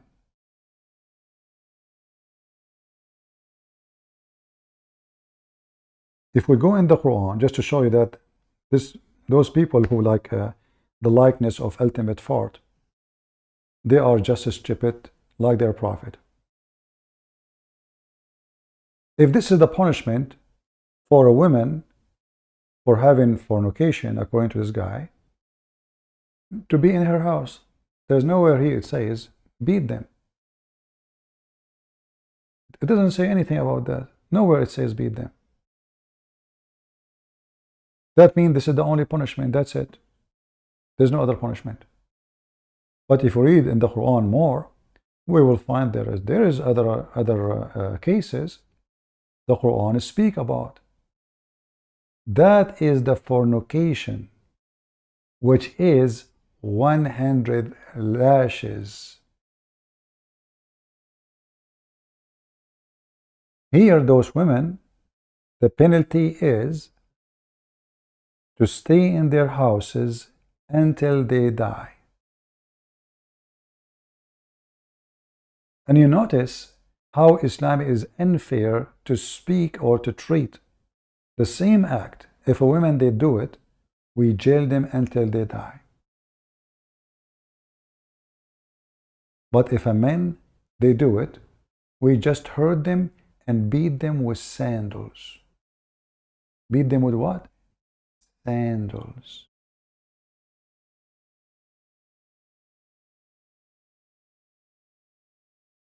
If it's the same act, why we have different punishment?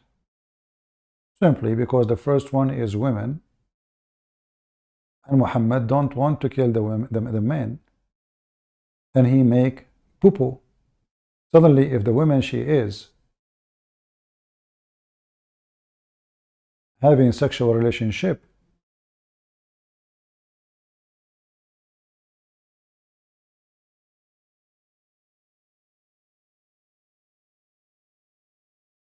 we treat them differently. But the men, if in men, we just beat them with sandals. It says there in verse number 16, "Adhuhuma," which means just hurt them. That's all, hurt them. There's no, what is there's beating? There's no beating. Jail them? There's no jailing.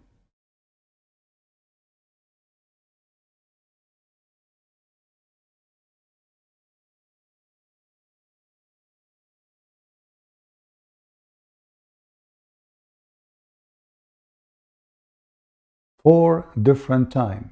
You, Muhammadan from Senegal, made history. I want the Christians, those who make videos, to combine the video of Ultimate Fart yesterday and the video of this guy today, confirming that in order to prove fornication, a Muslim man, he have to wait until his wife she if 4 men in 4 occasions with 4 different witnesses. Then he can prove his case. So if this is come back, his wife fornicated 1 this week, and then she slept, and he have witness. Maybe he was there. And then next week, she effed a new husband. And then a month after, she effed the 3rd man. So not husband, sorry, a boyfriend. And she stopped. He cannot prove it because he need 4 different witnesses in 4 different occasions. He said that, not me.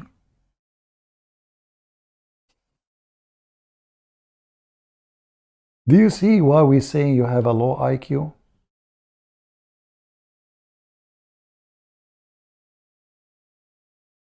Supposedly he is trying to fix it. But what he did is stupid. Muhammad himself is confused about what fahisha is. So you will see one verse in the Quran says fahisha is fornication. Other verse he says fahisha is not.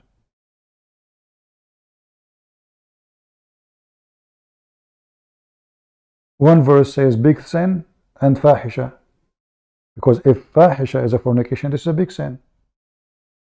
You don't say and.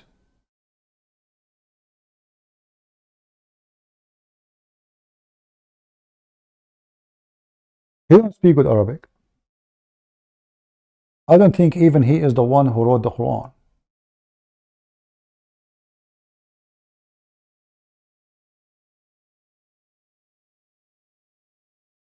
And the penalty of a woman, she fornicate if she is not married.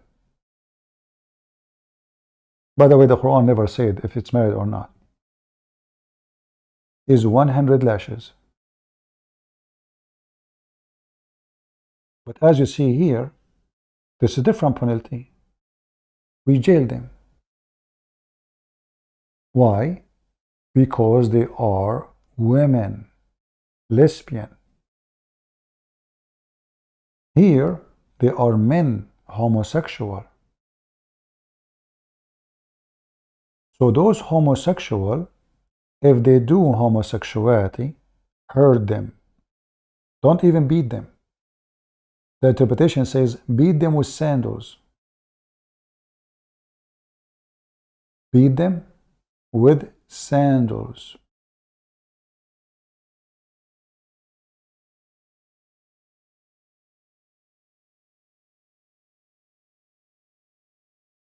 But I'm so happy that both now ultimate fort look like the Senegal country is screwed up. In Senegal, you can go and sleep with those men, wives, and this man, he will be watching outside. He got the first witness. He invited his friend because it have to be 4 different occasions.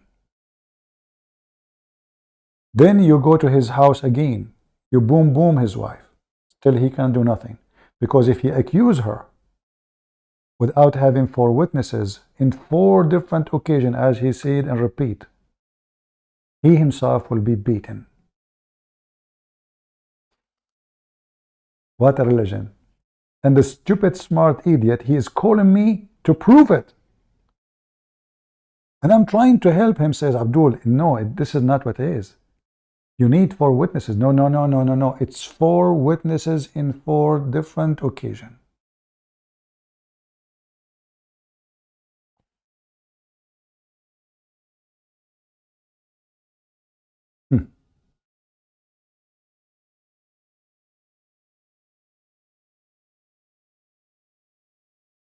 Potato. The Quran in the chapter 4, the same chapter we are reading from,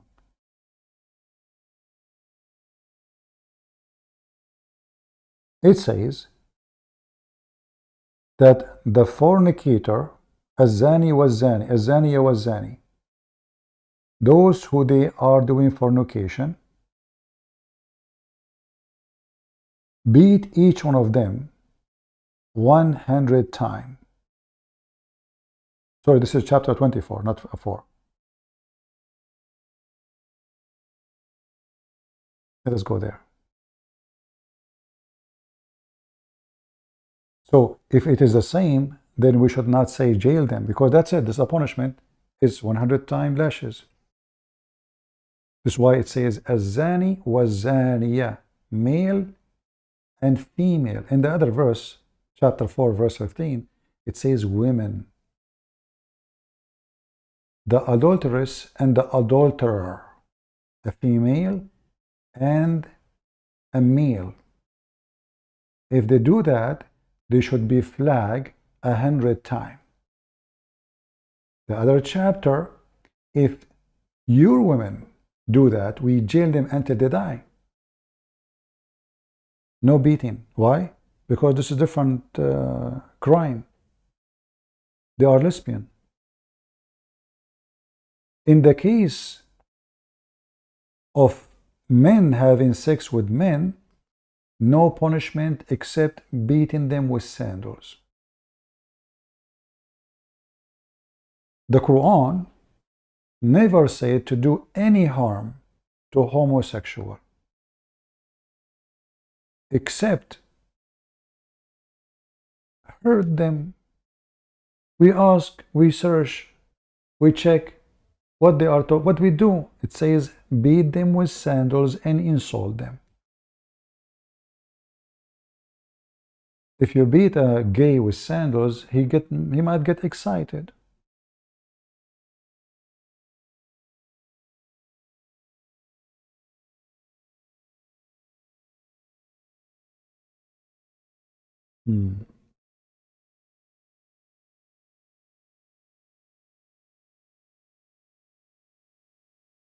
It's very interesting how the Muslims, they dig in their grave. Now everybody here is laughing that Muslims believe that he should wait until he have 4 witnesses in 4 different occasions doing boom boom to his wife. What a religion. And the poor husband, he can do nothing about, because now if he accuse her before he get 4 occasions and 4 different witnesses, he cannot even open his mouth. So he have to wait patiently until he find 4 witnesses in 4 different occasions. We heard him, it's clear. And he defended for our him and ultimate fault. Who in the world will accept to have a woman in his house? And now he need to wait. He saw her first time. He invite his friend to see his wife being effed by other man. It's not enough. He cannot even dare to open his mouth. Otherwise, they will beat him 100 times. He wait for the second time. The guy doing delivery for the yogurt. She invite him inside. She said, I like your milk. He go inside. He F her. The husband now open the door so fast, and he find the boyfriend in the top of his wife. He got 2 witnesses now. Short. Still he cannot open his mouth. He have to shut up and say, keep going, keep going. As we heard, 4 different occasions. He cannot invite a new guy, 2 guys, 3 guys to finish it. No. 4 different occasions. Ultimate fault, and his friend from Senegal confirmed that. Few days after, his wife, she got the guy who do check the electricity. Hello, ma'am. Is your husband here? No, he's not here, sorry. Can I check your electricity? He say, oh yeah, I need to be charged. Oh, okay. I'm the man to do it for you. He go inside, he start charging your wife vagina. You opened the door so fast because you are a jealous Muslim and you saw your wife now for the second time effing a new guy. You cannot open your mouth. You cannot shout, say, hey, Allahu Akbar. No, you cannot. Because if you do so, they will beat you 100 times. You have no proof. So you put your tongue in your mouth because you are a pimp. You put horn in your head for you are a pimp. For Islam is a religion of pimping. And now your wife, she don't feel horny. And you are watching when my wife, she will F the 3rd guy. What you will do? You need to prove it. She is not going with somebody. She don't feel good these days. Well, I have to wait. Maybe a year, maybe 2 years, maybe 3 years. And not to forget to mention the baby she is making for you during the 4 occasions of effing.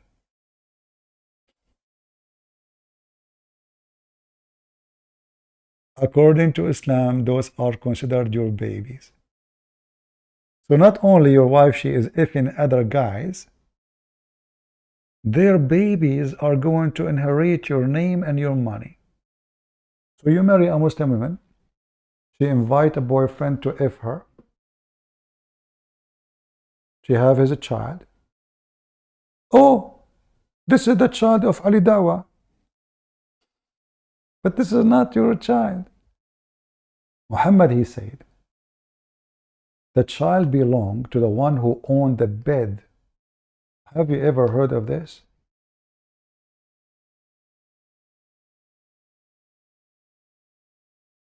You own the bed. It is your son. So now you are getting even more screwed. The guy, he screwed your wife. He made her pregnant. His son will inherit you and give the money to his dad.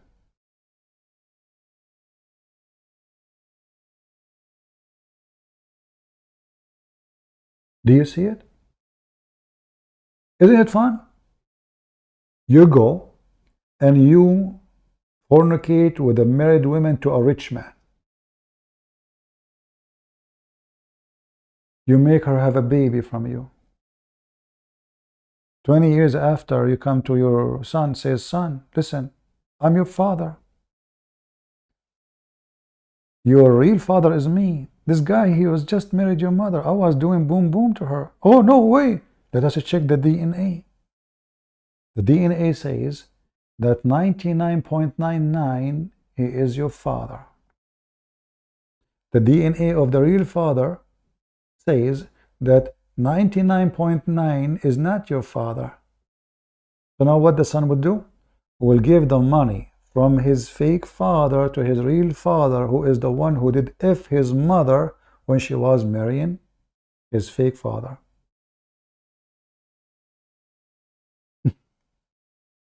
So now your wife being F'd by a stranger.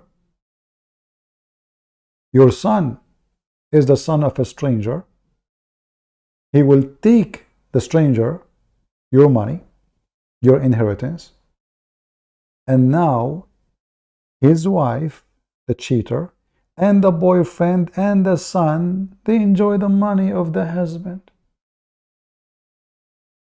This is a rule. The one who owned the bed. The Prophet said the boy for the owner of the bed. I don't know if that will work in the hotel too. So you take your wife to the hotel, you do boom boom with her there.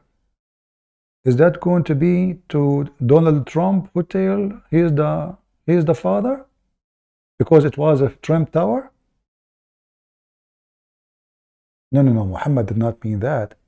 He meant the bed of the husband. So the wife, she F everybody in town. Still the stupid husband, the poor husband, is the one who will pay for their diapers, is the one they will carry his name, is the one who cannot deny them, and he is the one he have to give them all his money when he die. That is a religion.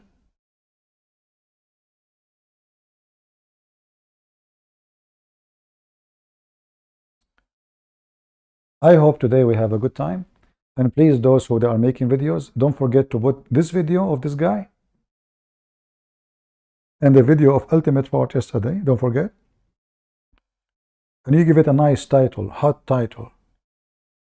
In order to prove fornication. You do it the way you want. I'm just giving you the idea.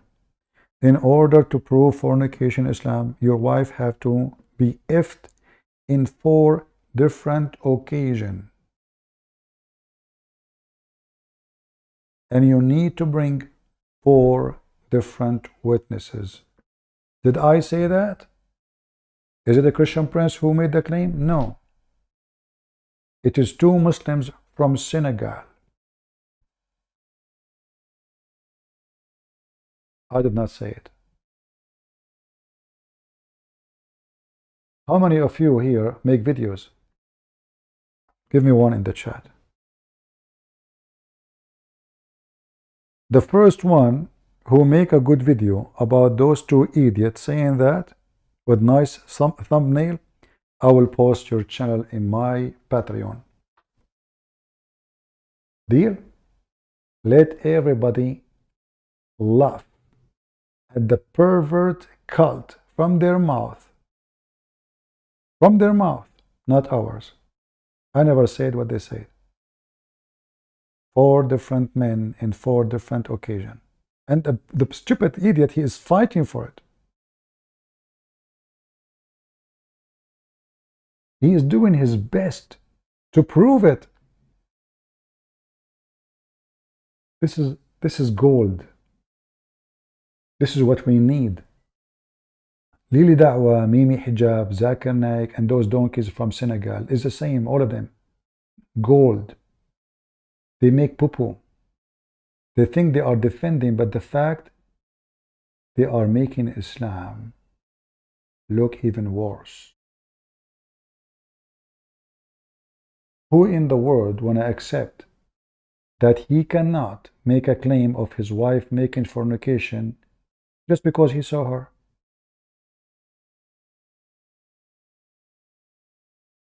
He needs 4 witnesses in 4 different occasions. Sound good? For a pimp. What of a cult? So I want to say thank you all for being here. I need to take a rest. Did we have a good time? Shall I go come back again after a few hours? Or take a sleep? What do you think, guys?